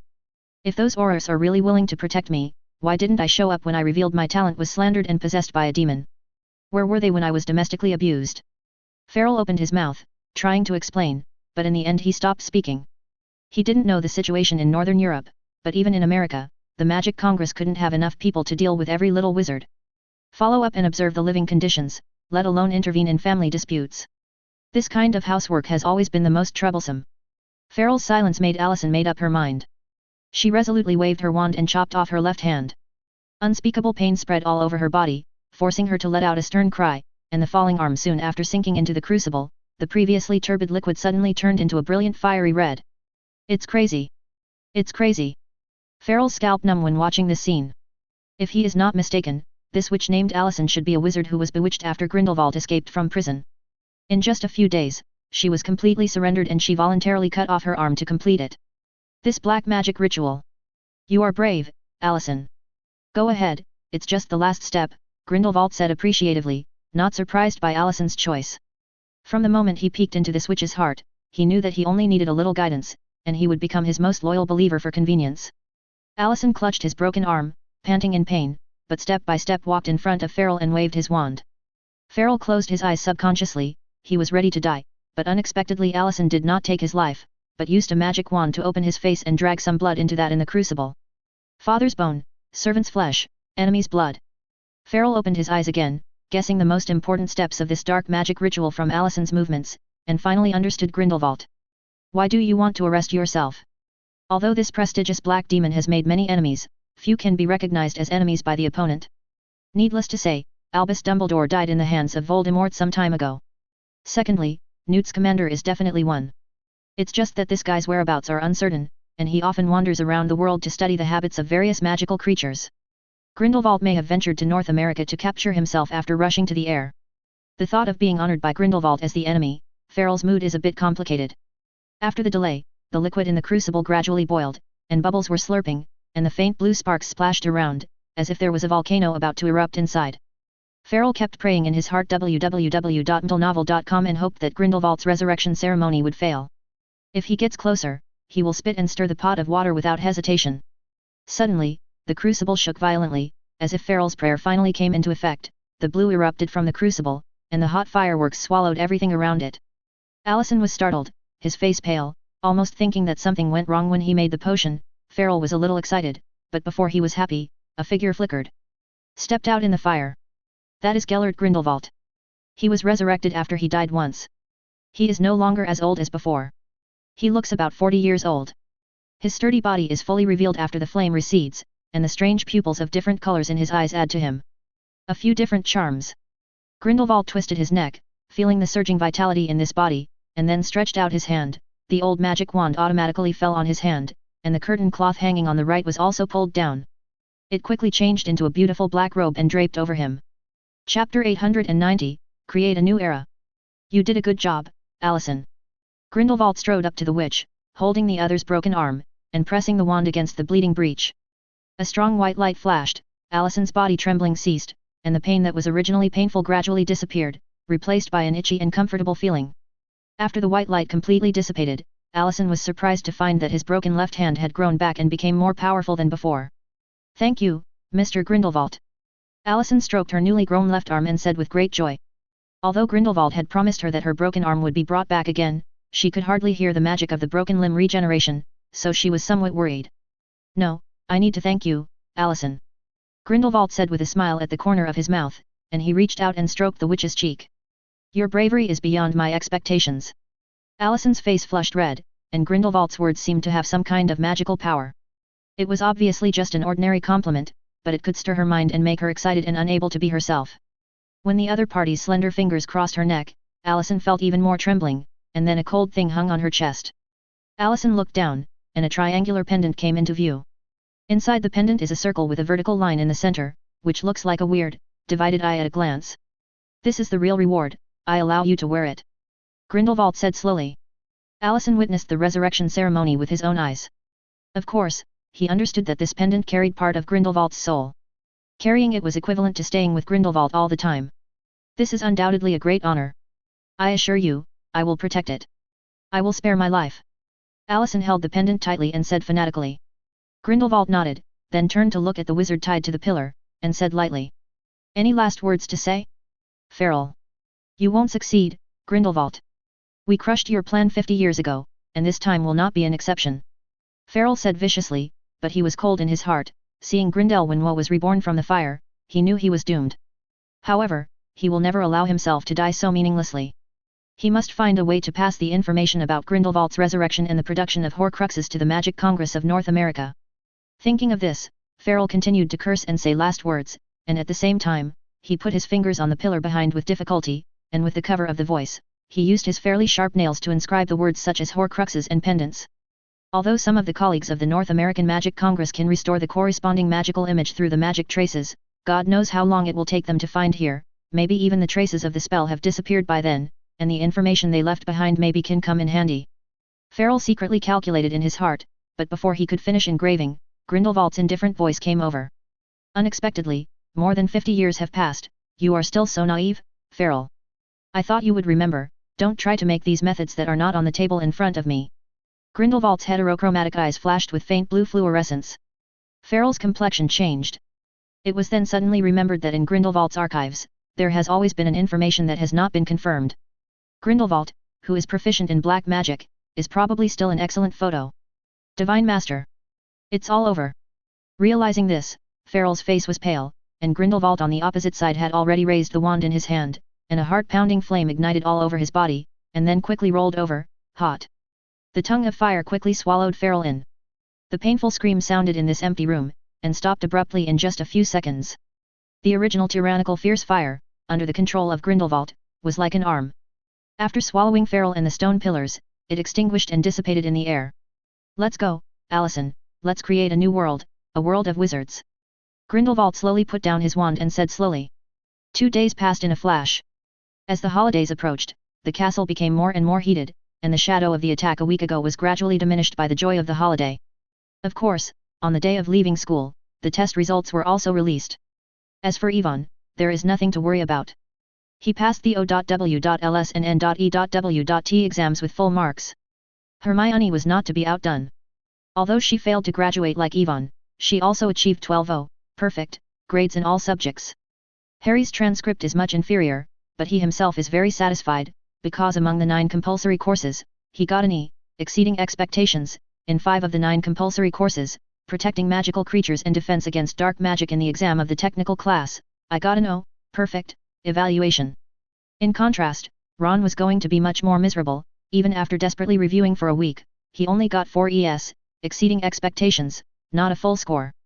The only hopeful one to get the O, perfect, protection magical creature exam, also fell short because of mistakes in the habits of the night-chi and eagle-headed horse-winged beasts, and only got a passable evaluation. Even if Hagrid, as a professor, worked hard to cover him www.mdlnovel.com, he couldn't change the invigilator's mind. But fortunately, they all passed. Ron stared at the report card and saw that the most difficult fortune-telling class had also reached the pass line, feeling somewhat relieved. As long as he doesn't compare with the academic masters like Ivan and Hermione, his grades can still be seen, and it is also an upper-middle level among this group of 5th graders. Seeing Harry and Ron who were easily satisfied, Ivan shook his head involuntarily. In the next few years, the situation in the magical world was unpredictable. It is not enough to have the ability to protect himself at a medium level. Take advantage of this summer vacation to take a good rest, there will be no such relaxing days next school year. Ivan patted the two on the shoulders and said earnestly. Hey! Harry and Ron looked at Ivan for unknown reasons, suddenly a bad premonition rose in their hearts. Chapter 891, Cohabitation and School Year Summary. Ivan didn't mean to explain more, but instead said to a few people. Hermione, Harry, and Ron, you must pay attention to your safety after you go back this summer. Although Grindelwald has left England, you are not sure that you will come back. Are you worried that he will attack us? Hermione asked. Ivan nodded and said apologetically. It's possible. After all, I'm afraid I am the only wizard who can contend with him in the magical world today, and you are all my friends, maybe you will be implicated. Even without you, Grindelwald might not let us go. Ron shook his head and said. My dad said that he wanted to enslave all muggles and wizards more than 50 years ago. He is a dark demon even more terrifying than Voldemort. It was Professor Dumbledore who stopped him back then. Listening to Ron talking about Dumbledore, the atmosphere on the court suddenly became cold. Although the principal's funeral was more than a month ago, Hermione and others still had difficulty accepting this fact. As the instigator, Ivan touched his nose and was a little embarrassed, because strictly speaking, Dumbledore died in a duel with him. Thinking of this, Ivan hurriedly avoided the topic and asked a few people about their summer vacation arrangements. Tomorrow I will move to Sirius, Ron and Professor Lupin will also come and live for a while, and they should be safe. Harry said with a little excitement. Now that Voldemort is dead, he naturally has no need to stay at Dursley's house anymore, and he can live with Sirius generously. That's not bad. Ivan also smiled and congratulated him. If he didn't make a mistake, the Black House's old house should still be the headquarters of the Order of the Phoenix, and had been set with the Curse of Fidelity. Even if the secret of Dumbledore fell, the magic did not completely disappear, but as the insider increased, the risk of exposure increased a lot. What about you? Hermione. Ivan turned his head and looked at the little witch very worried. Hermione's safety has always been a problem for him. Although the Ministry of Magic sent many Aurors to watch around the Granger's residence, Ivan was still a little worried. Grindelwald's strength is extraordinary. If the opponent launches a surprise attack, the Aurors may not even have time to react, and Grindelwald will easily resolve it. In the same way, his magical imprint could not guarantee Hermione's safety 100%. The last time Voldemort abducted Harry had taught Yvonne a lesson. Blind self-confidence is not a good thing. Grindelwald shouldn't come to the Muggle world to arrest people, right? Hermione said hesitantly.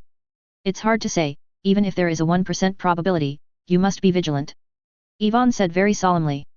There is no regret medicine in the real world. If Grindelwald is really shameless and catches Hermione to threaten him, then Yvonne really doesn't know what to do. How about you just call your parents and move over to live with me during the summer vacation? Hermione. Yvonne thought for a while and said again.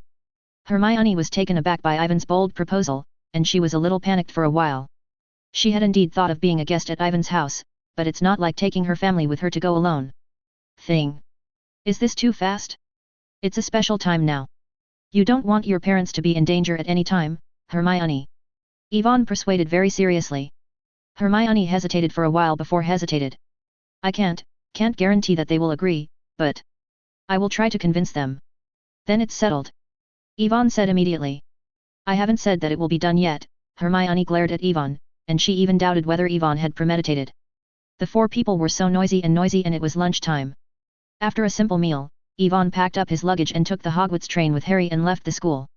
Amidst the long train chirping of woo, the system reminder of the school year summary sounded in his mind as usual. As of today, your performance this school year is as follows. Class evaluation, perfect. Reward, 200 academic points. O.W.Ls, N.E.W.T test scores, Defense against the Dark Arts class, excellent, Transfiguration class, excellent, History of Magic, excellent. Potions, excellent. Reward, 2400 academic points. Glory, Gryffindor Academy Cup, 100 grade points, Hogwarts Distinguished Student Award, 300 grade points. Overall reward, 3000 academic points. Seeing the reward of 3000 grade points, Yifun was a little surprised. This can be said to be the most grade point he has received since he got the system. Even the Outstanding Student Award he had asked Pierce to give him was ignored by the system, which completely exceeded Ivan's expectations. If all this counts, then he asks Pierce to present awards to himself every day, wouldn't his academic performance points come just? Yvonne was somewhat greedy, but the thought of the experiments he did when he became Dumbledore dispelled this unrealistic idea. The system seems to have a perfect judging mechanism, and it is not so easy to get a bug. And with the speed of thinking of the Ravenclaw crown, the achievement of grade points has long been less important than before. The only thing that can help his strength growth is the legend point. In fact, after completing the task of unifying England, the accumulated legendary value has reached 6 o'clock again. www.mdlenovel.com. The next blood fusion can be performed at any time. It's just that Yvonne didn't mean to fuse the 6th bloodline immediately. The last time he merged blood was 4 months ago, and the development of the Phoenix blood was still in its infancy. Dumbledore had also reminded him that instead of pursuing new abilities, he should sink his heart and dig deeper into the existing power. Secondly, there is no suitable fusion target for the time being, and the mermaid, horseman, night skimmer, and house elves are not too suitable for him. Although the giant is powerful, the blood magic that can be expected is probably related to improving physical fitness, and it is not the best choice for Yvonne, who does not want to be a reckless man. The next blood-melting target he really wants to find is Thunderbirds. This magical creature has the ability to perceive danger and control the weather. A light wave of its wings can make an area hang in a storm or rain a thunderstorm. Such a terrifying ability naturally makes Yvonne very greedy, but the number of Thunderbirds is not large, and the origin is in North America. The ability to perceive danger makes adult Thunderbirds extremely difficult to capture.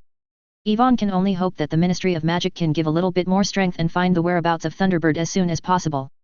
Chapter 892, You don't have to talk about morality when dealing with the Dark Lord. In the evening, the slowly moving redskin train stopped amid a clear whistle sound. Yvonne packed his luggage and walked off the train, looking at the bustling wizarding station outside, he couldn't help feeling a little bit. Then see you next school year. Harry and Ron. Yvonne turned his head and said to the two of them. You too, be more careful, Yvonne. Harry replied casually, and his gaze had reached the outer circle of the platform long ago, and he was on Sirius who was beckoning to him. It has been 5 years, and for the first time he feels that going home is a happy thing. Ron even more simply, patted Yvonne on the shoulder as a farewell, and went to find Mrs. Weasley with George and Fred. After the two left, Yvonne looked at Hermione and then at Mr. Granger, who was squeezing in from the outer circle of the platform, and asked. Need me to explain to Mr. Granger? Hermione. No need, I can do it myself. The little witch blushed and shook her head hurriedly. Then I will wait for you for 3 days. If you don't reply to me, I will go to you. Yvonne said with a smile. Hermione gave him a blank look. 3 days were too short, and she was thinking about spending at least a week slowly testing the attitude of her parents, and then trying to persuade them. At most 3 days, in fact, for safety reasons, you'd better convince them tonight. Yvonne said solemnly. Hermione hesitated, and finally Ñoño replied. Well, where shall we find you then, Knockdown Alley? No, it's in London. I bought a new mansion here, and I will write to you to tell you the location in the evening. Yvonne said. Now that Voldemort is dead, there is no need to hide because of his strength. More importantly, Yvonne is really embarrassed to let the Hermione family live in the dark bunker in Knockoff Alley. The day before, Pierce found himself a suitable mansion in England. I think I should get it done today. That's it. Hermione stepped forward and hugged Yvonne reluctantly. After separation, she trot all the way to Mr. Granger, whispering a few words in his ear, tugging she walked out with his arm, and she didn't give the two a chance to meet, because she was worried that Yvonne would say something inexplicable when facing her father. Yvonne looked at Hermione who was pulling Mr. Granger away in a hurry, and shook her head amusedly. Even if she doesn't meet now, she will always meet in a few days. During this delay, most of the little wizards stranded at Kingdom Cross Station were picked up by their parents, and the crowd became much sparser. Yvonne looked around, and soon saw a familiar figure in the crowd. After nodding at the other party, Yvonne straightened the wizard's robe and took the suitcase and walked towards the gate of Kingdom Cross Station. The figure quickly followed. Is there any news about Grindelwald? Yvonne asked abruptly when he left the station and walked in a remote alley. For the time being, not yet, but the Wizarding Union has sent a large number of people to search for the other party's whereabouts, so it must be soon. Pierce said slyly. Yvonne didn't care too much either. Grindelwald's cunning could be seen from the last surprise attack on Hogwarts, and the possibility of trying to catch the opponent with the invisibility cloak was very small. He asked Pierce to keep an eye on the North American side, just to get news when Grindelwald jumped out to make trouble. Yvonne had a hunch that the other party shouldn't be silent for too long, or he was secretly planning some big plan. Although Yvonne had fought with Grindelwald once before in Newmajard, and even had some upper hand, he would not underestimate the famous Black Demon because of this. After all, during that battle, Grindelwald's body could only be described as exhausted, and he fought Voldemort in advance. It was difficult to say that he still had some strength when facing himself. And the next time you play against the opponent is probably not that simple. If his guess is correct, Grindelwald may now have completely got rid of the troubles of black magic, and acquired a young and energetic body like Voldemort did last year. Body. Plus the old magic wand and invisibility cloak. Ivan's heart was faintly stunned. He really couldn't estimate Grindelwald's current strength, let alone other. Just an old magic wand can raise the opponent's odds of winning by 30%. Thinking of this, Yvonne couldn't help but feel a toothache, and there was an inexplicable urge to rush to the principal's room and point at the portrait of Dumbledore to curse. In order to solve a Voldemort, the more dangerous figure Grindelwald was released, and 2 deathly hallows were also given to him, but in the end he needed to clean up the mess by himself. But if Dumbledore trusted him a little, told himself the whole plan, let him act as the main attacker to cooperate with Snape to kill Voldemort, then what is Grindelwald? Yvonne was rather resentful, and even wondered whether he should cook a pot of potion and pull Dumbledore out of the underworld and let him clean up Grindelwald by himself.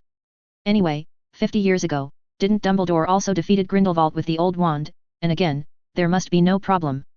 If Dumbledore can't beat them alone, they can go side by side and deal with the Dark Lord without any morality. But after thinking about it carefully, Yvonne gave up this tempting plan www.mdlenovel.com because he was a little worried that Dumbledore would be the first to clean up after his resurrection. While Yvonne was thinking wildly in his mind, Pierce on the side was talking endlessly about the changes in the Ministry of Magic over the past few months. After more than half a year of rectification, all the thorns have been removed by him, and all important departments have been replaced by his own people. The most important thing is that after absorbing a lot of wizards from Knockoff Alley, the number of aurors and hitters has doubled. There are nearly 400 people, and the training intensity is not higher than before. Every auror must follow Ivan's orders to conduct all-weather military training. It can be said that the entire British magical world has entered a state of preparation, fully coping with the next possible war. Hearing this news, Ivan's tight expression relaxed a little. At least for now, he still has an advantage over Grindelwald in terms of power.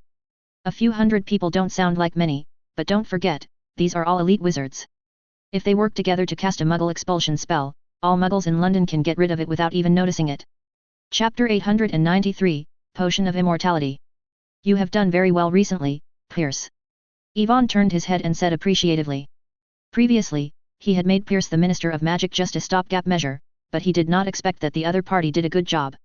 The most important thing is to have self-knowledge, not like Fudge did not know the situation. I just acted according to your instructions. Pierce said kindly, without any credit at all. He was humble like a servant rather than the British Minister of Magic. In fact, the real situation is not much different. Pierce knows that his position as Minister of Magic is just a false title. The main combat power of England is in the hands of Doubt and the Werewolfren. These people simply did not listen to their own minister, and even any order he issued had to be approved by Yvonne Halls before it could be implemented. To put it harder, he is a mascot with a rubber stamp. It doesn't matter whether the Ministry of Magic has him or not. As the master of the British magical world, he was so embarrassed. It is naturally impossible for Pierce to have no complaints in his heart. However, after seeing Yvonne Hall's cruel methods, he knew the current affairs in his mind. All those unrealistic ideas were lost. The body of the former Minister Fudge had just been in the soil 6 months ago. Pierce didn't want to be the next Minister of Magic to die tragically. Yvonne is very satisfied with Pierce's submissive attitude, but he understands that blindly suppressing can easily lead to some rebellious psychology. It is still very important to give a sweet date appropriately to help improve the enthusiasm of his subordinates. Tell me, what reward do you want? Yvonne asked. Pierce was stunned for a moment, then, seeing that Yvonne didn't seem to be joking, he thought about it again. It would definitely not work to refuse directly, this would refute the other party's face, but with his current status, it seemed that he really didn't have anything special. A large sum of Jin Jialong? This is not bad, but from what he understands, Yvonne Halls is a full-fledged financial fan, and it is not an exaggeration to describe it as nothing, so this proposal is absolutely impossible. Take back some of the powers that the Minister of Magic should have?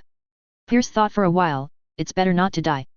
Seeing Pierce's thoughts for a long time, but unable to give an answer, Yvonne impatiently took out a bottle of potion and said. How about this? Your Excellency Halls, is this? Pierce took the potion bottle and glanced down curiously, then was attracted by the emerald green liquid in the bottle. Do you know if you drink it or not? Yvonne said slowly, and didn't mean to explain more. Pierce hesitated for a moment, then happily unscrewed the potion stopper, and poured it directly in front of Yvonne. He didn't worry that there was a problem with the potion, because Yvonne would not have to bother to deal with himself. The smell of the potion was unexpectedly good, and Pierce was even more surprised that after drinking the potion, a warm feeling was rising from the stomach and gradually spreading throughout the body. The body seemed to be immersed in warm water, and the mental exhaustion caused by staying up all night for many days was wiped out, and Pierce couldn't help groaning comfortably. What kind of potion is this? Is it a powerful potion of energy? Pierce was very curious. After this bottle of potion, he always felt that he had infinite energy instantly, as if he had returned to his prime of life. Congratulations, you are 5 years younger, Minister Pierce. Yvonne stared at Pierce's face and looked carefully for a while, patted his shoulder, and said with a smile. 5 years younger? Pierce looked a little confused, then his body shook slightly, and suddenly, as if thinking of something, he waved his wand into a round mirror and looked at his face, and said with a trembling voice. This is... Is this the potion of immortality? Yvonne nodded, confirming Pierce's guess. With the Philosopher's Stone and the inheritance of Nicolas, he can naturally make the legendary potion of immortality. Although he is still far from the point where he needs to take medicine to extend his life, this thing is not only for his own use, but also an excellent bargaining chip. Those powerful people may not care about foreign objects, but there is one thing that countless people in power have longed for since ancient times, and that is the method of longevity. And Pierce was his first experiment, and now it looks surprisingly good. Probably because of taking this life-enhancing potion for the first time, Pierce looked radiant, and his appearance was several years younger. This is incredible. Pierce, who didn't know that he was treated as a guinea pig, looked at the mirror with excitement and was a little hard to restrain himself. He is more than 50 years old this year. Although he is still middle-aged among the 100-year-old wizards, his spirit and energy have long been worse than before, and he has been accustomed to a large and small problem for many years. This has affected his quality of life. Now that he is several years younger, how can he not be excited? Pierce's gaze when looking at Yvonne suddenly became eager. If he said that his obedience to Yvonne was due to the fear of his heart, now he has a bit more desire. After all, no one will think that his life is too long. Yvonne saw Pierce's every move, and he was naturally clear about his thoughts, but Yvonne deliberately did not mention any information about the potion of immortality, but asked as soon as the voice was transferred, www.ndlenovel.com. Have you found my place in London? Pierce nodded hurriedly, suppressed the thoughts in his heart, led Yvonne through several streets, and finally stopped in a remote place. That's it. Pierce pointed to the empty grass in front of him, and then waved his wand to break the concealment magic. In the next moment, a magnificent manor appeared in front of Ivan's eyes. The entrance is a silver gate that can accommodate 4 cars in parallel. The gate guards 2 knight statues. The long green fences on both sides stretch for hundreds of meters. Through the gaps in the railings, Yvonne can even see the interior, an entire independent garden. How big is this place? Yvonne looked around and couldn't help but stunned. It's not that big, it's probably only a dozen acres of land, but this manor is one of the heritage left by those pure-blood families. No money. Pierce knew Ivan's needs very well, and said with a smile. Very good, that's it. Yvonne patted his suitcase with satisfaction, opened the door and walked in. Chapter 894, One Granger that came to visit. 3 days passed in a flash, and Yvonne, who lived in the new manor, quickly realized the disadvantages of owning a big house, that is, this place is too big. Among other things, it takes a full 10 minutes to walk from where he stays to a special restaurant, and sometimes Yvonne may even mistakenly think that he is actually in Hogwarts Castle. Of course, a big place also has big advantages. This means that in addition to his usual residence, he can additionally transform a special library, training ground, potion room, and alchemy room. Even considering the need to convene a meeting in an emergency, Yvonne expanded the top of the castle into a spacious meeting room that can accommodate thousands of people. Although these facilities are also available in the underground fortress in Knockoff Alley, who would like to stay in that black bunker if they can enjoy the sun and the garden? However, such a huge transformation project could not be completed in 1 day or 2 days. Even if Pierce hired more than a dozen wizards who were proficient in engineering transformation, it would only take half of the time to complete in 3 days. In addition to the expansion of the project and the deployment of defensive magic, considering that Hermione's parents are muggles, Yvonne also accidentally purchased some commonly used electrical appliances. Thanks to this, London, the houses are all connected to the power grid. He saved a lot of energy. When everything was ready, Hermione's arrival came later than Yvonne had imagined. It was not until the morning of the 3rd day after returning home that Yvonne officially received a letter from the little witch that the Granger family will be here. Come to visit tomorrow evening. Are you sure it's here? Hermione? We shouldn't be in the wrong place. On the evening of July 4th, Will Granger, carrying a large suitcase, was standing in the hallway outside the manor and looking around. He tried to find a normal residence nearby, but he looked around. I can only see the Grand Manor in front of me. It should be here. Hermione also seemed unsure. At the same time, she took out the letter sent by Yvonne from her jacket pocket and read it carefully to make sure she didn't go wrong. Although they were reconfirmed by their daughter, the Grangers were still a little skeptical, because the manor in front of them looked like a hereditary aristocratic mansion, and the 2 giant statues of knights in front of the door were holding spears and crossing each other. He stopped in front of the door with a fierce look. I'm going to ring the doorbell. As the father and the only male present, Will Granger adjusted his clothes, plucked up the courage to step forward and rang the doorbell. The next moment, a slight trembling sound came from the top of the head, accompanied by the exclamation of his wife. Will Granger turned his head and glanced strangely, and then found the 2 knight statues in front of the door in astonishment. It moved like a living thing. Will Granger was taken aback by the sudden resurrection of the statue. Fortunately, these big guys didn't mean to attack him. Instead, they slowly retracted the spear that was in front of the door and closed it tightly. The door was opened. Then, in less than a second, a young boy appeared in the open space in front of him. Yvonne. Seeing the visitor, Hermione was very pleased to take a few steps forward and hugged Yvonne tightly, until she realized that her parents were watching. She blushed and broke free. Come. I've been waiting for you for a long time, Hermione. Yvonne said with a smile, and then looked back at the Grangers. Hello, Mr. and Mrs. Granger, welcome to the Halls Manor. Oh, hello, Halls. Will Granger hadn't been able to relieve himself from the shock brought by the living statue for a while, but he politely reached out and shook Ivan's hand. Strictly speaking, it was not the first time they met. In the past, during Hogwarts holidays, he often saw Yvonne at Kingdom Cross Station. The two even chatted briefly once, so they didn't get to know each other again. It takes too much time. After a few simple conversations with the future father-in-law and mother-in-law, Yvonne snapped his fingers and floated their luggage to the rear, and invited several people into the manor to enjoy today's dinner. Along the way, Will Granger paid attention to the beautiful scenery in the manor, especially looking at the fountain pool and garden a few more times, and finally couldn't help but ask. Are you a noble wizard? Halls. Of course not. Yvonne shook his head and replied very seriously. Accurately speaking, there are no nobles in the British magical world today. There are only a few wizard families with a long heritage. The Halls family who I belong to is not a member of these pure blood families. Then why would you live in this manor? Will Granger was a little hard to understand. Before coming, he had asked Hermione about Ivan's family background, and he was very clear that the other party was a child from a single-parent family. His father died prematurely, and his mother was the owner of a magic shop, so he should not be able to own such a large estate. Hermione felt a little weird too, but she quickly realized something, guessing. It must be related to the Sorcerer's Stone, right? Yes, that's it. Ivan nodded against his will. He can't say that this manor doesn't need money at all. Is it the Minister of Magic? What is the Philosopher's Stone? Mrs. Granger asked in amazement. www.mdlnovel.com. It is the most amazing alchemy creation. According to legend, the Philosopher's Stone can transform ordinary stones into real gold, and can also make the potion of immortality. Hermione talked about various legends about the Philosopher's Stone, and emphasized that Nicolim, the maker of the Philosopher's Stone, was Ivan's teacher. The Grangers looked at each other and couldn't help feeling a little unbelievable. It sounds like a mythical story to turn gold into gold and immortality. In their hearts, even magic is impossible to achieve, otherwise the financial system should have been messed up long ago. Even if there is such a magical magic, it is impossible for a minor wizard to master it.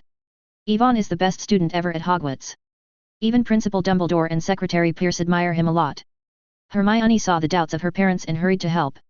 Will Granger smiled and didn't care. He had heard similar words from Hermione many times, and his ears were almost puffing up. However, after following Ivan into the front hall, a huge, shining golden fireplace almost brightened his eyes. Chapter 895, Ivan, I know Muggles better than Muggles. This is, a fireplace made of gold? Will Granger couldn't believe his eyes, and Mrs. Granger and Hermione who followed were equally stunned. Ivan frowned when he looked at the big golden furnace in front of him. He remembered that this thing was not in the living room yesterday. Who moved it out of the warehouse? Dobby? Shining. Ivan looked around and shouted around. After a while, the wrinkled house elves appeared in front of the crowd with 2 thighs as high as possible. Do you have any orders? Sir. Dobby stood upright, wearing a fancy little skirt, and holding a dirty rag in his hand. He was probably doing some cleaning work when he was called. Shining standing next to it had a weak look, looked at Ivan in fear and said. Zinyan is willing to help you, sir.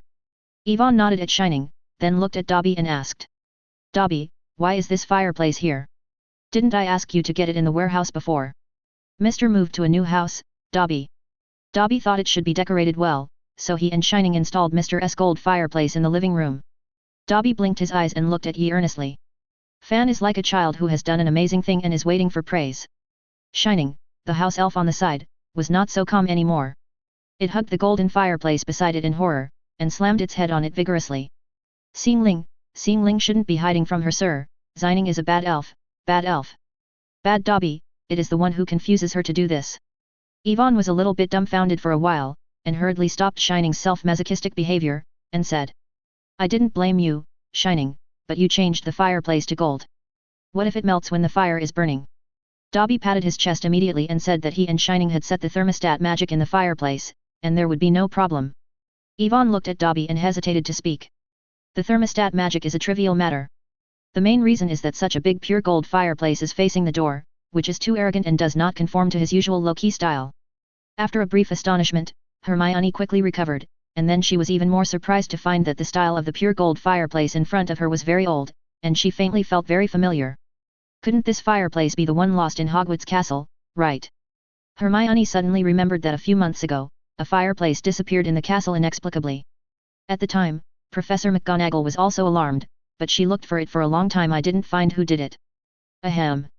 Under Hermione's weird gaze, Ivan gave an awkward cough and explained. When I was doing the experiment that day, I accidentally turned this thing into gold, so I had to get rid of it first. Will Granger couldn't help but stepped forward and stretched out his hand to caress on the fireplace. After confirming that he had no hallucinations, he sighed. Magic is really amazing, it can do such an incredible thing. Hermione, can you turn a fireplace into gold? Will Granger looked at his daughter curiously. Without waiting for the little witch to reply, Ivan took the initiative to help. It usually requires a high level of alchemy skills, but I believe that with Hermione's talent, I can learn it sooner or later. Although Hermione was very happy that Ivan was speaking for herself, she shook her head. She had read many books on alchemy and naturally understood what the Philosopher's Stone represented. There were so many alchemists in the magical world before Ivan, and only Nicola May could make this amazing alchemy creation. After Hermione's explanation, Will Granger gradually understood what it meant to make a Philosopher's Stone. This was much harder than winning the Nobel Prize. Especially at Ivan's age, he could only use his genius to describe the genius. Understanding this, Will Granger inevitably worried about Hermione. Although his daughter was excellent and clever, it was far inferior to Ivan. Not to mention the other party's talent, just the pure gold fireplace and this unimaginable mansion in front of them are enough to discourage ordinary people like them. Of course, Ivan also noticed the restraint of the Grangers and his heart was very helpless. He set the meeting place here. He originally wanted to show the best, but he didn't want to seem to have some counter effects. It's too early. Let's go to dinner first. Yvonne suggested. Will Granger nodded and readily agreed. Under the guidance of Yvonne, the group soon sat down at the long table in the restaurant. The two house elves were busy going up and down in high spirits, bringing in the same dishes that had been cooked. Hermione looked distressedly at Shining and Dobby being busy, but she didn't say much. She knew very well that the cause of liberating house elves would never be achieved in one go. Yvonne was good enough for house elves. Now, there are not only wages, but also corresponding holidays. Facing a table of delicious food, Will Granger was still a little unwilling to let go, but after drinking some red wine, he gradually regained his talkative nature. As the host, Yvonne would naturally not neglect the guests' www.mtlnovel.com from time to time to talk about some interesting things in the magic world, and even chat with Will Granger about the influence of the disintegration of the Soviet Union on the political pattern of Muggles in previous years. If I didn't know it in advance, I would have thought Halls you were well, that's what you said that word. Oh, Muggle aristocrat. Not a wizard who knows magic. Will Lanji looked at Yvonne and said with surprise. While accompanying his daughter to Diagon Alley in recent years, Will Granger has also come into contact with many wizards. Ancient, conservative, and mysterious are almost synonymous with them. The attitude towards ordinary people like them is often high, in the words full of contempt. However, Yvonne was completely different. Before that, Will Granger could not believe that a wizard could actually understand the Muggle world better than him, the Muggle. In fact, I always think that wizards are just a rare magic talent than ordinary people. There is no difference between the two. Yvonne shrugged and replied casually. In his previous life, he was an ordinary person who knew no magic. He had a deep understanding of the power and convenience of technology. Some magic can indeed do many incredible things, but the power of technology is also terrifying. The two are complementary. Chapter 896, Live Together. With Ivan's deliberate support, the atmosphere of the dinner was very harmonious, and all of them had a very pleasant chat. It wasn't until he was about to leave the meeting that Will Granger hesitated to ask. By the way, Halls, Hermione told me yesterday that a dangerous prisoner named Grindelwald escaped from that New Montgard prison, which might have some impact on our lives, so you suggested Hermione let us move, is that right? It is not accurate enough to describe Grindelwald as a prisoner. You can think of him as a terrorist. No, maybe it will be more convenient for you to describe it as the German head of state during World War II. Yvonne corrected Will Lanji's rhetoric, so that the other party understands the urgency of the situation. Is he really so powerful? Mrs. Granger was surprised. As a Muggle from London, although she did not understand Grindelwald, she clearly knew the meaning of the representative of the German head of state. Will it be too exaggerated as a comparison? Grindelwald has always wanted to provoke a war between wizards and ordinary people. If he succeeds, the whole world may fall into chaos. Yvonne explained. As for whether he can do it, I think it is possible. A powerful wizard can destroy an entire city in a very short time. More importantly, some dark wizards have a magic called the Imperious Curse, which can turn people into a puppet who only knows to obey orders. You might as well think about if Grindelwald uses the Imperious Curse to control high-level government to launch war, how much destruction will it cause? Listening to Ivan's words, the Grangers glanced at each other, their eyes full of worry. When they heard Hermione talk about it before, they didn't take it seriously. They didn't take the so-called Grindelwald to heart, but felt that the other party was a dangerous fugitive. At the beginning, they even thought about asking the local police station for help and cooperating with the wizards to arrest Grindelwald as soon as possible, so that their daughters would not be worried.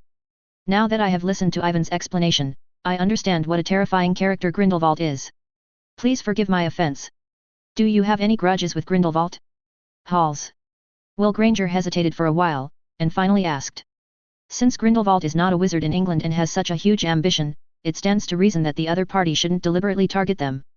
Will Granger didn't think that his daughter could have anything to do with such a character, so the problem was the extraordinary wizard in front of him. Enmity is not counted, but I am one of the very few wizards who can pose a threat to him, so Grindelwald may spread to you in order to deal with me. After all, Hermione is my best friend, and you it's her closest person. Yvonne looked at the Wills and said apologetically. He understands the Grangers' worries very well, and he must be angry because he wants to be implicated and threatened by others. No, it's not just because of you, Yvonne. Even without you, when Grindelwald is slaughtering in the magical world, I will definitely stand up against him. Hermione said firmly. Then, he turned his head and looked at his parents again and said again. You will support me, won't you? Of course. We are willing to support you in doing anything right. Will Granger nodded without hesitation. Mrs. Granger also smiled and said encouragingly. I believe you will defeat that Grindelwald sooner or later. Looking at the reaction of the two, Yvonne finally understood where the excess sense of justice of the little witch came from. But it was a lot more convenient. If Will Granger blames himself for it, Yvonne Fan really doesn't know what to do. Mr. and Madam, don't worry too much. I asked Hermione to invite you to stay for a while just in case. Grindelwald may not let us take action. Yvonne said with relief. And as long as you stay in this room, even if Grindelwald wants to do something, I can guarantee your safety. Will Granger looked at Yvonne with some doubts in his heart. After all, that Grindelwald was so powerful, how could Yvonne protect them? In the field of magic, talent is often more important than accumulation and hard work. Yvonne shrugged and replied freely. In order to make Will and others feel at ease, he clapped his palms again, and a heavy roar came from all directions. Rang! Will Granger looked around. The armors that were originally leaning on the corner of the dining room and the decorations were indistinguishable from each other. They moved one after another. They strode forward, drew out the weapons pinned to their waists, neatly arranged. Standing in a row is like soldiers undergoing inspection. These are some protection mechanisms. In addition, the Ministry of Magic will also send Aurors to patrol this area. You can live here with peace of mind. Yvonne explained. Will Granger was completely relieved. After enjoying a sumptuous dinner, Yvonne took Hermione and the others around the large manor to get familiar with the environment. It was the first time for the Grangers and his wife to visit a wizard's house. They were very curious about everything. www.mdlenovel.com. In fact, they had imagined what the wizard's residence would look like before they came. Inside an old castle, it is smoky and there is no sunlight, and the room is full of strange pictures that can move on their own. Will Granger even prepared for a boggart to float out of the bed in the middle of the night when he went to bed. Hermione said that the wizard's house might have such horrible things. However, this mansion was completely different from what he had imagined. Except for the moving statues and short house elves, it was almost the same as the Muggle house. It even had a refrigerator, a household TV, and a fan. Yes, it doesn't look like a wizard at all. This is your room. Hermione, yours is next door. Yvonne led a few people to the 5th floor and said, pointing to 2 adjacent rooms.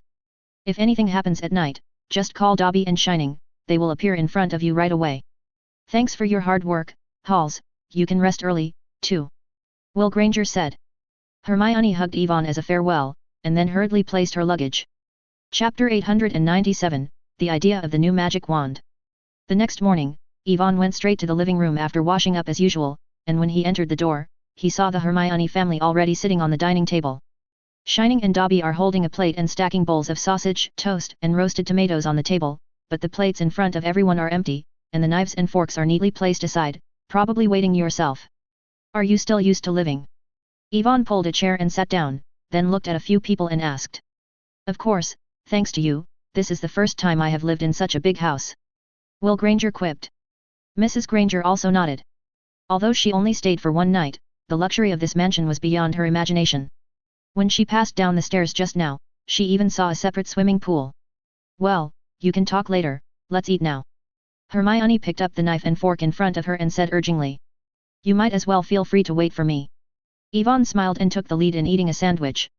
Will Granger did not act immediately, but observed Yvonne for a while, and made sure that there were no so-called noble rules when eating, and then he let go a little.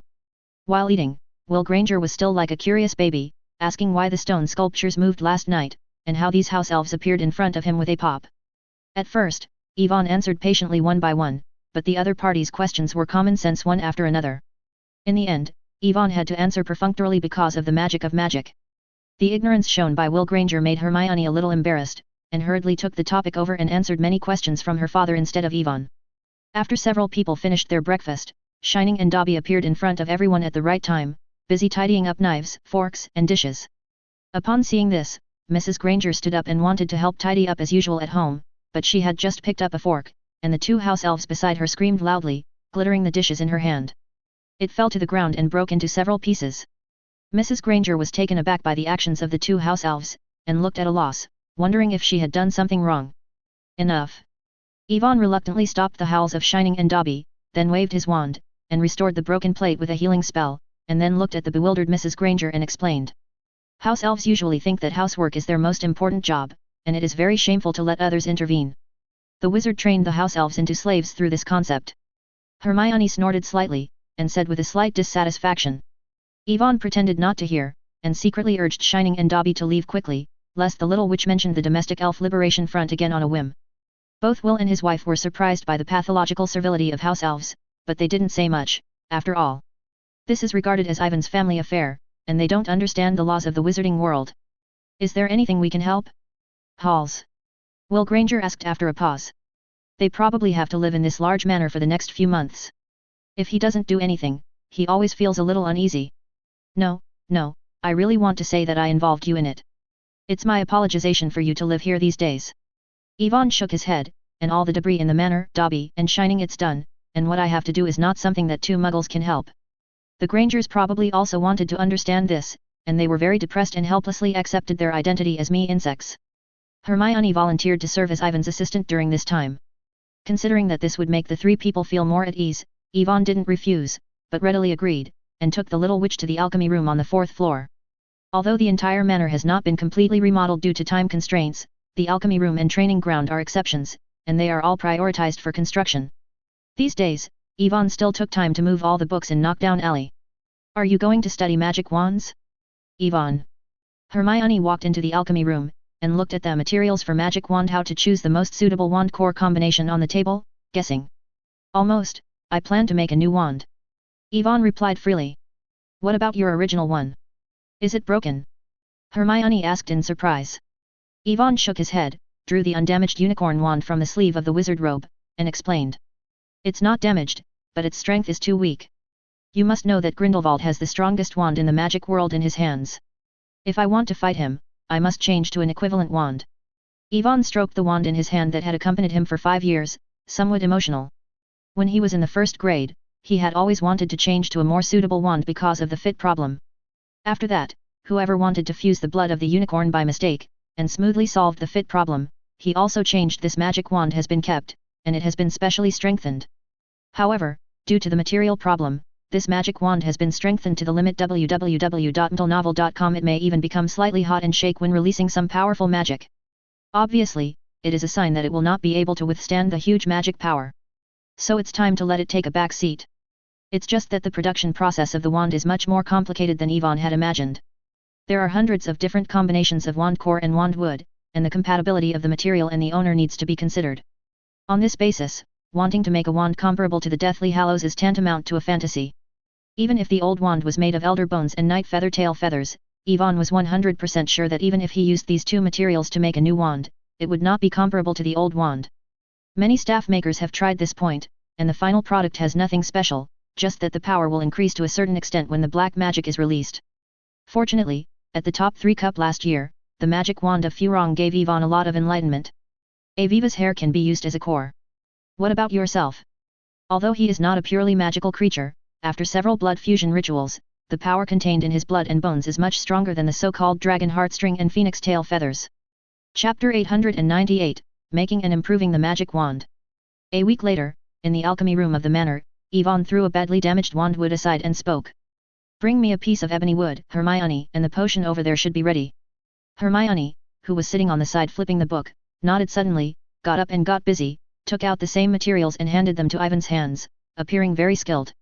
Holding the carving knife intently, Ivan will modify and groove the wand wood, and then put it in the active liquid that has been prepared for soaking, and proceed to process the next batch of materials.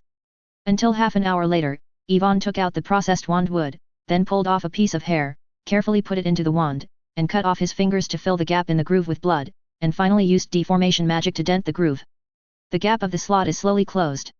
After doing all this, Ivan couldn't help but heave a sigh of relief.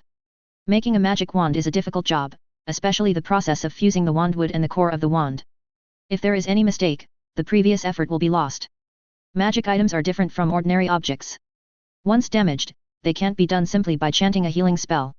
Unless you have a holy artifact like the old wand that increases magic power, you can only honestly remake a wand. Probably because of his lack of experience and the complexity of his powers, Ivan has failed more than 10 times in a row in this week.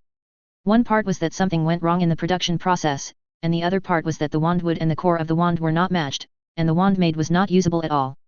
Fortunately, the wand in front of me didn't seem to have any messy problems. Ivan picked it up, pointed it at the practice dummy in the distance, and waved it vigorously. Torn apart. A dazzling beam of magic spell flew out from the tip of the stick, hit the wooden dummy, and immediately exploded it to pieces. Ivan was very satisfied with his excellent power. He almost used the splitting curse to achieve an effect equivalent to the ordinary blasting curse. This increase in strength has surpassed his original unicorn wand, but he glanced at the items in the system. After getting inside, Ivan's brows wrinkled again.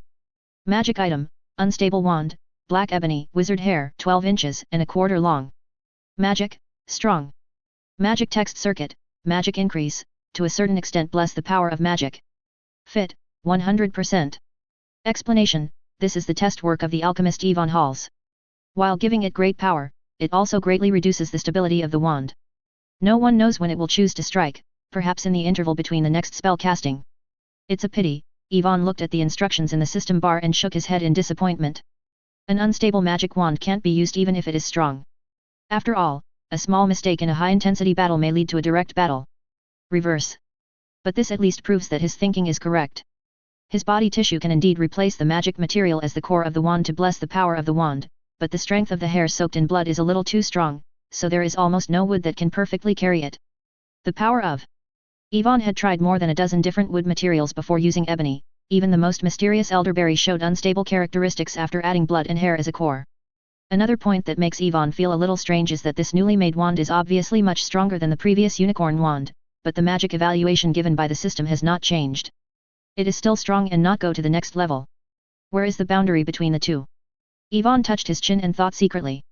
In the past few years, there are not a few magic items he has made by himself, but there is only one magic item that can be evaluated as extremely strong by the system, that is the magic stone. But this thing definitely cannot be used for comparison. After all, when making the Philosopher's Stone, the magic power accumulated by Hogwarts for thousands of years was used. The core material is an extremely precious rough stone. There are no such good conditions now. Just as Ivan was thinking about it, Hermione asked curiously. Is this magic wand made successfully? Ivan. It's not a success, I can only say that I have accumulated some experience. Ivan returned to God, put the wand in his hand aside, and responded with a smile. It is really not so easy to make a wand comparable to the Deathly Hallows. Ivan even considered whether to find time to find the magic wand master Ollivander for advice. After working all morning, I finally produced a finished product. Ivan didn't mean to continue. The combination of work and rest is still very important. By the way, Hermione, have you finished reading the books I gave you?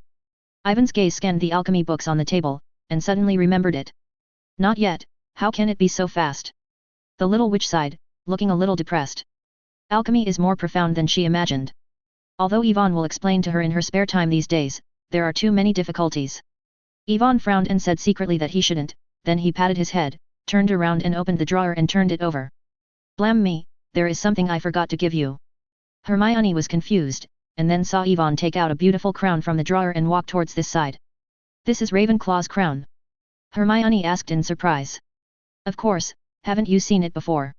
Ivan jokingly buttoned the crown directly on Hermione's head, and pressed down the fluffy brown hair. The icy iron touching her forehead made the little witch somewhat uncomfortable, but then she felt that her mind suddenly became very clear, and many questions that she didn't understand before were answered at this moment. Oh my god, I feel like I've become smarter. Hermione was holding the crown on her head, and Yu's surprised tone was indescribably cute. You haven't forgotten the legend of the Ravenclaw crown? Ivan said with a smile. Increase wisdom. Hermione paused, and immediately realized this, but quickly asked curiously. But, didn't Ron also wear it a few days ago? So Ron's luck is not very good, I haven't found the spell to activate it that day. Ivan shrugged and replied casually. Ravenclaw's crown is not bound by him, it can be used by anyone, and he doesn't use it at all when doing experiments, and it's a waste to leave it, just when it's time to learn alchemy for Hermione. Use. Chapter 899, The Approachable Pierce. Now that you wear them all, aren't you ready to give it a try? Ivan said with a smile looking at Hermione. Of course. The little witch was very excited to take an alchemy book and read it carefully. Revisiting again, the originally obscure words and sentences became clear in her eyes instantly, and the learning efficiency was increased several times, and when rereading some words and sentences, she gained a lot of new understanding. The key to alchemy lies in the transformation of magic power. As long as you understand this, those complex alchemy formulas will become organized. Hermione turned several pages and saw the conjecture about the alchemy magic circle in the book, and she felt a little clear in her heart. Then I was upset about why I hadn't thought of it before. This feeling of rapid growth in knowledge quickly made Hermione indulge in her, devoting herself to learning, and even forgot Ivan.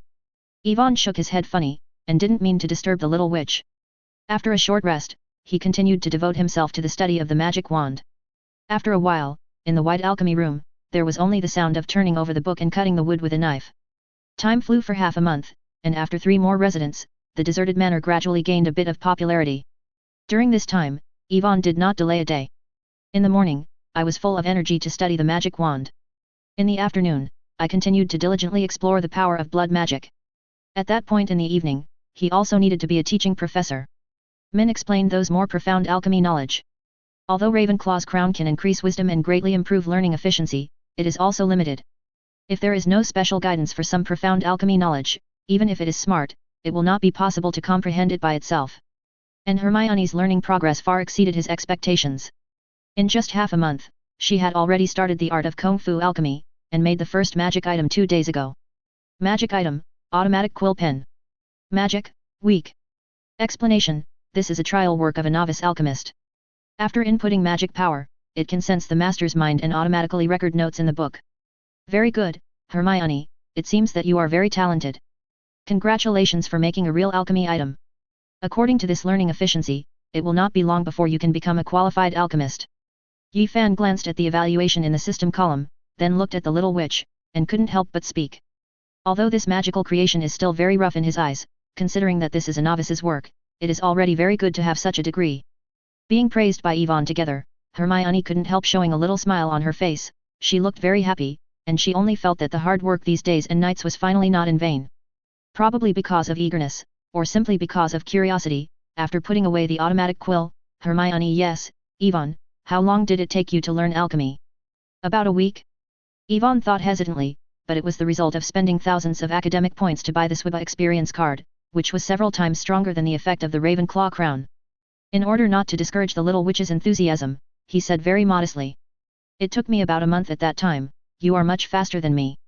How can it be compared? I rely on cheating to be so fast. Hermione stroked the crown above her head and shook her head helplessly. Judging from the experience these days, Ravenclaw's crown has increased her learning efficiency by about 3 times. Normally, it takes 1.5 months for her to get started. This is because the alchemy master Yvonne draws 2 or 3 a day. Explain to her the progress in hours. You are not the only one who cheats. Yvonne feels a little guilty when he touches his nose, but can he be called to suspend his learning? Hermione didn't know what Yvonne was thinking. After seeing the gap, she secretly decided that she had to work harder. Of course, this is not to one day be able to surpass Yvonne, but when acting as an assistant these days, Hermione has deeply realized the lack of her knowledge reserve, so that she can only do simple things like submitting materials. Can't help much. Thinking of this, Hermione picked up the book in her hand again and looked through it. Let's take a break, Hermione, you've been reading books all morning. If you are too tired, it will delay the efficiency of your study. Yvonne took off the crown from the little witch's head, feeling helpless. He originally thought he was already a person who loves to study, but he was still far behind Hermione. He even suspected that if he didn't interfere, the little witch would be able to stay in the alchemy room and read related books on a summer vacation. How about we go out for a stroll? Yvonne suggested. Hermione put down the book and nodded hesitantly. Just as she was about to go back to the room to change her clothes, she saw Yvonne suddenly turning her head and looking in the direction of the window. What's wrong? Hermione asked unexpectedly. Someone is here, it should be an acquaintance, otherwise Dobby won't let him enter the manor. Yvonne touched his chin and said. At the same time, on the first floor of the manor, in the spacious living room, Will Granger subconsciously got up and opened the door when he heard the knock on the door. Outside the door, a slightly rich man with a top hat appeared in front of him, with a pleasant smile on his face. Are you? Will Granger asked hesitantly. You can call me Pierce. I'm Mr. Halsey's friend. Pierce said with a smile, and his intelligence network naturally knew the identity of the muggle in front of him, but he didn't dare to be a little negligent. Ah, this way. Will Granger blocked the door, feeling a bit difficult to ride a tiger for a while, wondering if he should let the other person in. He just remembered that this is not his home, and the wizarding world seems to be it's not too peaceful either. Fortunately, Will didn't struggle for too long www.mtlnovel.com because the sound of tattoo came from upstairs in just a few seconds. Pierce. Minister. Hermione cried out in surprise when she saw outside the door as soon as she got downstairs. Oh, hello, Miss Granger. Pierce responded politely. Hermione smiled at Pierce, then said to the confused parents. This is Mr. Minister of Magic. Well, the Muggle President. The President of the Wizarding World? Will and his wife looked at Pierce with surprise and trepidation. This is the first time they have come into contact with such a big man. But this Mr. Minister is too approachable, he has no airs at all. Chapter 900, Trail of Thunderbirds. Pierce smiled and exchanged a few words with a few people, then looked at Yvonne who was coming down the stairs, and said, "Mr. Halls, I am looking for you on important matters." In view of the presence of outsiders, Pierce did not use honorifics to avoid unnecessary trouble. "Is the thing that I said last time gone?" Yvonne asked straightforwardly. Seeing Pierce's freehand look, he could guess that it wasn't about Grindelwald, it was probably related to Ray. "Bird related?" "Yes. Because it's important, I had to take a trip myself." Pierce nodded, and at the same time looked at Hermione and others imperceptibly. "Go to the conference room and talk." Yvonne immediately understood, moved away from the Grangers, and led Pierce into the top conference room. After leaving the sight of Hermione and others, Pierce's attitude immediately became respectful, and he reported, "The Thunderbird you asked me to find has already been found. According to intelligence, someone has found traces of this magical creature in a small town in France." "France? How could it be there? I remember that the Thunderbird's habitat is not in North America." Yvonne raised his eyebrows and asked strangely. "I heard that it was taken by someone smuggled over, but something went wrong in the middle. It caused a lot of riots in that small town a few days ago. People from the International Federation of Wizards are investigating this matter. This information is also they provided it." Pierce said casually. "Wait, the International Wizarding Federation? These people are so kind." Yvonne was a little bit unbelievable. He had just drawn the face of the International Wizarding Federation. It would be good if the other party didn't hate him.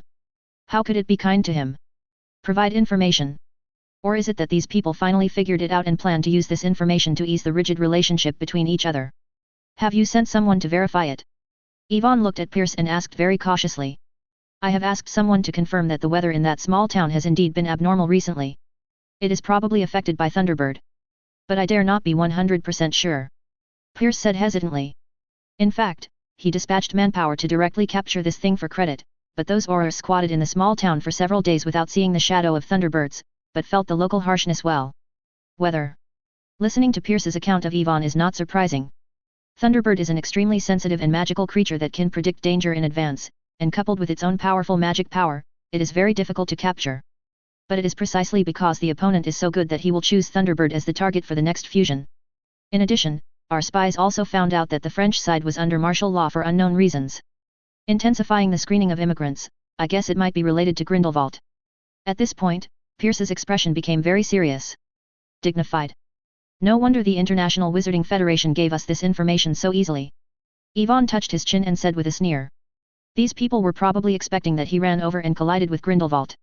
Pierce naturally understands this, but the plan of the Wizarding Association may be frustrated, because he has found a professional 2 days ago to search for the traces of Thunderbirds, and it won't be long before he can get the thing back. However, Ivan's response was beyond his expectations. "No, I'll go see it myself." Yvonne waved his hand and said.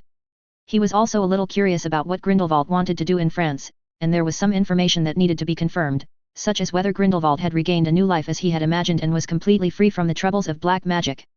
Of course, the most important task is to catch the Thunderbirds and complete the next blood fusion, otherwise Yvonne really doesn't have any confidence against Grindelwald who holds the old magic wand. If you plan to go to that town in person, you can try to go to a local hotel, and calculate the time that the commissioner may have arrived. I believe he should be able to provide you with some help. Pierce said hesitantly, and then from the wizard took a photo out of his pocket and handed it to Yvonne. Yvonne stretched out his hand to take the photo and glanced down. The photo shows a wizard who is too young to be too young, probably less than 20 years old, dressed very plain but smart and capable. His name is Rolf Scamander, he should be regarded as an expert on magical creatures. Although he looks young, he knows magical creatures very well. Pierce explained. Scamander. Yvonne inexplicably felt that the name was a bit familiar, and after looking through the memory carefully, he remembered, and then asked in surprise. What is his relationship with Newt Scamander, the master of magical creatures? Rolf is the grandson of Newt Scamander. Pierce shrugged, which is why he is confident that a 19-year-old Mautu can find the trace of Thunderbird. However, in order to complete the task given by Yvonne, he had originally planned to invite Newt Scamander himself directly, so as to ensure that nothing went wrong. Who knew that this guy actually took his son to Africa to explore the problem of Sphinx's reproduction, and the Auror who ran for nothing could only grab his grandson and top him. Fortunately, after an inquiry, they were surprised to find that Rolf knew very well about the habits of magical creatures, and after learning that the target this time was a cherished Thunderbird, they volunteered to go on the road without their persuasion. Interesting, I'll go find him when it's there. Yvonne nodded, not rejecting Pierce's arrangement. Although he has learned a lot about magical creatures in order to find a suitable fusion target over the years www.mtlnovel.com, but no matter how much he cannot compare to the well-known Rolf, they are all of them. Scholars who study magical creatures are even obsessed. Okay, I'll make arrangements. When do you plan to leave? Pierce asked. Tomorrow? No. The day after tomorrow. Yvonne replied hesitantly. If possible, Yvonne naturally hopes to leave as soon as possible, but he still needs to arrange some things before leaving England, such as setting up a loyalty curse in this mansion, so as not to go out and be stolen. In addition, Hermione's I also need to explain. Okay. Then I'll order someone to send Rolf a letter later, and let him wait for you at the local hotel the day after tomorrow, how about? Pierce said. That's it. Yvonne thought for a while, there should be nothing left, and then agreed.